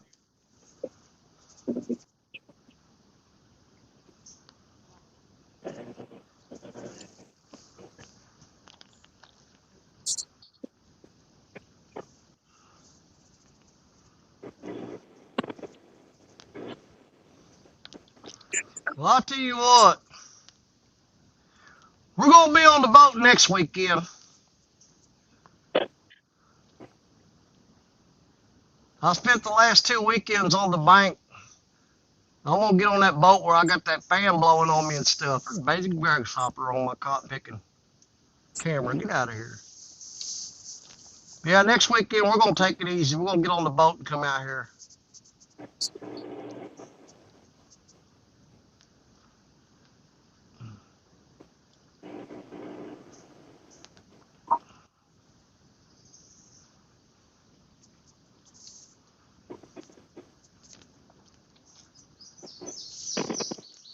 Yep, so far today I've caught a drum.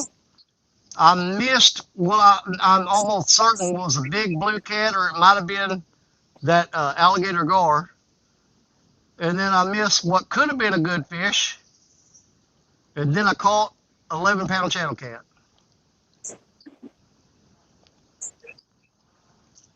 So 4 bites, and I've caught 2 fish, a drum and channel cat, out of 4 bites.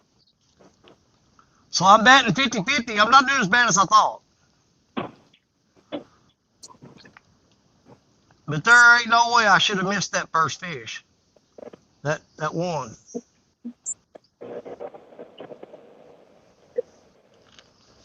Let's see if I can.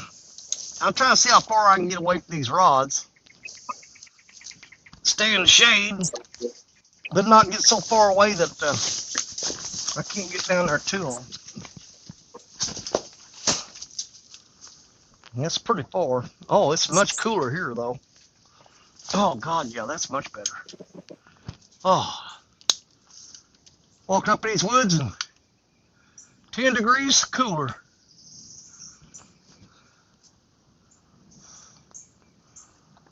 I'm guessing they can still see them rods down there.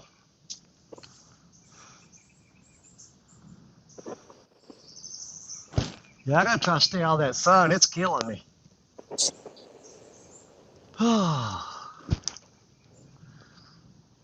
Let's see here. Like I said, Daddy, I'm gonna try to be. What do you say? Daddy, I'm gonna try to be out with you next Sunday. Gotta get date from my data from my phone. Heck yeah, cause it's gonna be me and Richard Clark next weekend. We're gonna be out on the pontoon, so we're gonna have the Bimini top up. We're gonna have I got the little battery powered fans. We're gonna have them set up all over the pontoon, blowing air everywhere, and just chilling out. And we'll be using the graph and finding fish and spot locking on them, and it's gonna be way easier and hopefully a lot more productive. See, Danny, you got to be Jerry Shark now when you go to Florida. Well, I'll have to look and see what his biggest one is. Right now, my biggest shark is a 5-foot black tip. Of course, Jerry's going to say his was 5.5. The see, the thing about it, too, is Jerry is at a spot where he can go on the beach at night and fish for sharks. Where I'm going, they won't let you sit out there at night because, like I said, they've got turtles that come up and lay eggs and stuff, and they close the beach at a certain time and tell you got to be out of there because they don't want you out there when them turtles are coming up trying to lay their eggs. They don't want nobody bothering them sea turtles. So that makes it harder for me because your best shark fishing's at night. But I got to do all mine during the daytime, so I got to work extra hard to beat Parker on that.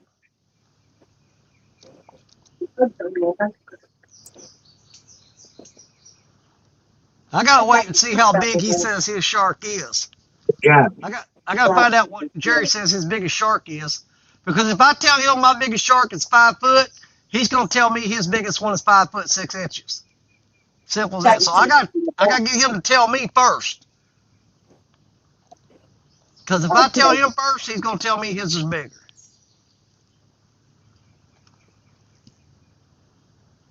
Mine was 14. Yep. What kind was it?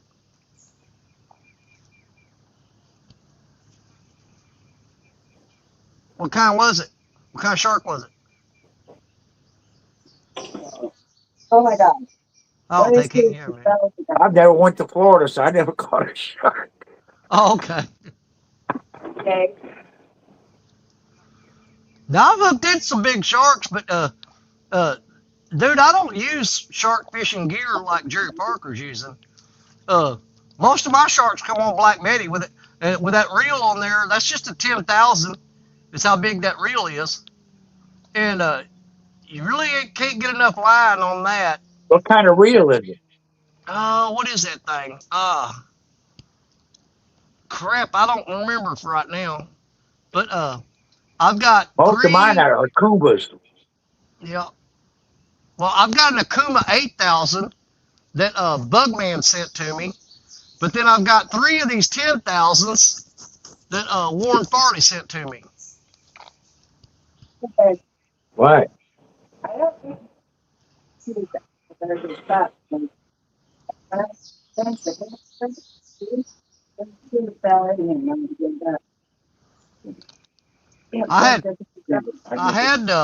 I had 4 8000 series spinning reels that Michael Murillo gave me, but Jerry Parker stole 2 of them. I'm gonna call. No, we're going. No, he's going there. No, I'm calling both. I'm not reading them. He told me that if I'm not reading, I don't have to go. Okay. Well, I wasn't going to go. Did you hear him? No, I didn't hear him. He was talking to you. Yeah, he said that nothing's happening. Don't have to Oh, go. those are Sagoo I'm legs. worried about my stomach. Okay. See what He ain't hearing me. I'm on the phone. Tell me after I'm done. front porch.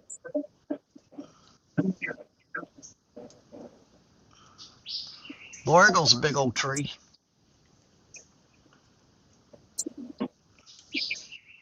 I'm glad that thing missed my lines.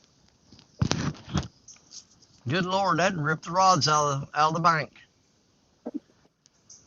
Yeah, those 10,000 reels that Warren sent me, they're Sugulang. Sugulang, however you want to say it. Oh man, there's a nice little breeze. That's sweet. Y'all see this crap I had to hack a... I had to hack spinning reels? Yeah. Most of when I do fishing on the saltwater fishing, I use almost all spinning gear. Now, I do got a brand new a surf rod from Ancient Mariner that I'm gonna take down there and put one of my bait casters on it and use it.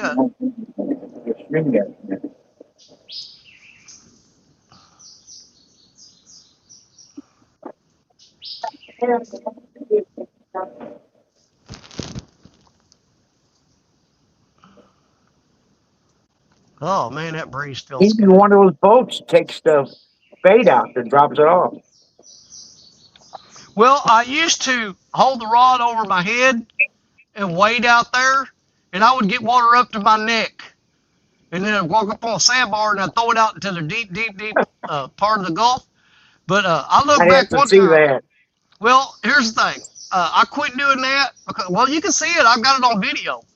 But I quit doing that because one time I was out there about neck deep, and I walked up to the sandbar, and I got up there about knee deep, and I looked back, and there was 4 sharks following me because I had cut bait all over me.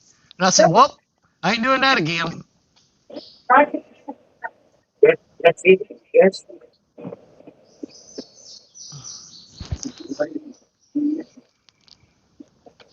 Let's see.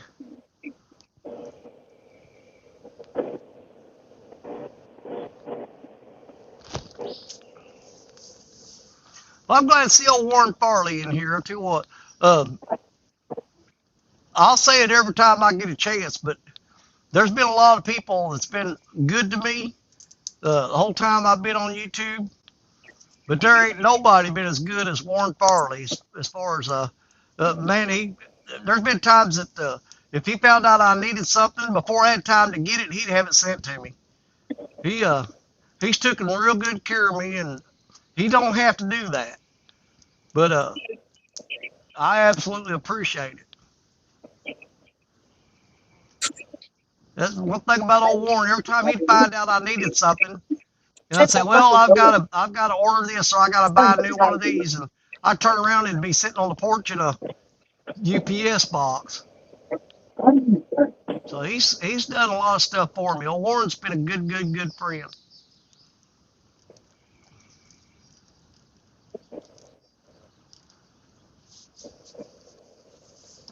And not just me. I mean, he sent stuff to my kids and my grandkids and stuff. And he sent all kinds of games and stuff for the grandkids, and they just love that stuff.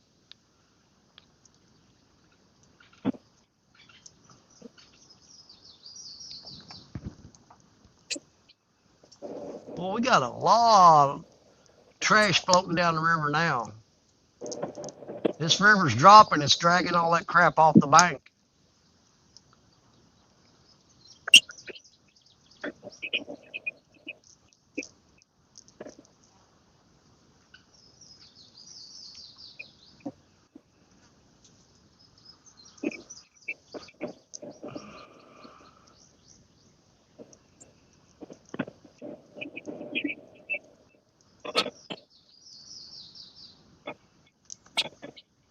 And I'm just sitting here waiting on Black Betty to go down because I got her throw way out there in that deep hole.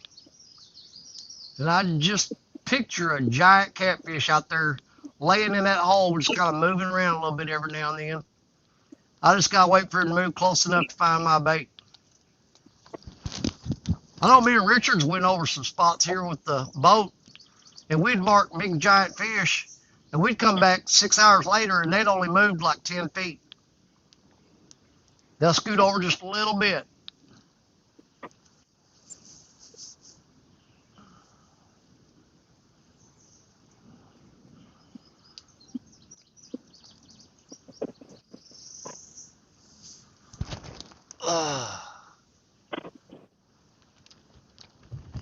That's why they're big fish. They can't be fooled.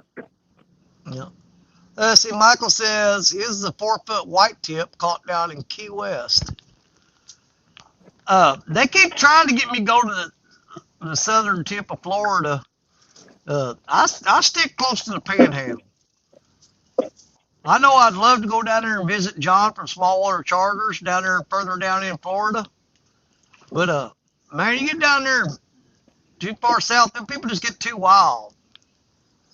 People get crazy down there. I ain't about that kind of lifestyle. I like laid back and taking it easy.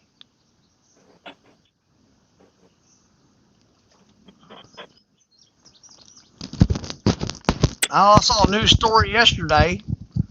Got Crab Island right there near Destin, Florida. They showed probably 1,000 people out there swimming around at Crab Island. And hell, they's all fighting. I mean, beating the hell out of each other. I'm like, that's another plus to going down there the hottest time of year. Most people don't want to be there, so you don't get as crowded. Boy, look at the size of that tree floating past the rods. Ooh, Lord have mercy. That thing's freaking huge. Hold on here.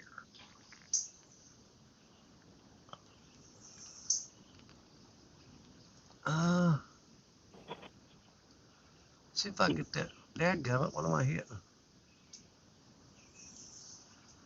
I can't get it. Why is that not getting there? It goes. See the size of that tree? That's a whole dang tree with a root wad still attached. That is a huge. Well, if that got in your lines, you might as well just cut them. You ain't getting that off there. Hey, since you ain't fishing, I'm just gonna leave me on solo.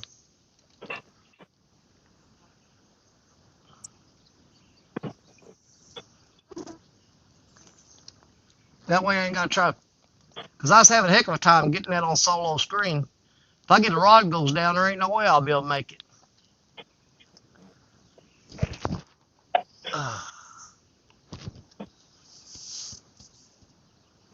I think that was Nessie. That's a big tree, man. I've seen bigger floating down through here though. That's a Loch Ness monster.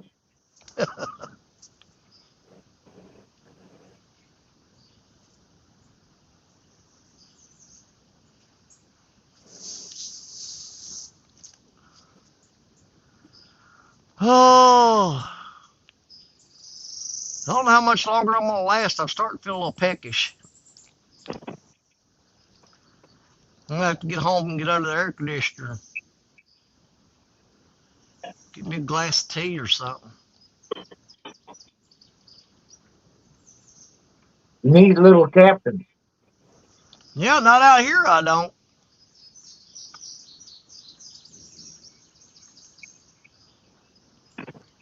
I'll drink that when I get home and get underneath the air conditioner.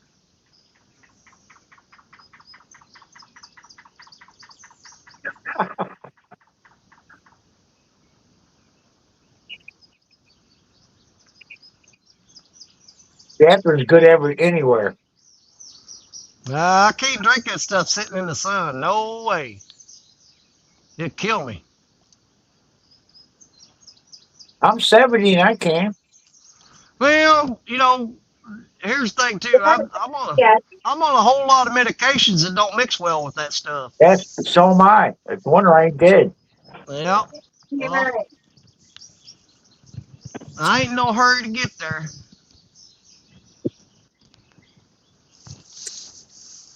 I know. Yeah, you're fine. I don't know if I'm going to heaven or hell, but I ain't in no hurry to find out. I know. I'm doing it. I do. I know. Messing up.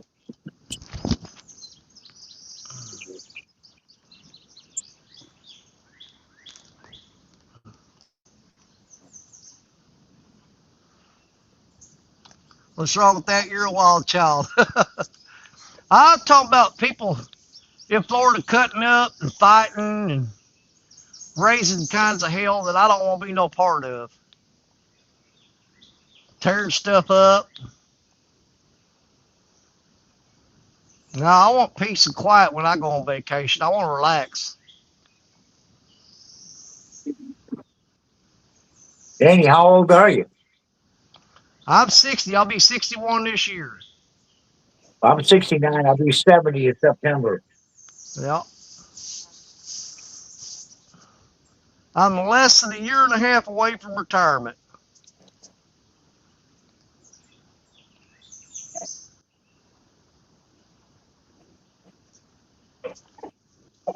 See? Dang, and I think I'm sitting right in a patch of poison ivy. I retired at 62. That's what I'm going to do. Well, I'm retarded, really, but ain't retired.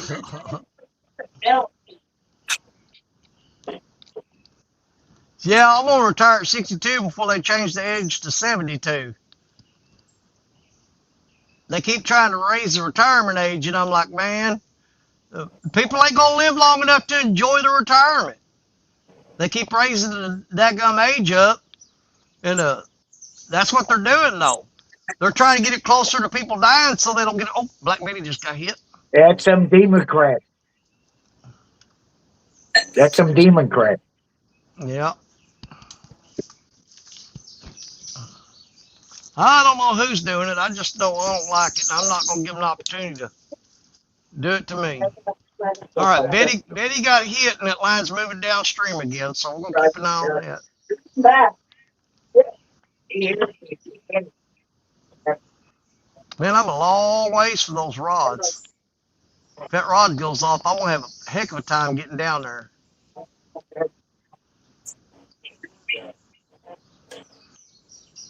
Yeah, you're retired from disability.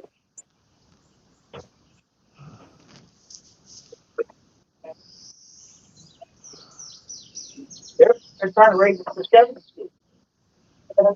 And Democrats are do it. Well, let's get ready. Retired Let's get ready. 62? Oh, there she goes. There she goes. That's like what you said. Oh, you don't let people tell you that. Oh, he's pulling this time. Oh yeah. Do it early. Ain't much good. I got your butt that time. He don't feel very big though. That's the thing.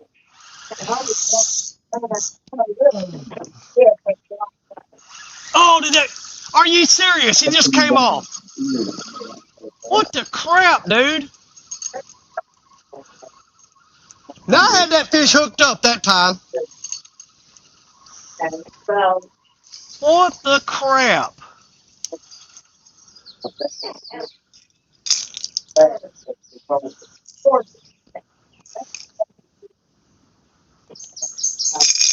Oh, the only one you get.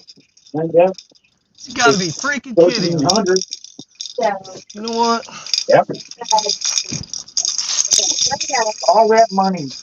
I'm gonna fix All that that crap money. right now. Ugh, I'm going to. Brenda is going to 55. Right now, I have 55 workers. She would get about 2,000.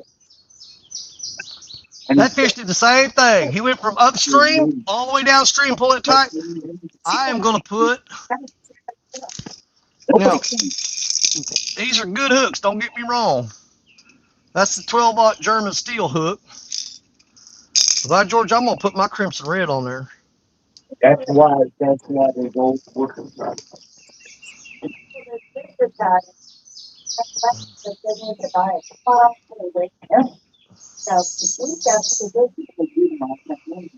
All these really good stuff.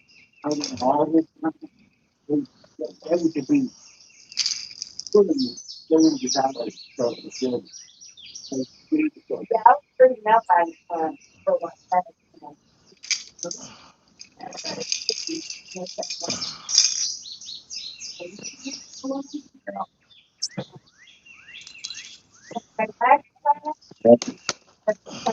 They're changing all that now.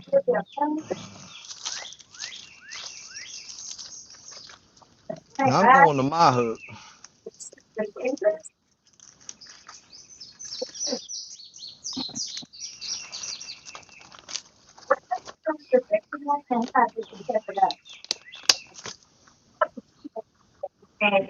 I can hear you good. Hold on.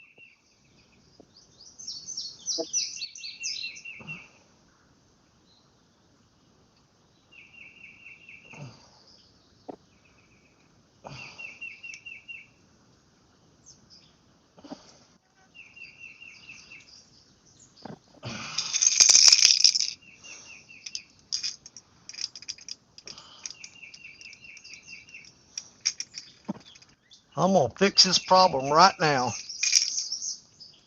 by putting that crimson red on there. All I'm saying is take one thing I can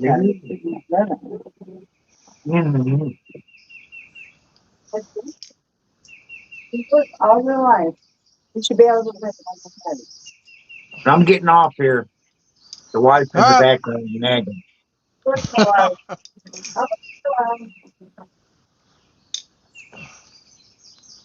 I wouldn't have known if you hadn't told me.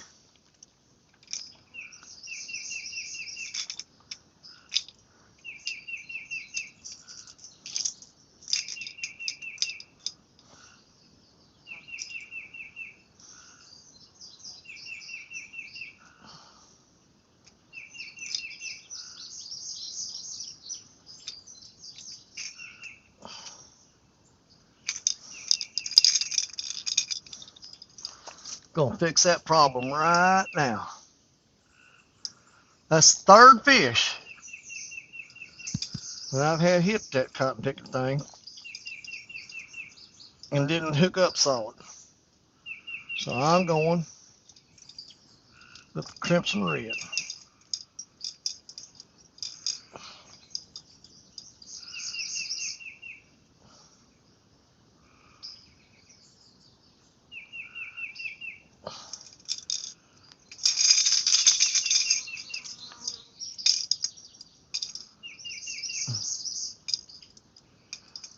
Let's try that.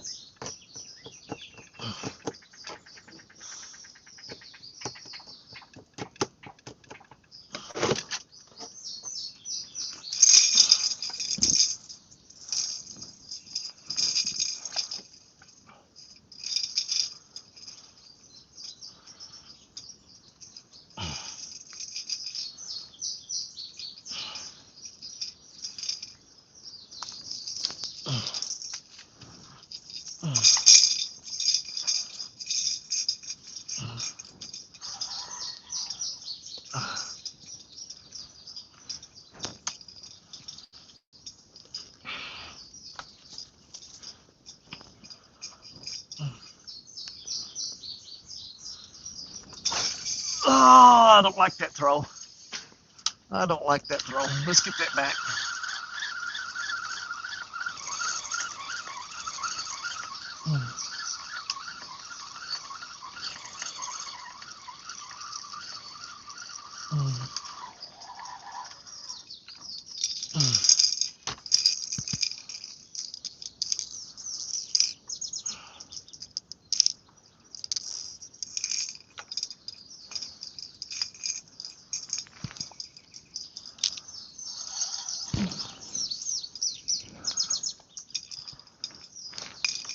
That was not where I wanted that.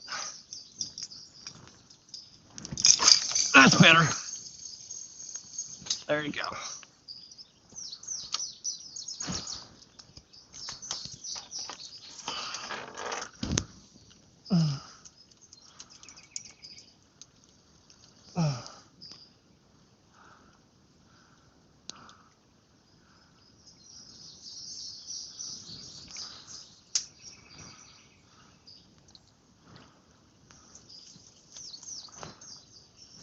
There we go. Let's try that. All right, move back up here in the shade.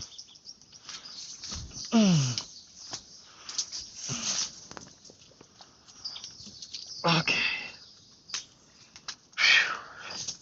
Oh, I'm going to have to take something from my back real quick.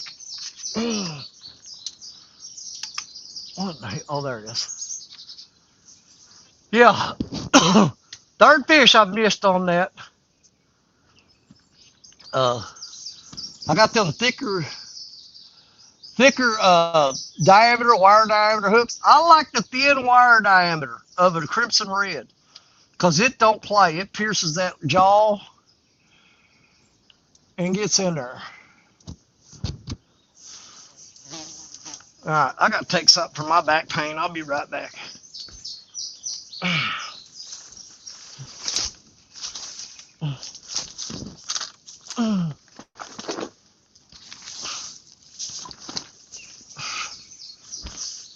Oh, Jesus Christ. Oh. Lord help me.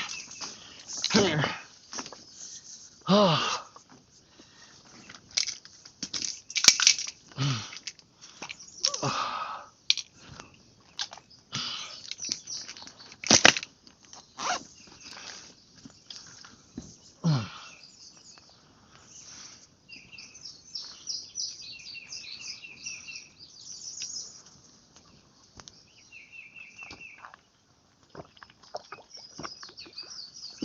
Oh, all right. Should feel better in about 20 to 30 minutes. We'll be good to go.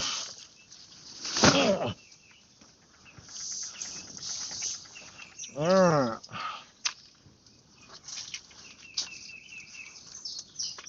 Get this adjusted. No. All right, I can see the camera there. Catfish and crappie, Mark. What's up, buddy? Oh, camera's too high now. Let's move it down a little bit. There we go. That's better. Man, that spider's still sitting on my camera. I ain't gonna bother him. He ain't hurting me now. Oh.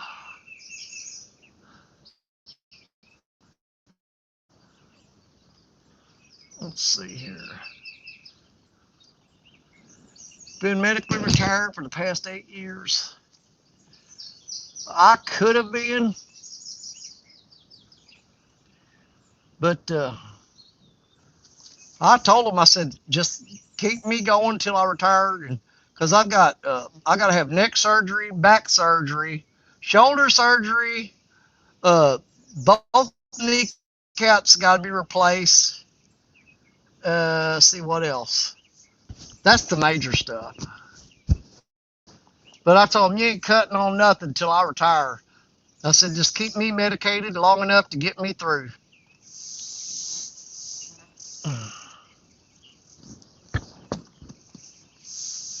And I took my medicine this morning, but I tell you, it's starting to wear off, so I had to fix that. Catfish and Crappie went $10 prime rib fund. He knows my weakness. He knows my weakness. Mark, thank you, brother. I appreciate it. Thank you so much. I sent him a picture of a prime rib the other day, and I told him, I said, if you told me I can only eat one thing for the rest of my life, that's it right there, that prime rib. I do love me some good prime rib. Betty's getting hit already. Now, we switched that out to a crimson red hook. Now let's find out if the proof is in the pudding, because it's a way thinner wire diameter. Oh, that middle rod's getting hit too. Oh, we're getting 2 rods hit at once, y'all. Let's move back down there. I'm gonna try to get you guys a little closer. You watch, I'll move the camera down here and all that crap. They'll quit biting. That middle rod's getting hit. Let's see if I can get that leveled out there. All right, I'm just gonna sit back. I'm not gonna go down there yet. You know what? Screw it. I'm gonna move my chair back down here.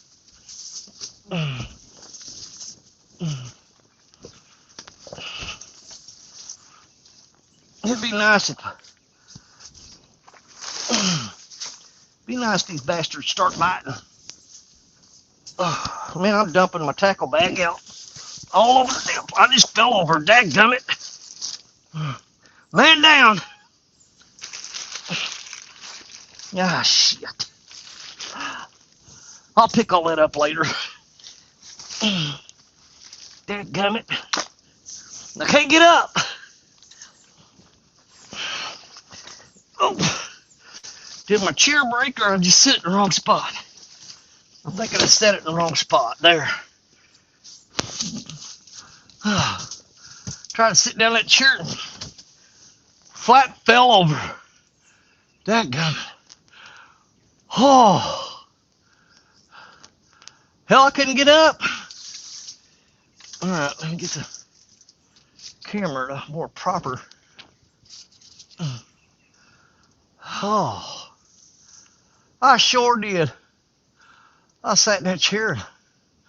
Whew, I rolled right out of it. It was upside down on the ground. Oh. Dumped my tackle bag out. Sinker's all in his. Look at that. I tripped on it and fell on that.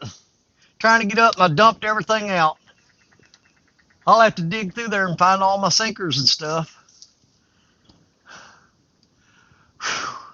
Yeah, look at that. I was getting a bite on Black Betty and that 10-foot rod in the middle. As soon as we moved down here closer, they quit. They just wanted me to fall. Dadgummit. Yeah, I set that chair down and, oh, he's back. Middle rod's back. Middle rod's back. Come on, son. Don't play with me. Just, come on. I've had a tough day. Just smoke the rod for me. You're already gonna wear me out. He's still there. He's still there. Come on, eat it, eat it, eat it, eat it, eat it, eat it, eat it. He's a nibbler. He's a nibbler. Oh, he's wanting it. He's wanting it. Make sure I ain't got no vines tied around my ankles. I don't want to take off running and trip on a damn vine. Now we're back to that little pecking fish. That either gonna be a, I would say a channel cat or a drum, but that last channel cat smoked that rod. I mean, he never nibbled, he never tapped it. He just grabbed it and bent it in half. I mean, he smoked. I wish they would all do that. Just pull it until they get that hook popped through their face. He's still there. He's a nibbler, though. Can y'all see that rod jiggling? That center rod? He's just barely working. That's acting like a drum, or it could be a gar. It might be a gar. That's the rod we got thrown out about 30 feet from the bank. But that's the one that caught that big black channel cat a while ago. He's just playing with it. He ain't doing nothing now. He keeps coming back and grabbing, acting like a gar. There he is. He's back. I don't know if y'all can see that. He's just jiggling the tip. He needs to smoke that rod. Come on, just smoke it.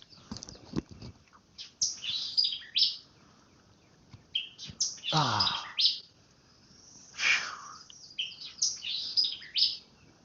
Now, I hope I can find all my stuff. I dumped everything out of that tackle bag.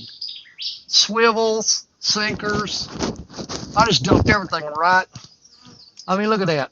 I dumped the whole thing. I landed on that. He's back jiggling it again. Come on. See that jiggle? You see that? Oh, he's getting a little more serious. Come on. Pull the crap out of it, you sorry little piece of slimy crap.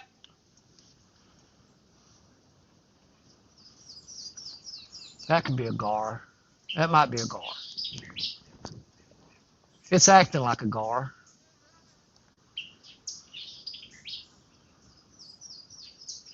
I don't know.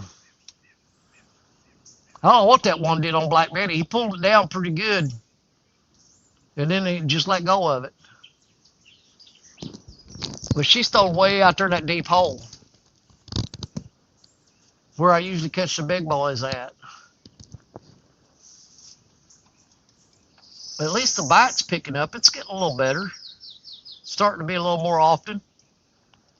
Get closer to that time. Oh, I see the sun is behind a bunch of clouds. I'm sweating like a pig. I ain't kidding you. I'm dripping here. Whew. Got excited again. Oh, crap. I did that again. What did I do? Ah, oh, hell. Get that off there. Get that off there. There we go. Got excited again. Fell again. Yeah. I'm really getting tired of not being able to. I remember I used to get down in them rods in 2 jumps. I tried that crap now, I'll break my hip. And you know, I gotta stop complaining about it because it probably ain't nothing that people want to hear, you know what I mean? You don't see you sit out here on the bank fishing, bitching and griping about your aches, pains. You know what? I've probably run people off doing that.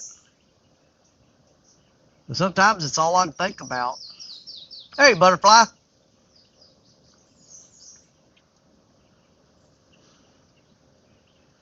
But it is what it is. I hope it don't bother you guys that I complain so much about, just stuff aching and hurting all the time.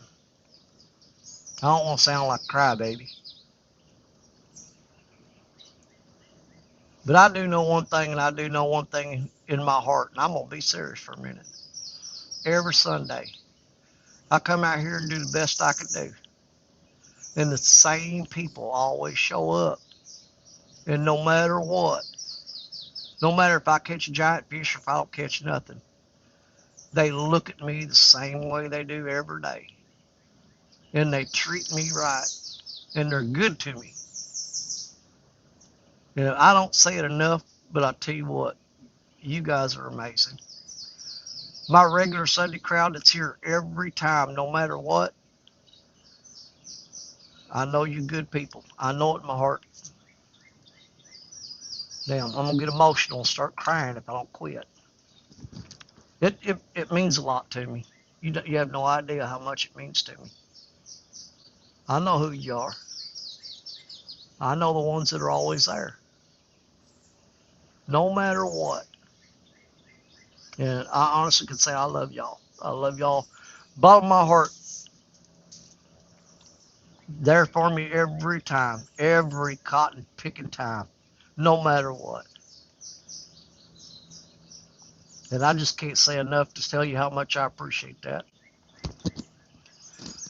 Then we're at the age where it's not the quantity but the quality. And you ain't heard me fishing yet. Oh God, yeah.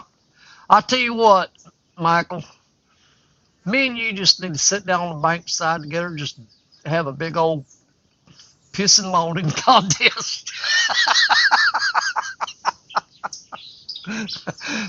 We were sitting out there stripping off clothes. And right here, on this spot right here. The full shirt, look on my back. You see that scar right there? Oh, good Lord, let's get the Martin catfish and crappie in there, man. Him and old Bobcat ripped their shirts open and said, you see that scar right there, son? That one's serious. That there ain't no joke. That's one that'll take you out of this world right there. Because your damn hip and your knee and your back ain't nothing. He said, that gum cutting there, when it start cutting your heart out of your chest, that's some serious crap, man. But you know what? Good God. I mean, all of y'all can see that. That fish's tail come out of the water. That was not no gar. They're right off the bank. That was a monster fish, dude. Hell, I might need to set a rod 3 feet off the bank. I don't know. That thing swirled that water and moved that bush. The fact that he went through that bush makes me think it was a carp, though. I don't know. Whatever it was, that thing was big. I mean, big, big, big, big, big.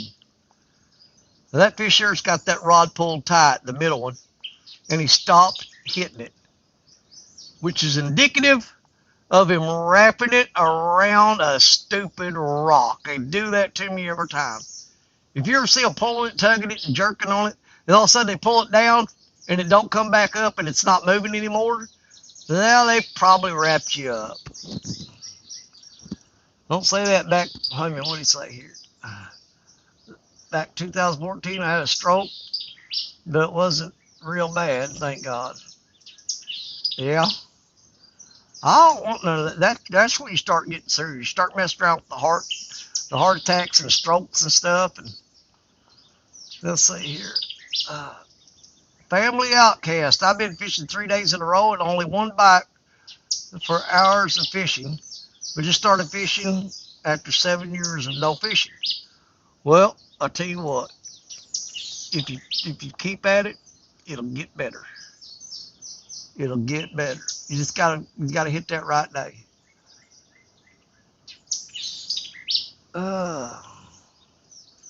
That's the real Kate. I can't even read all that. Pup Adventures.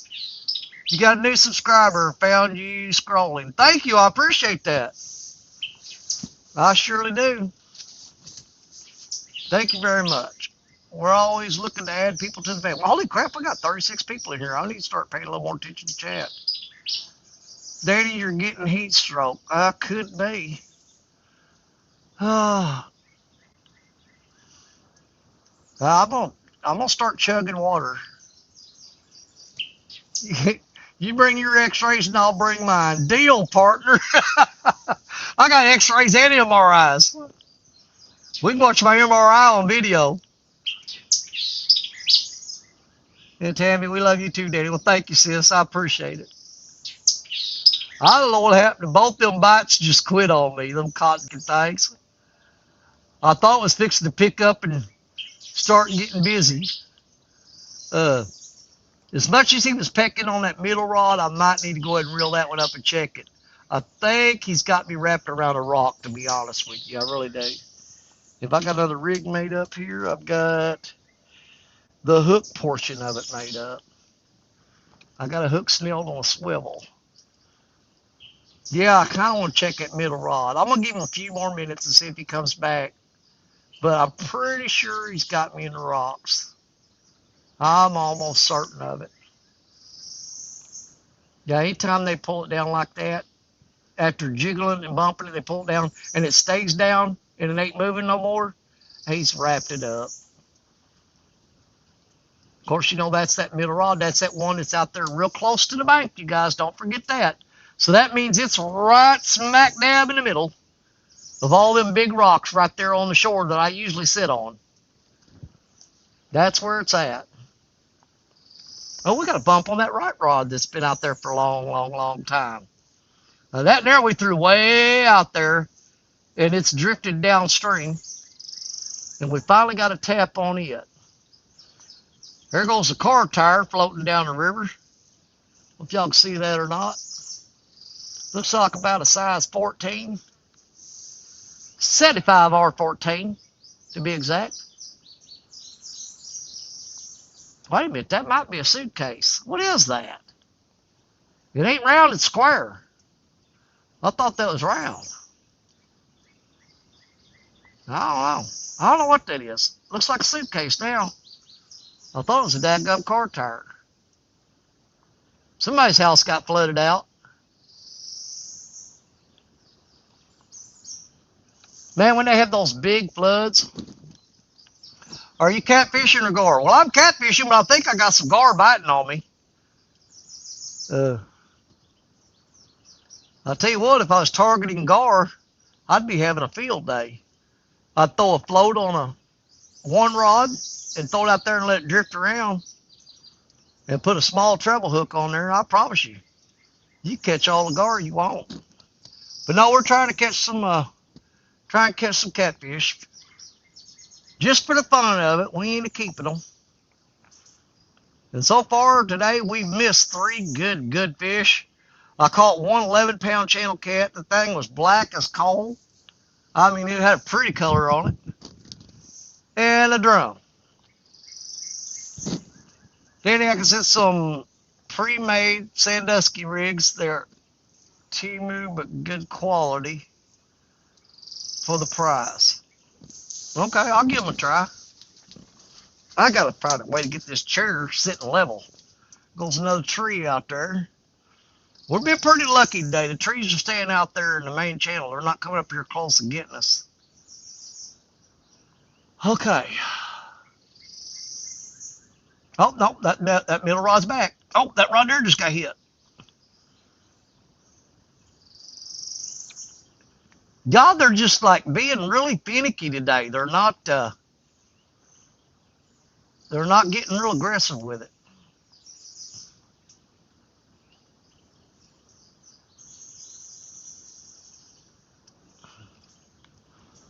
Jesus Christ, I'm sweating. Whew. Oh, Betty just got hit.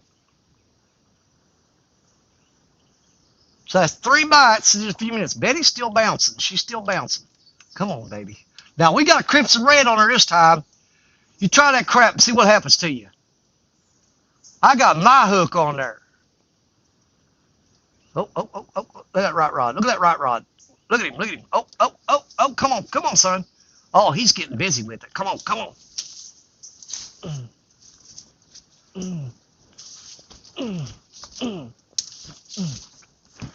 I'm pretty sure he's on there.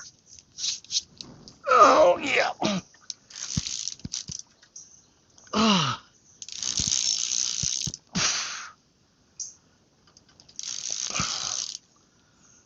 Come here, buddy.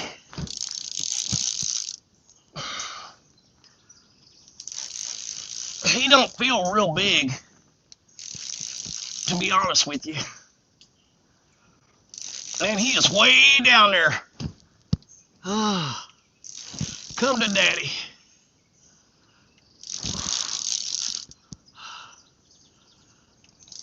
Come here, fish. He's got some good head shakes, but he just don't feel real big to me. Oh, he's trying to go to the bank and get under them bushes.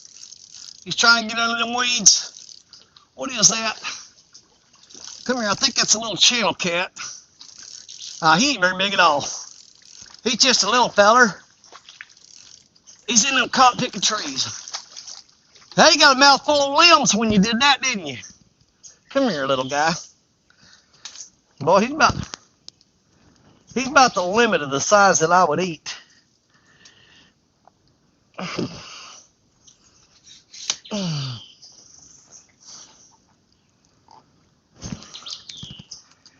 Okay.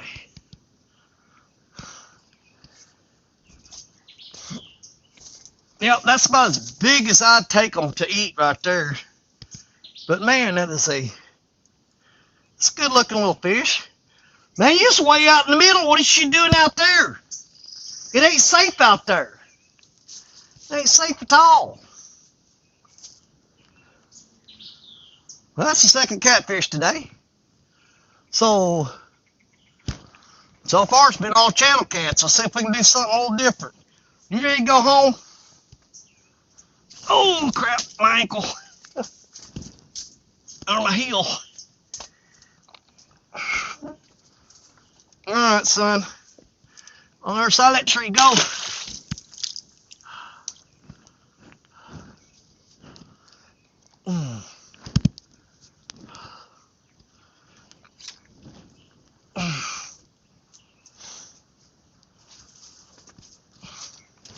Got a little bit of grass. Not a lot. I'm happy about that. Oh, man, look at the freaking ants. Ants everywhere. Ants.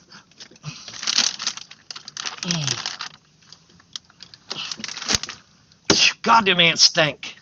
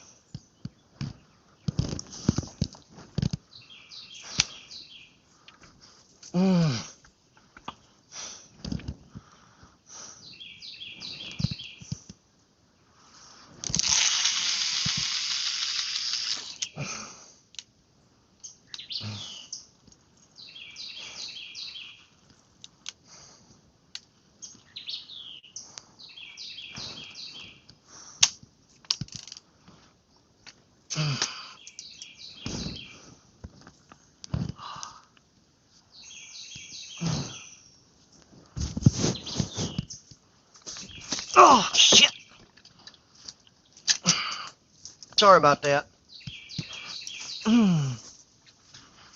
Oh, let me go grab my water jug.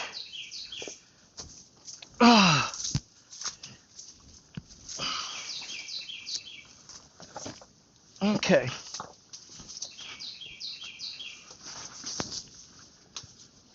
You know when I'm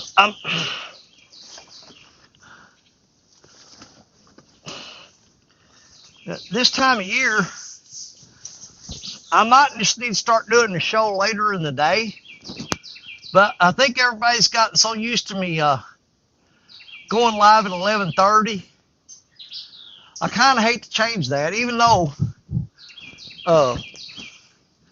that puts me fishing in really the crappiest time of the day. It's later in the afternoon, you're better off. Okay. See how out of breath I get just to... I ain't walking 15 feet. And dadgummit.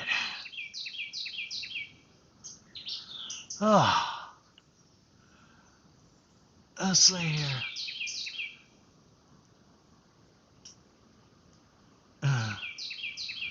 Let's see. We're all talking to the biggest catch of the day, Daddy. I appreciate that.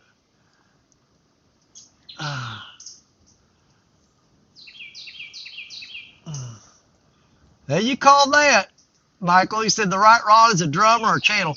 Yeah, because the way he was hitting it, it was definitely a little bit channel cap. I can't believe that little channel cat was way out there. I mean, I'm throwing out there right at the edge of the main channel that the barges travel on. And he was way out there. Now, granted, that line is drifting in the current until it finds a happy spot that sets up.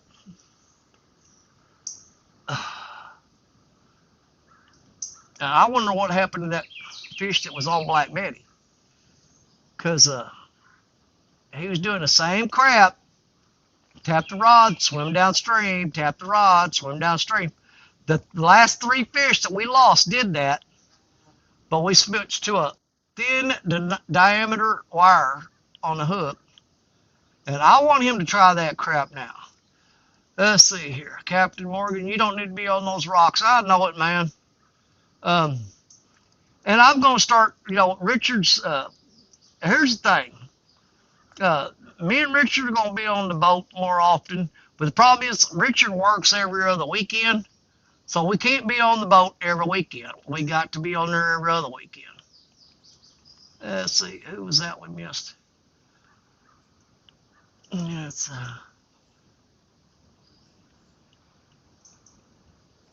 this Family Outcast. Hello, I saw them a while ago.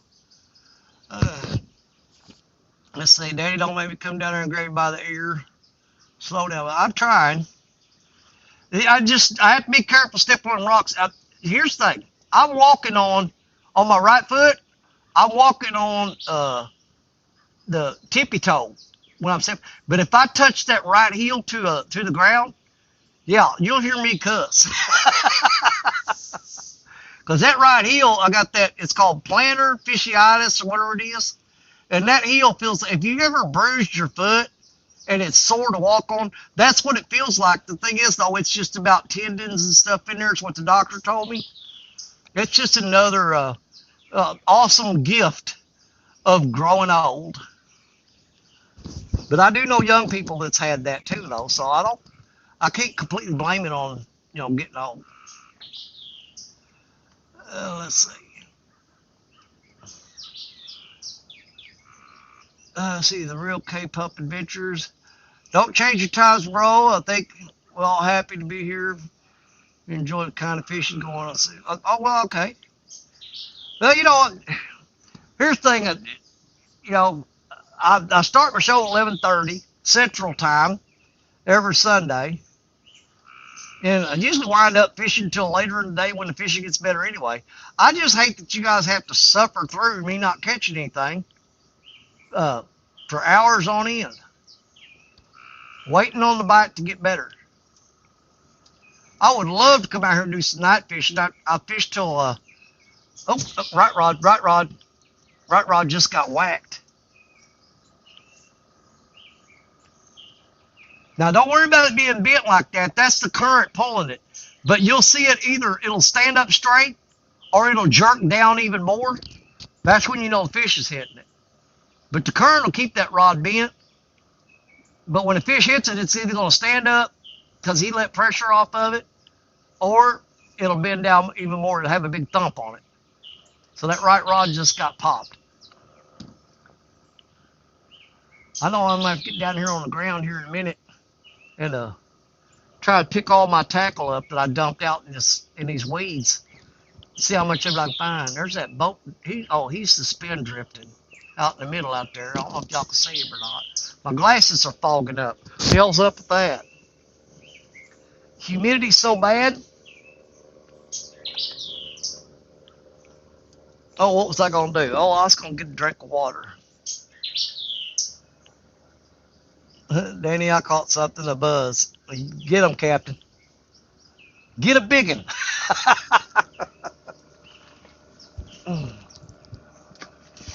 What have we got left in here to drink? All right. Yeah. The boys out there in the middle just saw something. They spot locked. They was floating along and they just stopped that boat dead in its tracks right out in front of me. But they ain't nowhere near close enough to me to bother me. They're not in my way at all.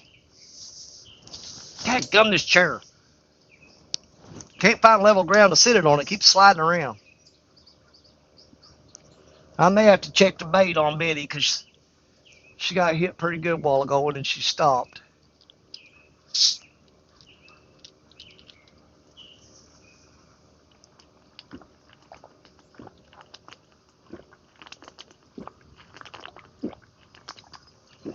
Ah.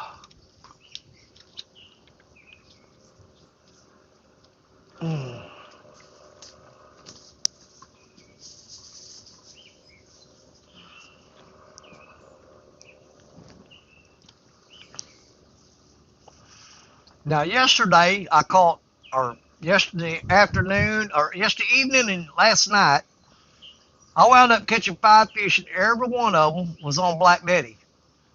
But today, Betty has missed, is it 3 or 4 fish? But I had that thicker diameter hook on there. I went with the smaller wire diameter. Let's see if she can get another bite and get another good bite like she had a while ago. Let's see if that makes a difference. Yeah, they found a fish out there somewhere because they were floating along, just drifting. And they stopped and dead in their tracks and spot locked. So they spotted something out there in the middle of the river. Yep, he's dropping rods down. Is he bumping? No. He's just suspending. They spot locked and they're suspending their rods. So they've seen a big fish out there, and they're locking in on it.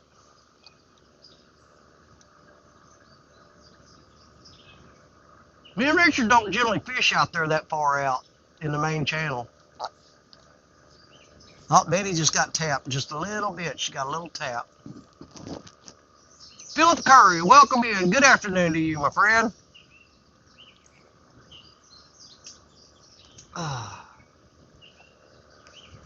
Yep, she's missed 4. But I've changed hooks on there, so let's see if she can get another bite. She may be able to redeem herself. But like I said, she caught 5 fish last night. None of the other rods caught a fish, but she caught 5. Old Black Betty. And today, I think we've caught 2 on that middle rod and 2 on that rod on the right. Caught a drum. And no, we've only caught 3. Right? Ooh, I hear thunder. It ain't supposed to rain until 8 o'clock tonight. The hell? I hear thunder rumbling. Oh, that's definitely thunder. Don't worry about that, though, because look here. All I got to do is run through the woods. The truck's right up there. It starts getting the bad weather's coming. I can get out of here pretty quick. Hillbilly Moonshiners. Long time no see. Good to see you. Oh, excuse me. No, Betty's dropping slack. What's up with that?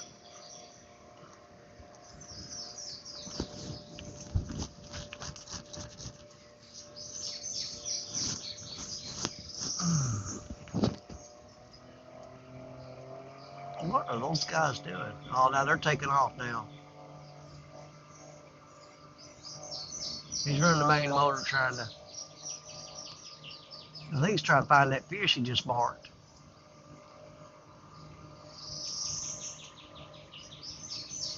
Yeah, he was right about there when he stopped a while ago. He marked the fish right about there. And they drifted past it. Now he's running back up trying to find it. Let's see. I retired in November and working my butt off. You know, I always told everybody, I said, you know what, when I retire, I'm going to fish every day. But you know what? I just don't know if I can do that or not. Because this seems like more and more lately it's turning into a whole lot of daggone work. Oh, yeah, I hear thunder.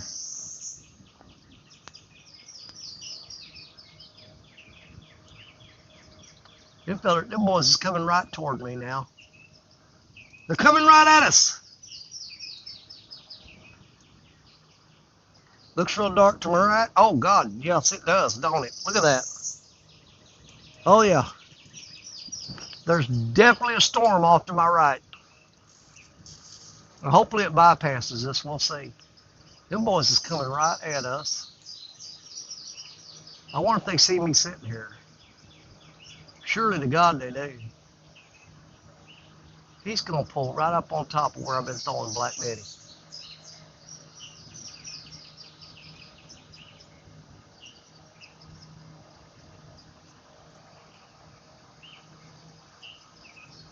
Where'd he go?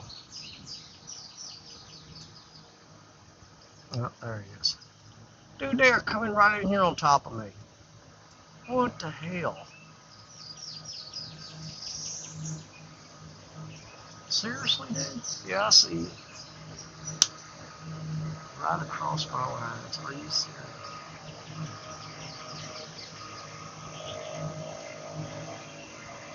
He just went right across the top of my lines. Holy crap. What are you for real? Dude, that river is a mile wide. And you want to whip in here close to me and go right across the top of my lines. Ah, what the hell? Is it heading right for you? Another hour or so. Okay, well, we'll probably pack it up and get out of here for you. Matter of fact, I'm not leaving yet, but I want to get down here on the ground and pick all that crap up. I gotta pick up all the. You guys keep on them rods for me. I gotta pick all this tackle up. I got stuff dumped out everywhere. Get this stuff straightened up here. Good Lord. Where's all oh my God, my weights are dumped out. You gotta be kidding me. I'll try to find all those. Put them scissors up.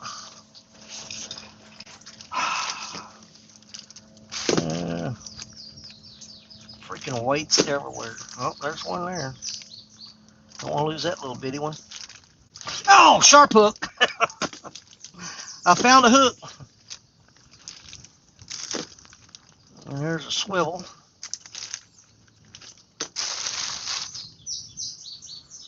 Little sinkers. Get that put back in there. And get that put back in there.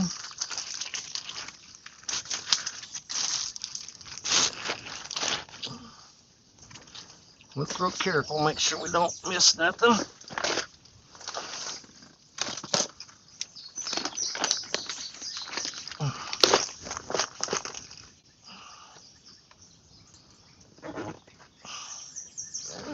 Now zip this up so I don't dump it out again.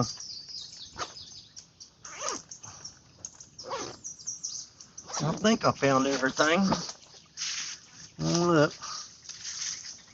I don't see nothing else. I think we're good. Alright. Tackle bags packed back up. Everything put up. Oh, what happened?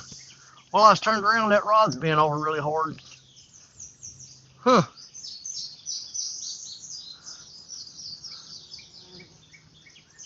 Is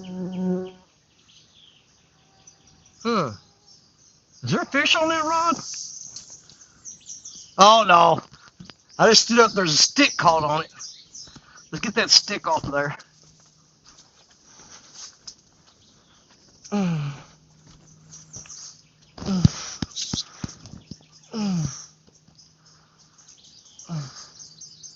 There we go.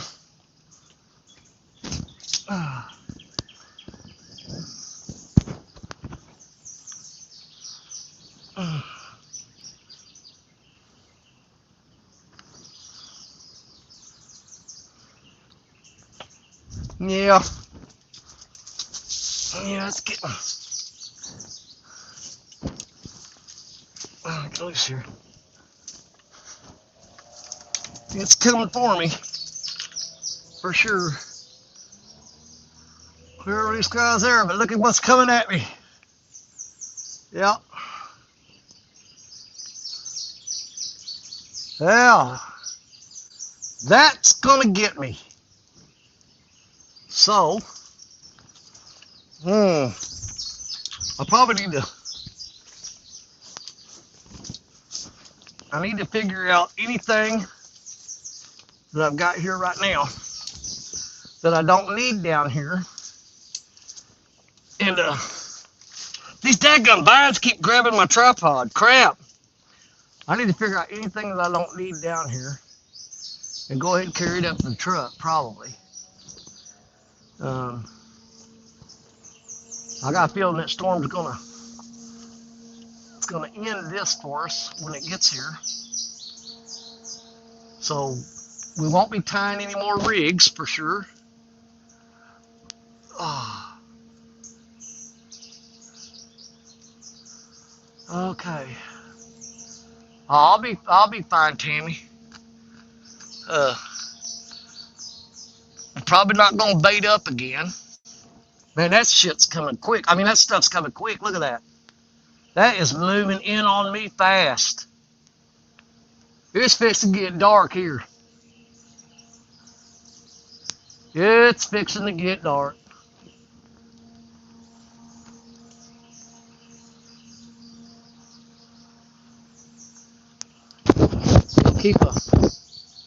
They'll keep an eye on these rods. I'm gonna carry up probably the bait, tackle bag, and my drink cooler. So the only thing I have that there. Oh my God! You see that big old buffalo out there? Now that's coming quick. Look how it's sneaking in on me. Look at that. Woo! Oh, it's sliding in on me, folks. It is sliding in on me. There was a big old fish right there, you see? Oh my God, the air temperature's dropping fast. I just got chilled. I've been sitting here sweating and hot the whole time. And the temperature's literally dropped. I mean, in seconds. Wind's starting to blow. Look at all that cottonwood stuff blowing.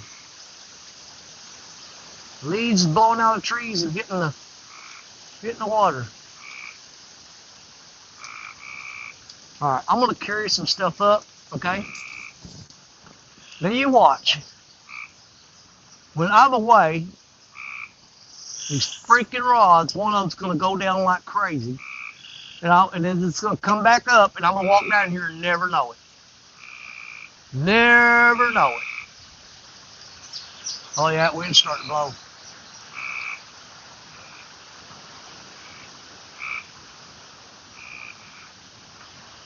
Yeah, I better pick some of this stuff up.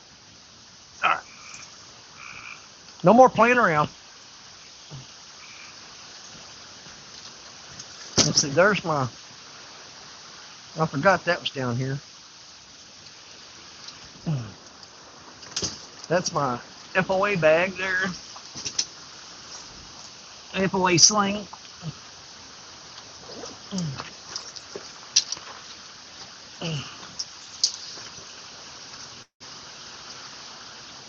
Now we won't leave until it starts to actually get serious.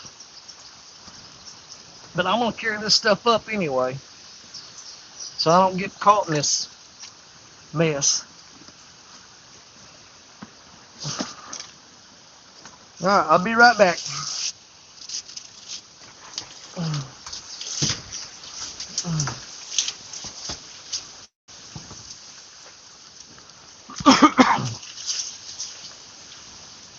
Ah,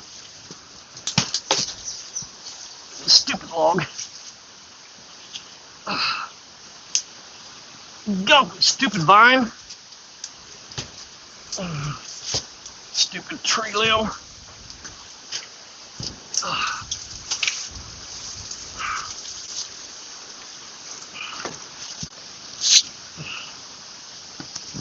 Come on, baby. Oh.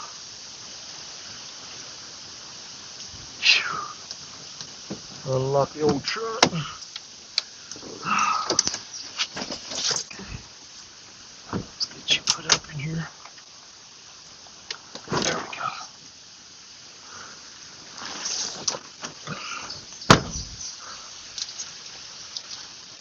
Oh, get in there.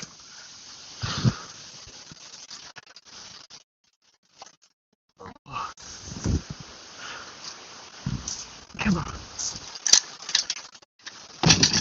Oh. All right, heading back now. Storm's rolling in.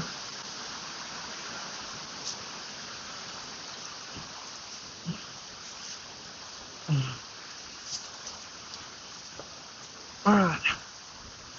Okay. Well, believe it or not, that's probably a little less than half of our stuff already carried up to the truck. That quick. Oh.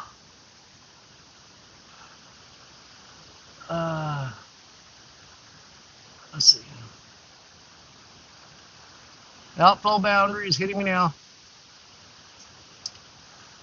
Yep, another round.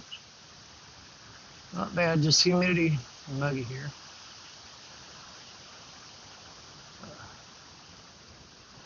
Well, you know what? Here's the thing, guys. I can't see behind me because of the trees, but it looks like that's passing over pretty quick. We may get lucky, and it just go right over us. But boy, the wind is really picking up. It's starting to blow little waves and ripples out there on the river. Oh, that wind is blowing. Holy crap! Wait a minute, I got sneezed. Yeah. Excuse me. Right out there, y'all can't see it. There is freaking hail hitting the river. I can see it splashing like golf balls. Yeah, it's hailing out there, right there. There's golf ball size hail hitting the water.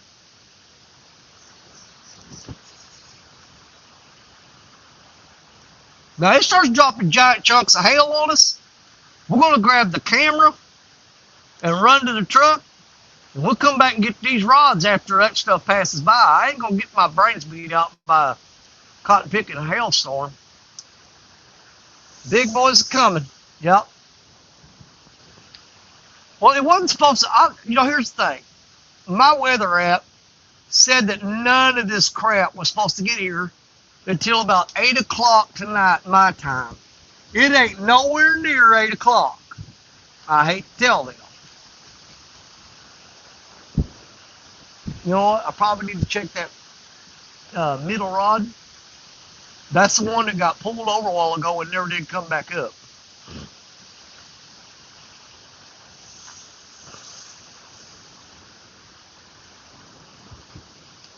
See, that's one thing I will say about bank fishing that I like better. Oh, that right rod. Oh. Ah!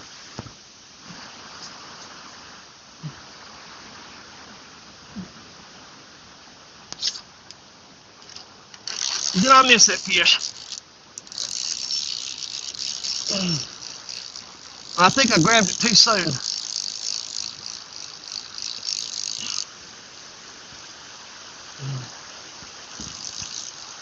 Yeah, I grabbed it too soon. You still got bait?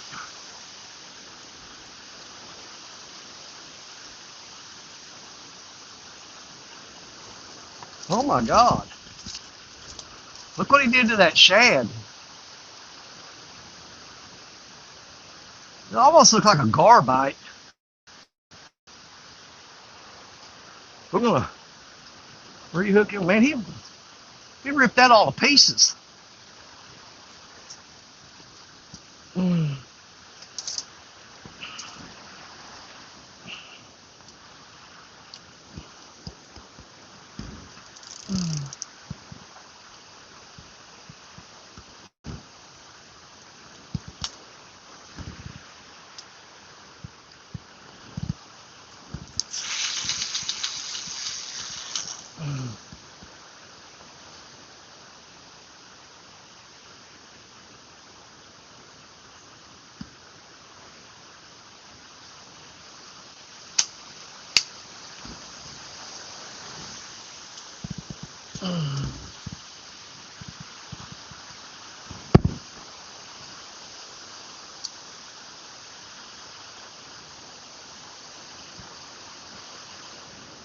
Well, there's a dark cloud hanging over my head. There's a big black cloud hanging over my head.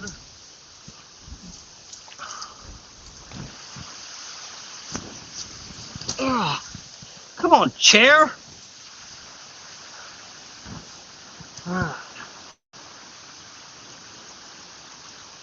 Okay.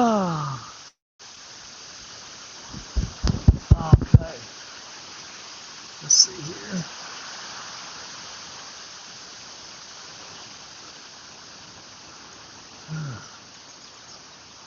Then just be safe. Right, yeah. Now don't you worry. Hey, there ain't none of this fishing gear worth my life. If I had something hit me that I couldn't grab this stuff and get out of here, I will leave this crap. I know what rods and reels I got out there right now. If I lose them, I know which ones to replace. Oh, there's some raindrops on the water. We got a bit of a canopy with these trees covering us, so let's see what happens. It's sprinkling on the river. Well, that wind is blowing leaves out of the trees and stuff like crazy though. And if you don't know cottonwood, if you ever been around a cottonwood tree, it's got them little fuzzy things. Them cotton picking things are blowing all over the place. Yeah, I should have let that. You know how many times I've reeled down on fishing day, kind of like Jerry Parker does and missed them, when I should have just left them alone and let them get on the hook? I've missed several fish today reeling down on them instead of letting them just slam it.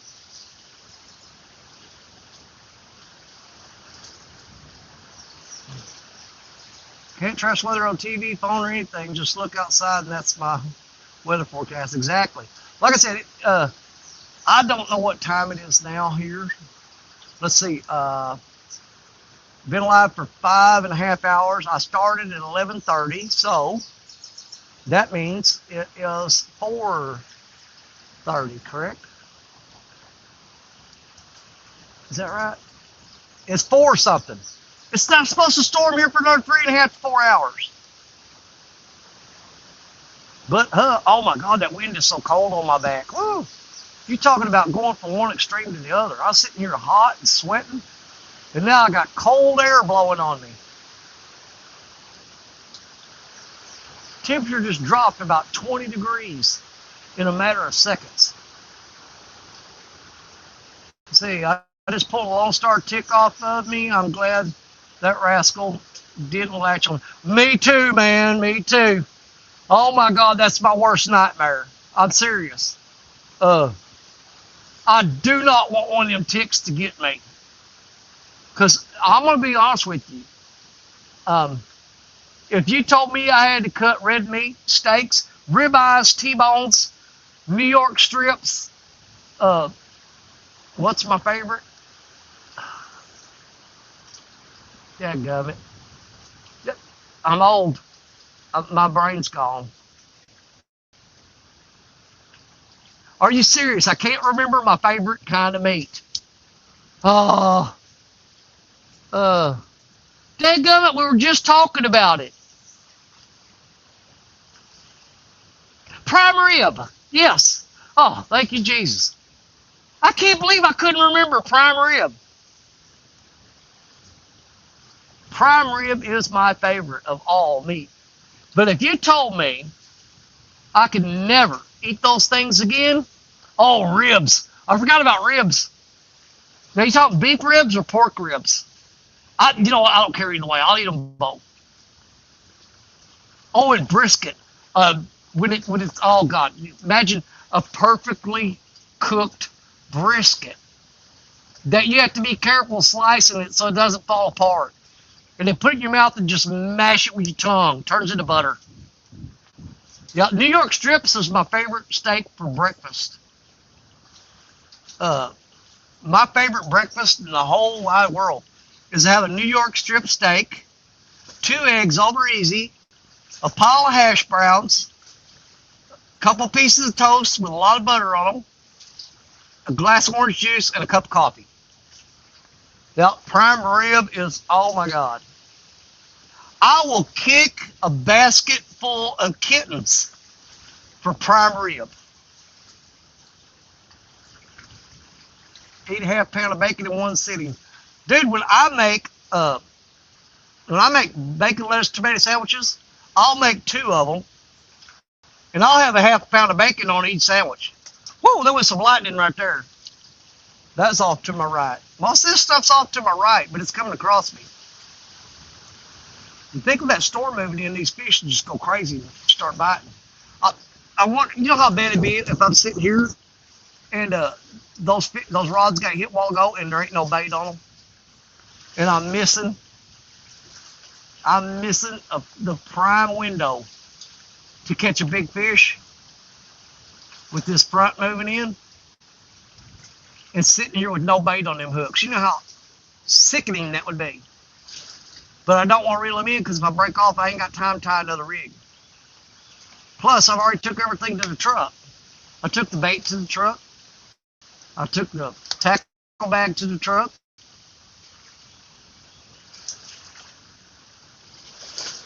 What the hell was that?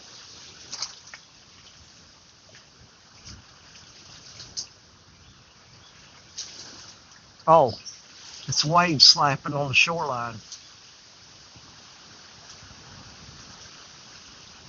Oh, what was I saying earlier? Oh, talking about the one thing that I like about being on the bank versus being on a boat is weather. I would rather be on the bank and a storm hit and me be able just to run to my truck than to be out there in the middle of that and a storm hit on a boat. You know what I'm saying? That right there scares me to death. I've been caught in storms on a boat before. It's 5:04 p.m. here in Florida. Florida. La la la la la la la.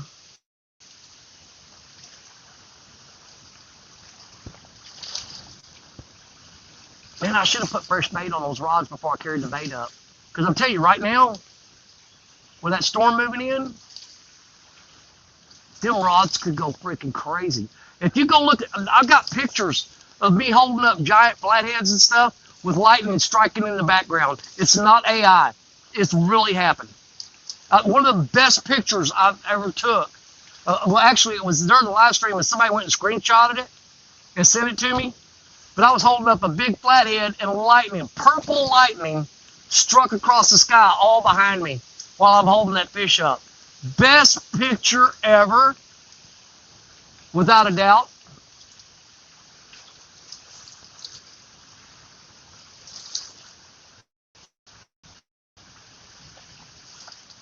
You know what? instead of being stupid, we probably need to go ahead and check those 2 rods that got hit and make sure we're not sitting here wasting prime time with no bait. But I'm thinking that one's going to be hung up. Let's give them a looky-see. What is that? Oh!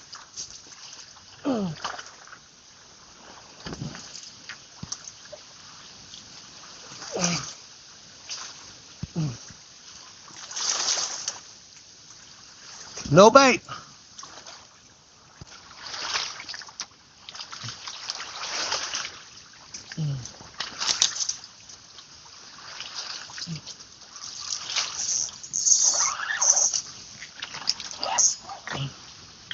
Got a tree.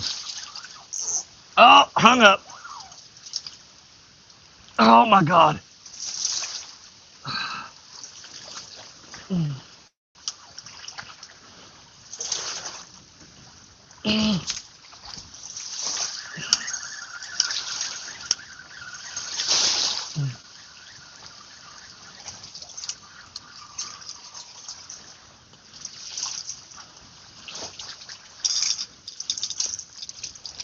Gotta be kidding me.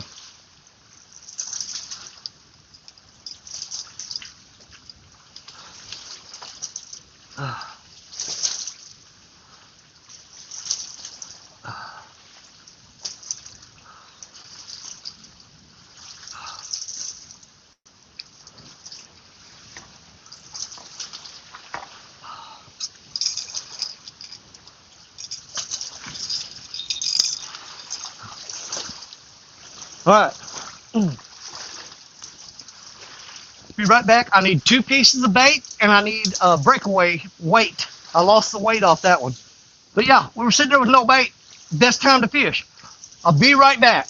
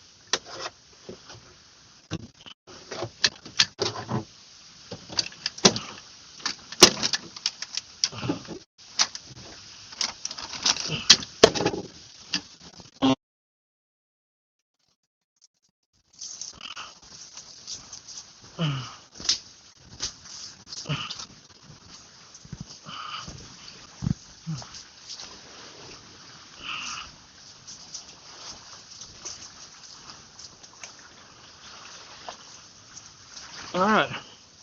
It ain't over till it's over, okay?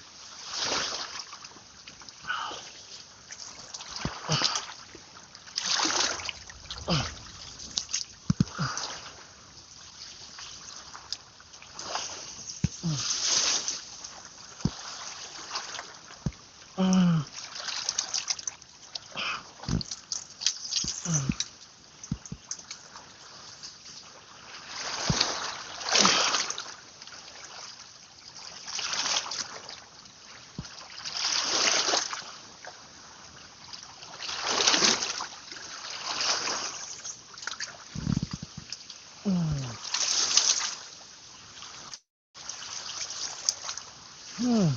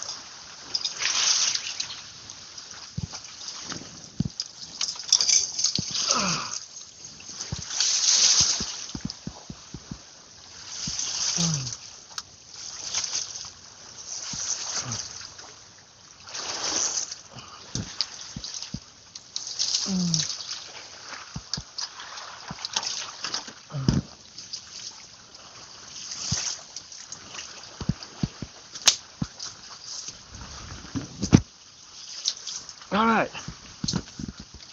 Now I know we got bait on there. Okay, I can see the end of black. Yeah, you can see the end of black bait there. All right. Okay. Let's see here. Oh, when did my buddy 205 show up? And I thought, did I forget to say hi to Mike Irvin? I seen him come in earlier. But I got 205 Wild Action.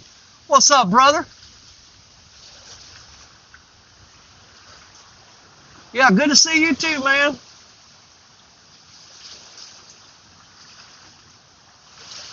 We are trying to, there's a storm rolling in on me, and I'm trying to see if the change in the air pressure might spike a bite.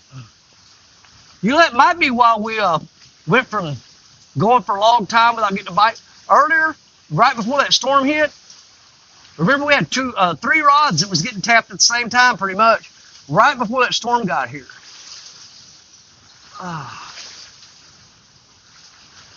Let's go there. Everybody saying hi to Wild Action. Hear me grunting? No, I'm just freaking old.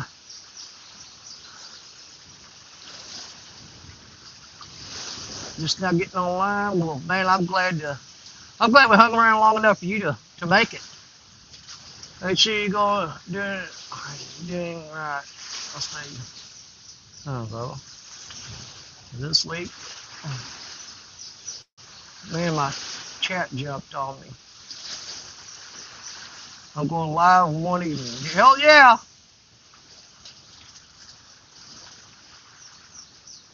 Be looking forward to that. Been a while since I've seen any 205 wild action. What the hell is that behind me? Freaking deer scared the piss out of me. Oh my God.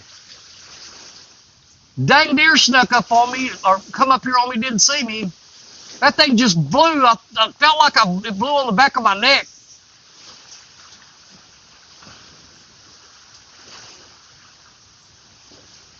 Captain Morgan, I'm still hanging with you, Danny. Okay.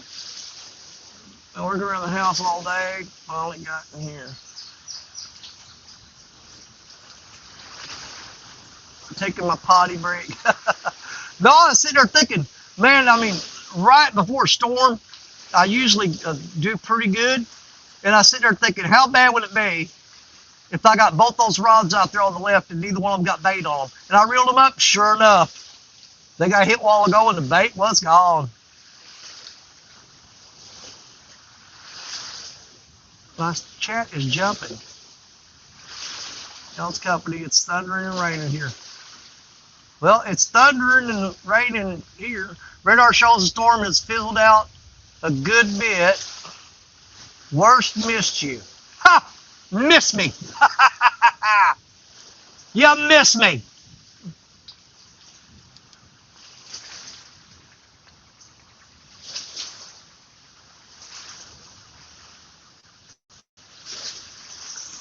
Well,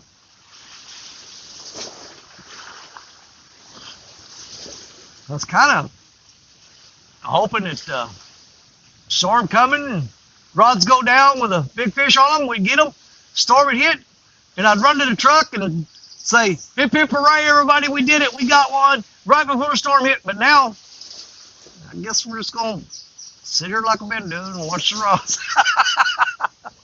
Hey, if I do anything, I'll bring the bait bucket back down here, but I'm not dragging all that other crap back down here. Let's see, how deep you fishing? Oh, right rod. Oh. Damn it.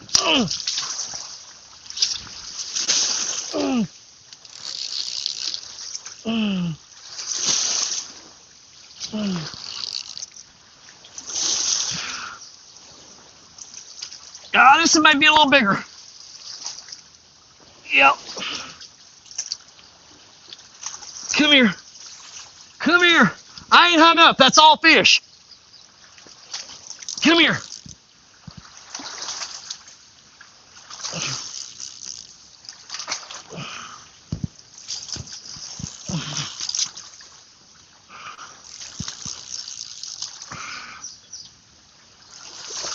I feel smaller now.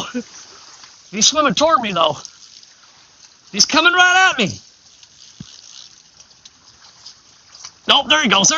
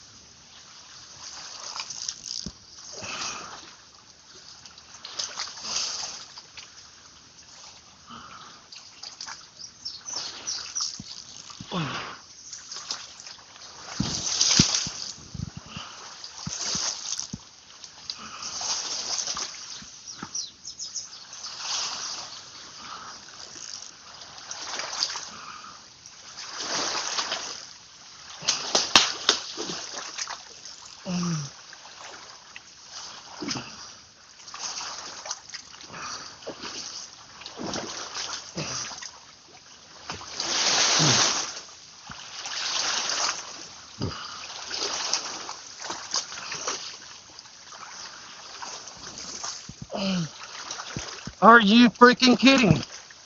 Come here. No!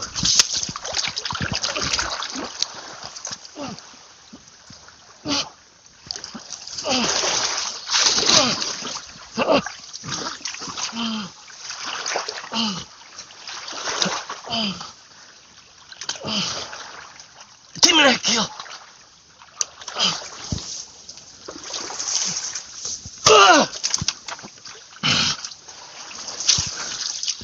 Not today.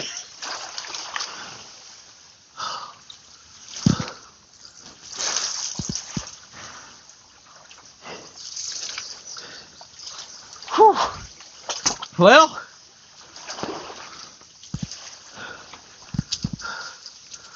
hook came out, but I dove in and got him. I gotta go get my scales.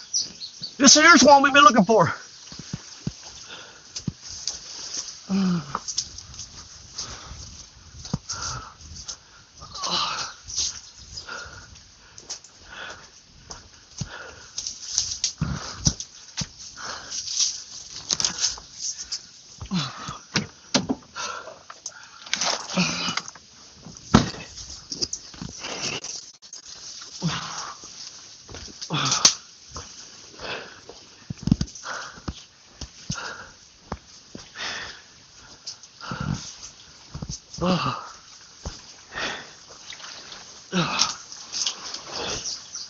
All right, hang on.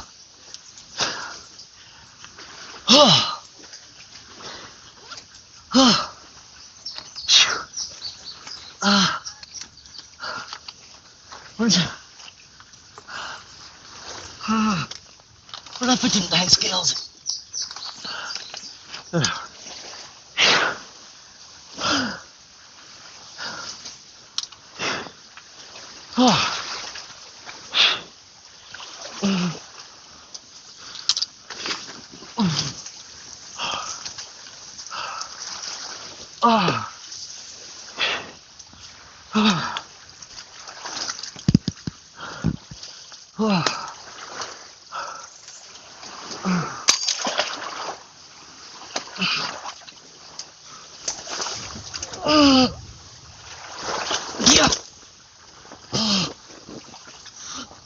Get your head in it.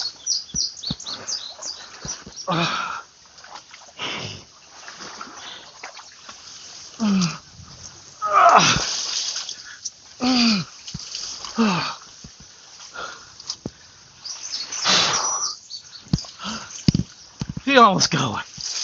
Didn't get away from me. Not today. Oh, I'm gonna regret that.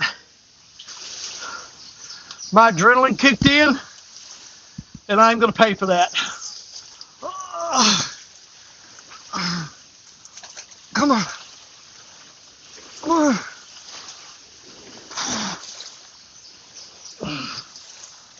I can't hold him up. Come on.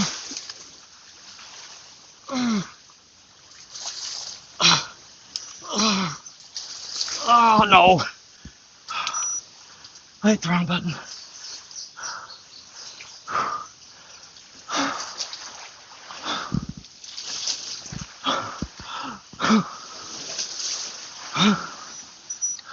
Come on. What the hell?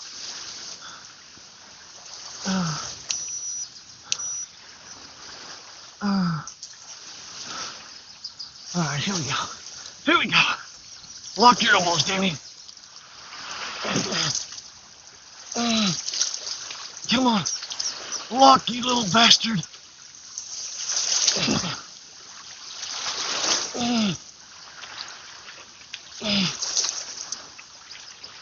There.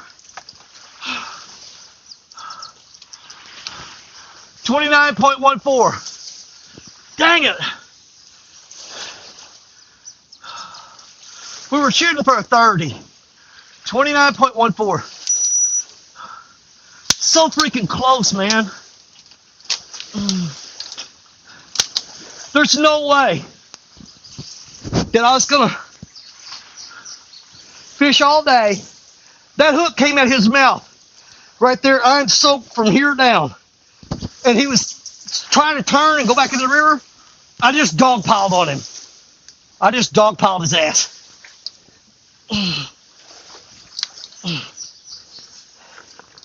I had to dive in and get him. Give me that lip. All right, guys. Here we go. Ah. Right there. Woo-hoo! Yeah. All right, baby. Ah. Mwah. I ain't kissing that fish. All right. Dude, you're awesome. Ah, yeah. Let me get the strap on you. All right, let's get you the hell out of here. Yeah.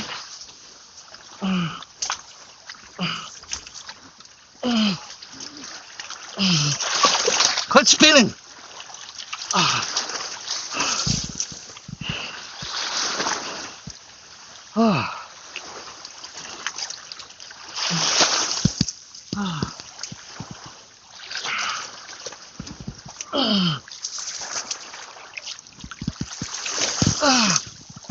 There we go.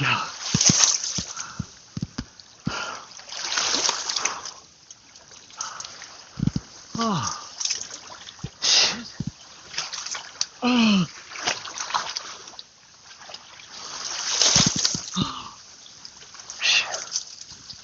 All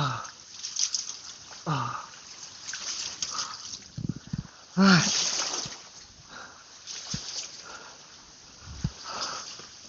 All right.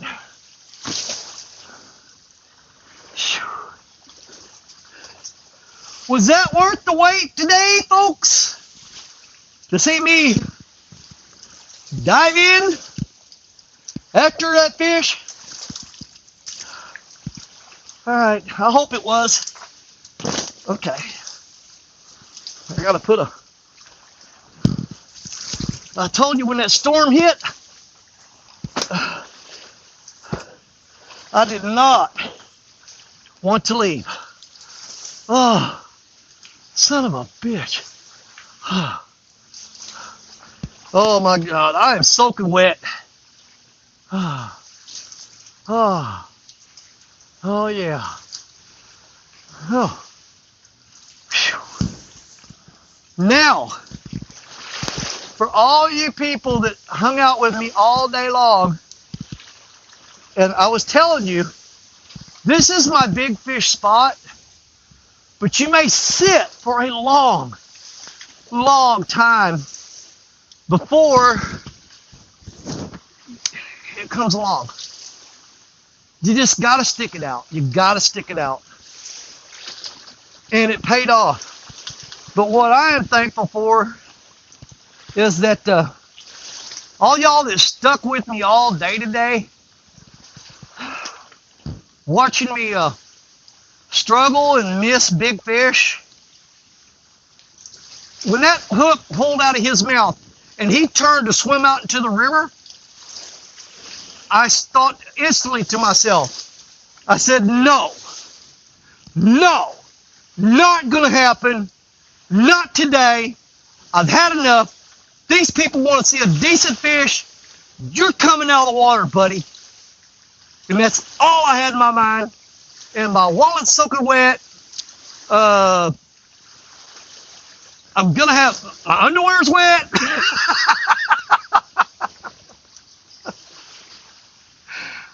Yes, sir. Oh, let me rest just a minute, please. I'm gonna tie another weight on here on this breakaway rig. I lost my weight, and I will go up and get another piece of bait, and we'll put that line right back out there. Okay, I need some small leader line. Oh, thank you, Mark. Oh my God. Yeah, the adrenaline's wearing off already, and that was kind of stupid, honestly. But you know what? Man, I had to make sure. There's no way after missing 3 fish today that I was going to not let my people see that fish. Doesn't matter. Didn't matter. All right. Okay, I need to put, what do I gotta do? Okay, I gotta put a weight on here, and I think I'm just gonna go up and bring the bait bucket back down.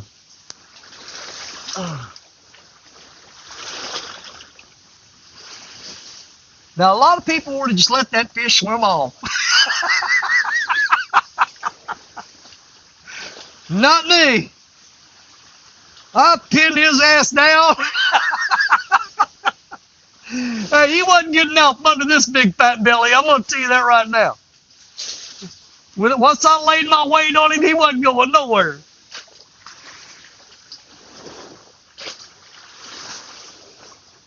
My wife is going to kick my ass if she sees that. I ain't kidding you. I'm shaking, y'all. And you know, there was a couple of times when that fish was swimming toward me that I started second guessing it, thinking, you know, maybe he ain't that big. Maybe he's not that big. But, well, it used to be the middle rod. It's going to be the right rod now. Yeah. Okay. I've got to go up and grab. He's fixing to take that rod. I got to go up and grab the bait, and I've got to grab a heavier weight, because all I've got here is the smaller ones in this bag. Oh, I don't think I'll have to run the air conditioner on the way home. You guys, I'll be right back. I got to grab a weight, and I got to grab the bait bucket and bring it back down here. Be right back. Don't go nowhere. Don't leave.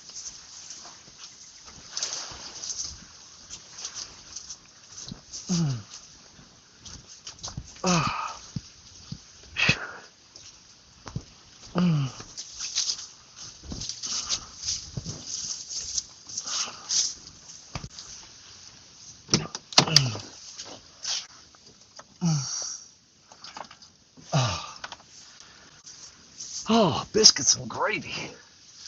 Killing me. Oh, come here, you stupid bucket. Get out of the way, you stupid limb. Stupid tree. Stupid log.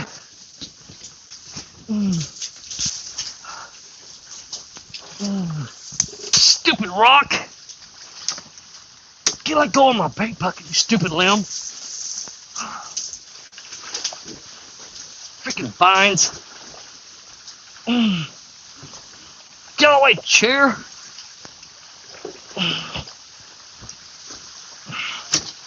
Let's get a weight on here. All right, slow down. Just slow down. Oh my God. Man, these people were starting to think that I couldn't catch a fish, that I'd lost my bank magic because I've been on the boat so much.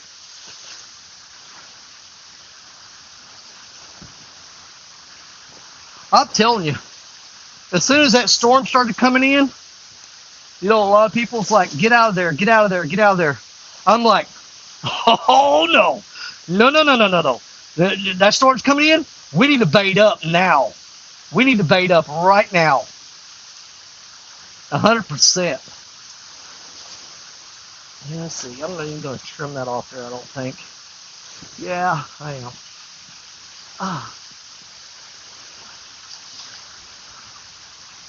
Damn it, man. I was hoping the thing would be 30. I promised you guys a 30 today. 29.14. And then still you gotta take the weight of the sling off of there too. So we gotta get that 30. We gotta get that freaking 30, man. Come on. It's starting to rain now. That's fine though. I'm okay with it. I'm already wet. Who cares?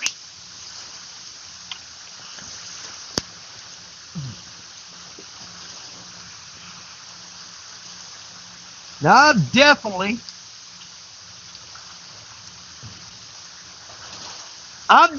gonna to make a production video out of that fish. I'm gonna clip that out of the live so it won't be that way it won't be hard for people to find it. I don't want them having to be like scrolling through the live. Where's it at? What's the timestamp? I'll cut that out and make a video of it for you guys. All right. That's one of the fish that got away from us today. We're going to tell ourselves that. We're going to tell ourselves that. Ah. Okay. Let's loosen that just a bit. Should be about right there. And let's get it right back out there. Yes. All right. Let it fall. Let it fall.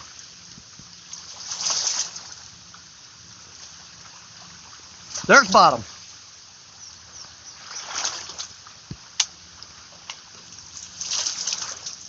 Okay, Mama. Do it again.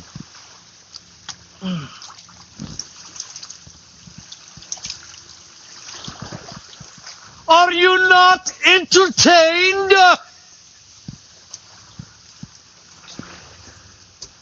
All right.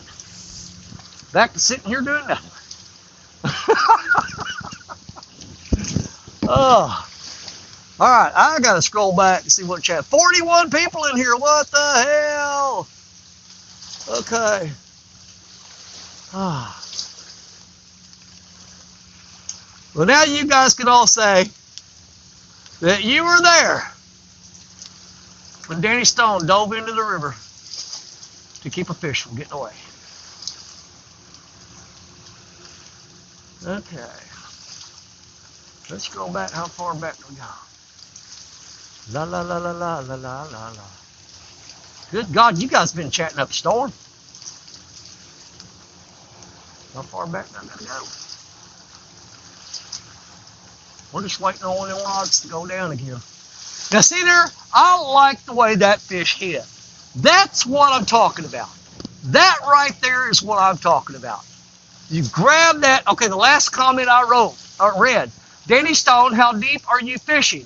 Okay, that rod there, about 48 to 50 feet, where it's at right now. That rod there, about 25. That rod there, about 56. Yes, I know where the holes are in conjunction to where I'm sitting. I've got a deep hole up there. It runs average about 56 feet. Now, here's the thing. That being said, that's adding on. That's adding on what the river stage is at right now because it's up really high.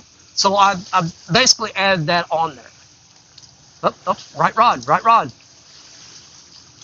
Right rod. The one that just caught that one. See you next Sunday. Okay. Morgan left too early. 205 says, there he is. He's on, baby. Have a good day. See you, Morgan. See that thing get hit a minute ago? Yeah. Get it going. It's got some shoulders. Yeah. You know what? It was times I was questioning it because he would pull real hard and then we'd swim toward me. I'm like, well, I don't know.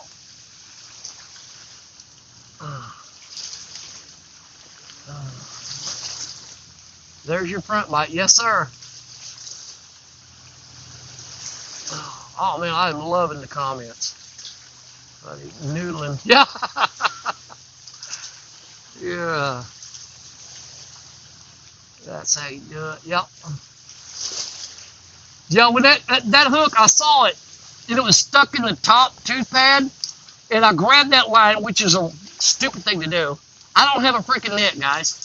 I'm either going to grab them by the lip or try to pull them up with that 80-pound leader I got. And I saw that hook pop, and I just said, I'm going in on him. Rope fisherman, he went to the ropes. Yep. The adrenaline rush, yeah. Yep. Drop the needle in. Thank you, Ernest. I appreciate it.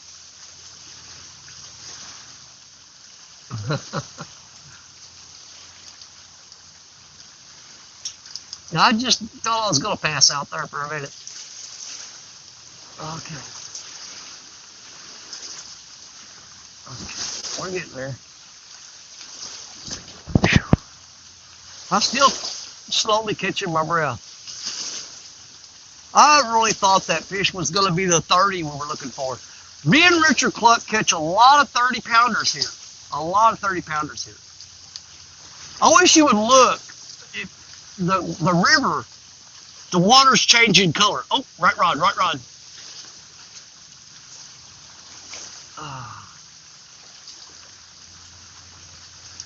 Same time, got a bath, same time, yes sir.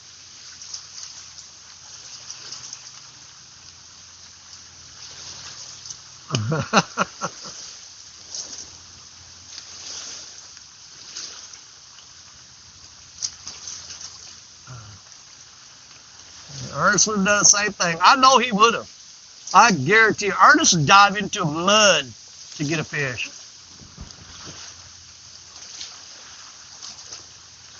Thank you, Michael. I appreciate it. Gotta go back and watch this. Yep. That was a doozy. Nothing wrong with getting dirty.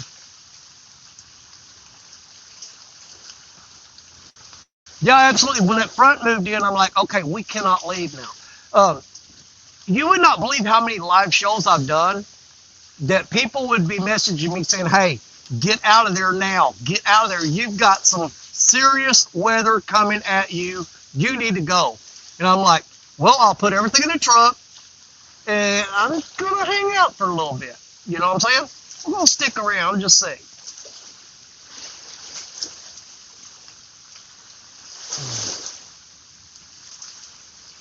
Thank you, Mark. I appreciate it. Mark said he went back and watched it. Go that fish. I had him pinned to the bottom. I mean, I shoved my hand on behind his dorsal fin and then in front on top of his head, and I pinned him down. And then I slowly worked my hand around and I got a hold of that gill plate. And after that, it was all over. Once I got my hand in that gill plate, I said, yeah, you're screwed, buddy.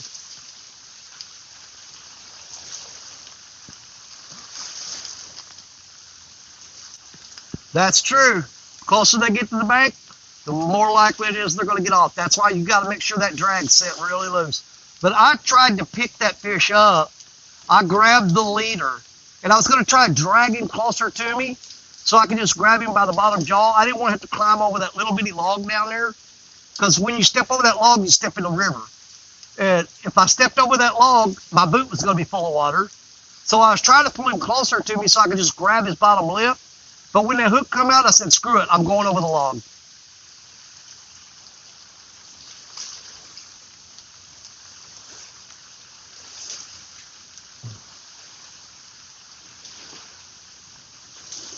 Let's see, Brokeback Bob.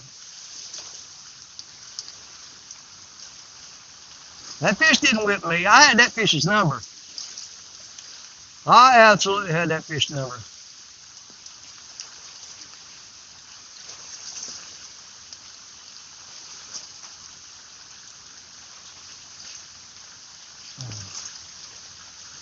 It's the best night I ever had. Mike's the best night I had. During a thunderstorm and tornado, almost sinking the boat. He probably was 32. I mashed the crap out of him. I'm sure he pooped and peed a little bit. Yeah. If you're alert, if you were sleeping, you're not sleeping now. Yeah, but it's going to wear off pretty quick. That's the sweet spot. Yes, sir. He could have pooped. Caught you extra weight, 30 pounds. Yeah. That was all. Thank you.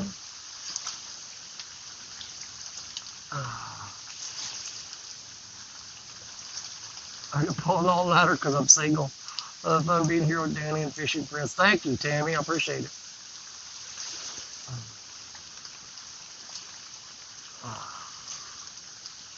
At least you didn't pee your shorts. Just went, well, maybe I didn't. Maybe I didn't pee just a little bit. Maybe I did, maybe I didn't.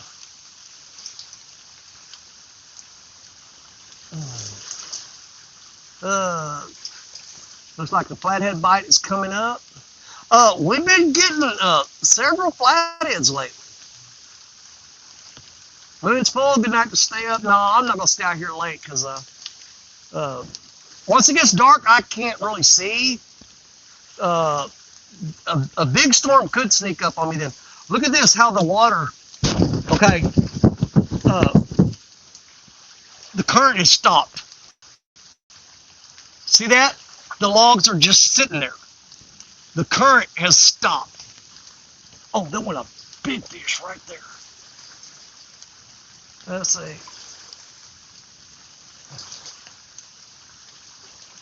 That right rod getting nibbled on? Yeah, he's been tapping on it. I kind of go, oh God, see?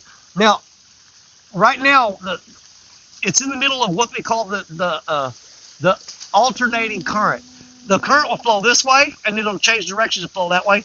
Right now, it's in the middle of that, and what happens is all these logs will stay here until the current completely changes directions.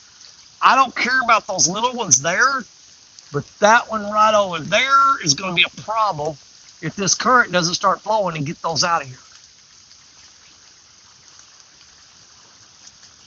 At least nobody saw your blue moon. Yeah, I know that's right.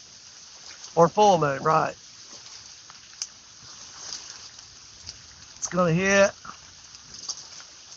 Even water splashed right on my camera.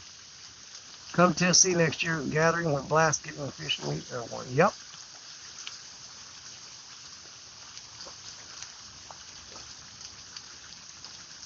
Oh yeah, look at all these logs that just showed up out of nowhere.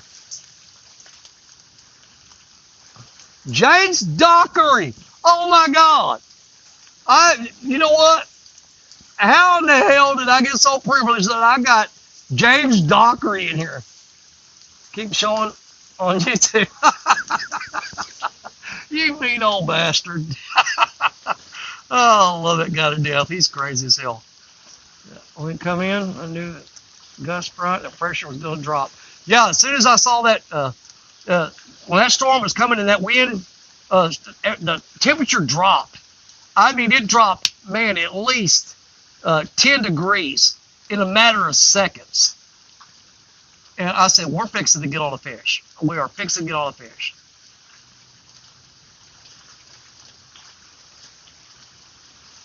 But see how aggravating that is to know that your lines have been sitting out there right in front of the fish all day long. Oh, right rod, right rod. Keep an eye on that right rod. He just bumped it again.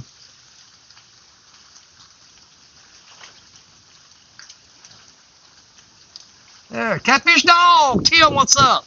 Hey, this is the official Blue Cat Wrestling channel, buddy.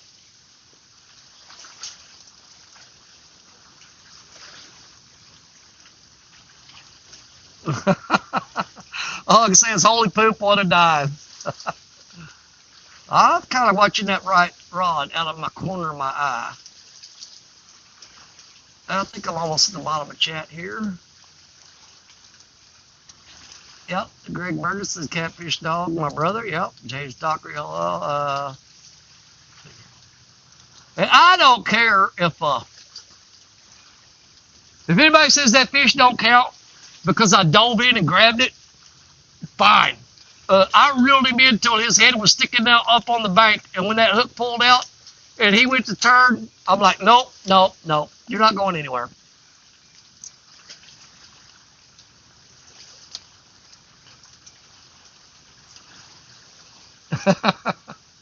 Giving him the 1, 2, 3. I pinned him, buddy.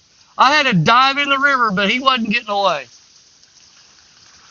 Yeah, the hook pulled on him right at the bank, and I just dove in and grabbed him.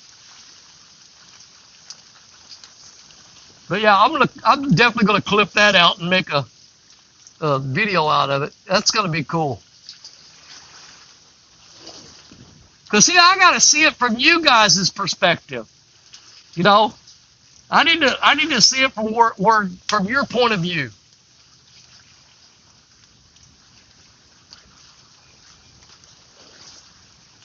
You still got that storm hanging around.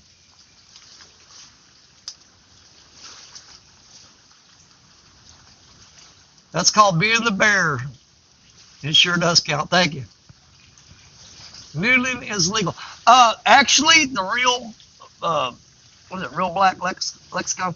Noodling is illegal in Missouri. In my state here, it is illegal. You see that lightning right over there? But it's on the other side of the river. That's in Kentucky. It's not in Missouri. It'll be fine. Yeah, it's lightning in Kentucky, but we're good over here in Missouri. Yeah, that's a beautiful state of Kentucky right over there.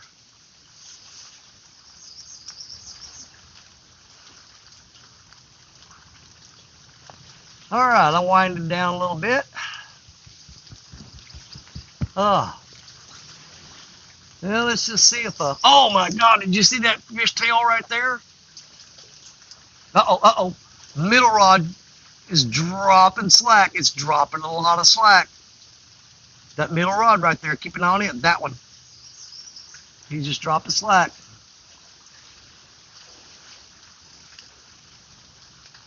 Come on, baby. He's trying to go out with it. There, he's gonna go. He's gonna go. Come on. Come on. Come on. You can do it. You can do it. You can do it. He's tightening up. Come on.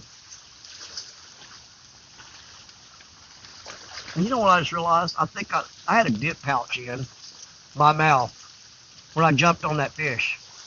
I don't have a dip pouch in my mouth now, and I did not spit it out. That means I swallowed my dip pouch. Ah, dadgummit. Well, I'll be constipated for about 5 days. Wonderful. Tighten up. We're going to try.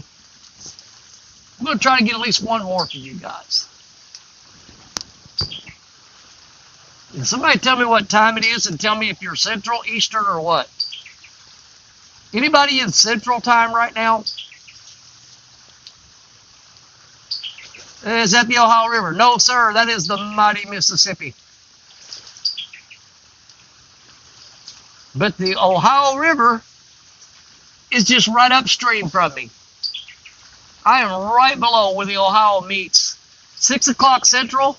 Okay. Is the RCT chat live right now? Lance McCoo guy's show, is it on?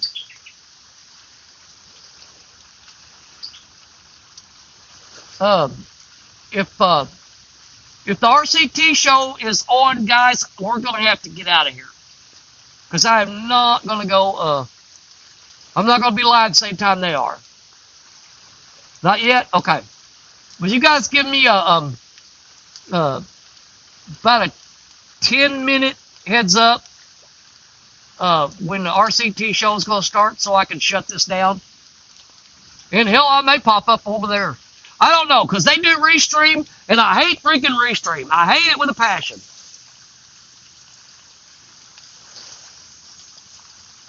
Okay, well, just make sure you guys keep an eye on my time for me, and do not let me run into the River Cat Tackles time.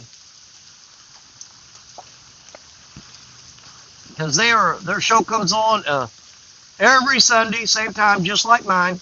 And that's my crew, you know what I'm saying? So I want to make dang sure that I go off the air when the RCT boys come on. But I'll try, okay? I'll try to go up on their panel and fish there for a little while. But if that cotton picking restream, middle rod, keep an eye on that middle rod. Keep an eye on that middle rod. What you gonna do, buddy? What you gonna do? Plant starts in 4 minutes. Okay, well, I'll tell you what. We are going to end this then. Let me do this.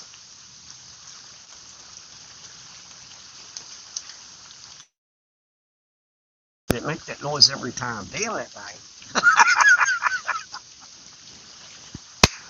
Man, for all you people out there, all my brothers and sisters that hung out with me all day long and didn't give up on me, I didn't give up. I stuck it out.